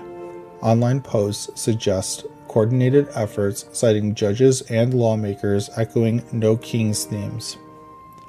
Critics point to Democrats' silence or defiance as evidence of a revolutionary agenda. Supporters urge Trump to act decisively, warning the protests aim to derail his administration. From CNN, consumer sentiment surges in first improvement since December. Consumer sentiment in the U.S. jumped 16% to 60.5, says the University of Michigan, the first rise since December after near-record lows during Trump's tariff blitz. Easing trade tensions from April's high tariffs sparked the uptick, but sentiments still 20% below December levels. With Trump's reciprocal tariffs set for July 8th and legal battles ongoing, economists warn volatility could shake confidence again. Spending, the economy's backbone, rose just 0.2% in April. A steady labor market is key to keeping wallets open. From Fox News, mother of murdered jogger slams Rep. Crockett for dismissing migrant crime victims. Patty Morin, whose daughter Rachel was murdered, spoke on Fox and Friends about her daughter's killer, an undocumented migrant. Morin criticized Rep. Jasmine Crockett for saying Republicans cherry-pick migrant crime victims during a House hearing. Crockett called the Sanctuary City hearing political theater, while Morin decried protests supporting illegal immigrants. Morin supports Trump's immigration policies, urging stricter enforcement to prevent tragedies like her daughter's murder. From USA Today, Trump keeps control of National Guard ahead of widespread protests. Trump keeps California's National Guard as an appeals court blocks a judge's order to return control to Governor Newsom. Protests over Trump's immigration raids continue, with 700 Marines now guarding federal property in Los Angeles. In New Jersey, 4 detainees escaped Delaney Hall amid unrest over poor conditions, prompting a law enforcement response. No Kings protests planned for June 14th expect millions to oppose Trump's policies across the country. From Reuters, analysis: Trump's peacemaker pledge takes big hit as Israel strikes Iran. Israel struck Iranian targets, risking regional war despite Trump urging Netanyahu to avoid attacking Iran. Trump's envoy Steve Witkoff failed to secure a U.S.-Iran nuclear deal, and a Gaza ceasefire collapsed weeks ago. Analysts say the strikes snubbed Trump's diplomacy, with no progress on Ukraine or the Abraham Accords. Iran vows retaliation, and experts warn of a spiral of escalation threatening Trump's peacemaker goals. From ABC News, Israel strikes live updates. U.S. provided exquisite intel to Israel, sources say. Israel hit Iran's nuclear sites, killing scientists and leaders. Iran's 100 drones were shot down in response. Natanz was damaged, but no radiation leaks. Per the IAEA, the U.S. gave exquisite intel, not military aid. Trump praised the strikes, urging Iran to make a nuclear deal and warning of more attacks soon. Iran called the attack unlawful, demanding UN action and vowing a decisive response. From The Guardian, Kilmar Abrego Garcia pleads not guilty to human smuggling charges. Kilmar Abrego Garcia pleaded not guilty to human smuggling charges in a Tennessee court. Wrongly deported to El Salvador's gang prison by Trump's administration, he was returned after campaigners fought back. Critics say his removal ignored due process. He's charged with smuggling migrants, drugs, and firearms. Abrego Garcia contests detention as his case fuels debate over Trump's deportation policies.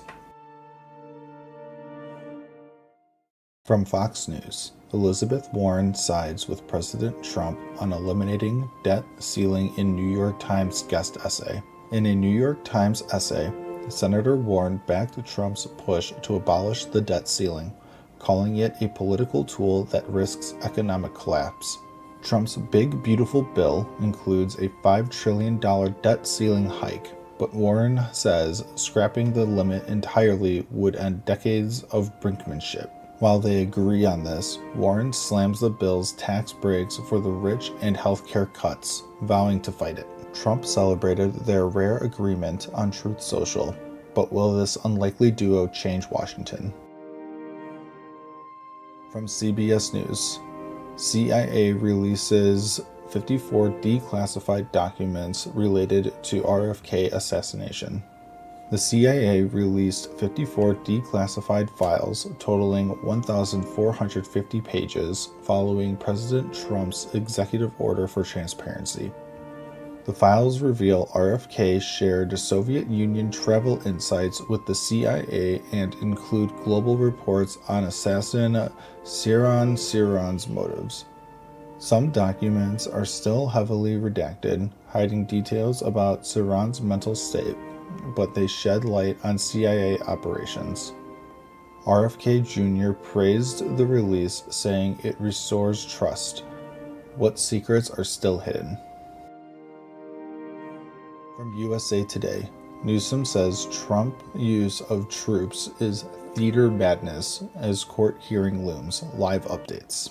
Trump sent 4,000 National Guard and 700 Marines to aid ICE raids, sparking protests and arrests across Los Angeles.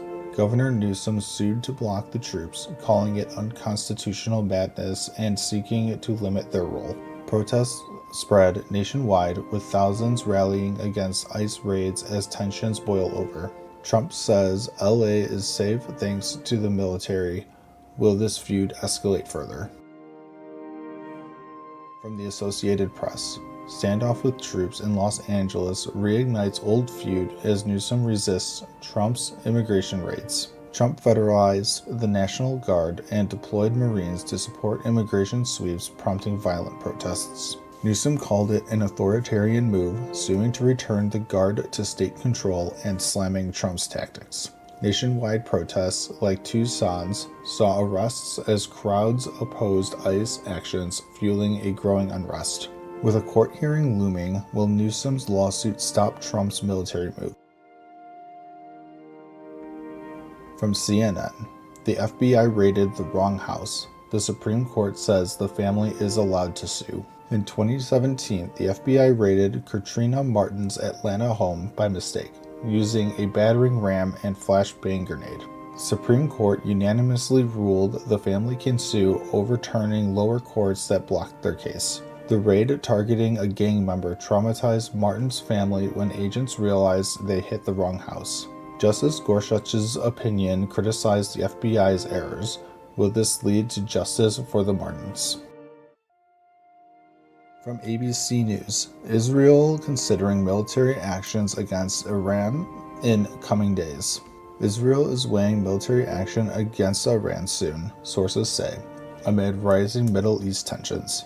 Iran's president vowed to continue uranium enrichment and rebuild any bombed facilities, defying threats. The U.S. may share intel for a strike, while nuclear talks with Iran are set for this weekend. Will this spark a larger conflict, or can diplomacy prevail? Stay tuned. From the Associated Press, the latest. Protests over immigration raids spread across the U.S. Protests against immigration raids are spreading from Los Angeles to cities like Seattle, Chicago, and New York, with more planned this week. In Houston, Mayor Whitmer says the police are ready for peaceful protests, while Texas Governor Abbott has National Guard troops on standby. Chicago's Mayor Johnson reports mostly peaceful demonstrations, though one woman was injured when struck by a car during a protest. In Los Angeles, 2 people face charges for throwing Molotov cocktails, and Department of Homeland Security says 9 arrested had prior convictions. From USA Today, Texas Governor Greg Abbott orders National Guard to immigration protests. Texas Governor Greg Abbott is sending National Guard troops to areas expecting protests against immigration raids following clashes in Austin.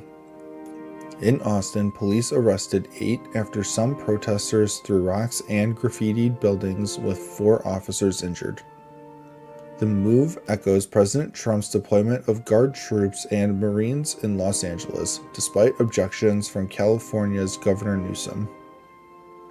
Nationwide anti-ICE protests are growing, with No King's Day demonstrations planned for June 14th in solidarity with Los Angeles. From Fox News, Hegseth spars with Senate Democrats over Marine deployment to LA anti-ICE riots, not about lethality. Defense Secretary Pete Hegseth defended deploying 700 Marines and 4,000 National Guard troops to Los Angeles amid anti-ICE protests. Hegseth says the mission is about maintaining order, not lethality, supporting ICE agents facing attacks during raids. Democratic Senator Jack Reed called the deployment illegal, arguing it undermines military readiness and civil law enforcement. California's Governor Newsom is suing over the deployment, with a court hearing set for Thursday to review its legality. From CNN, world's most popular TikTok star Khaby Lame leaves the U.S. after being detained by ICE. Khaby Lame, the world's top TikTok star with 162 million followers, was detained by ICE in Las Vegas for overstaying his visa. The Senegalese-Italian influencer was held Friday, but allowed to leave the U.S. voluntarily, avoiding a deportation order. His detainment comes amid President Trump's immigration crackdown, sparking protests across Los Angeles and beyond. Lame, a UNICEF ambassador, has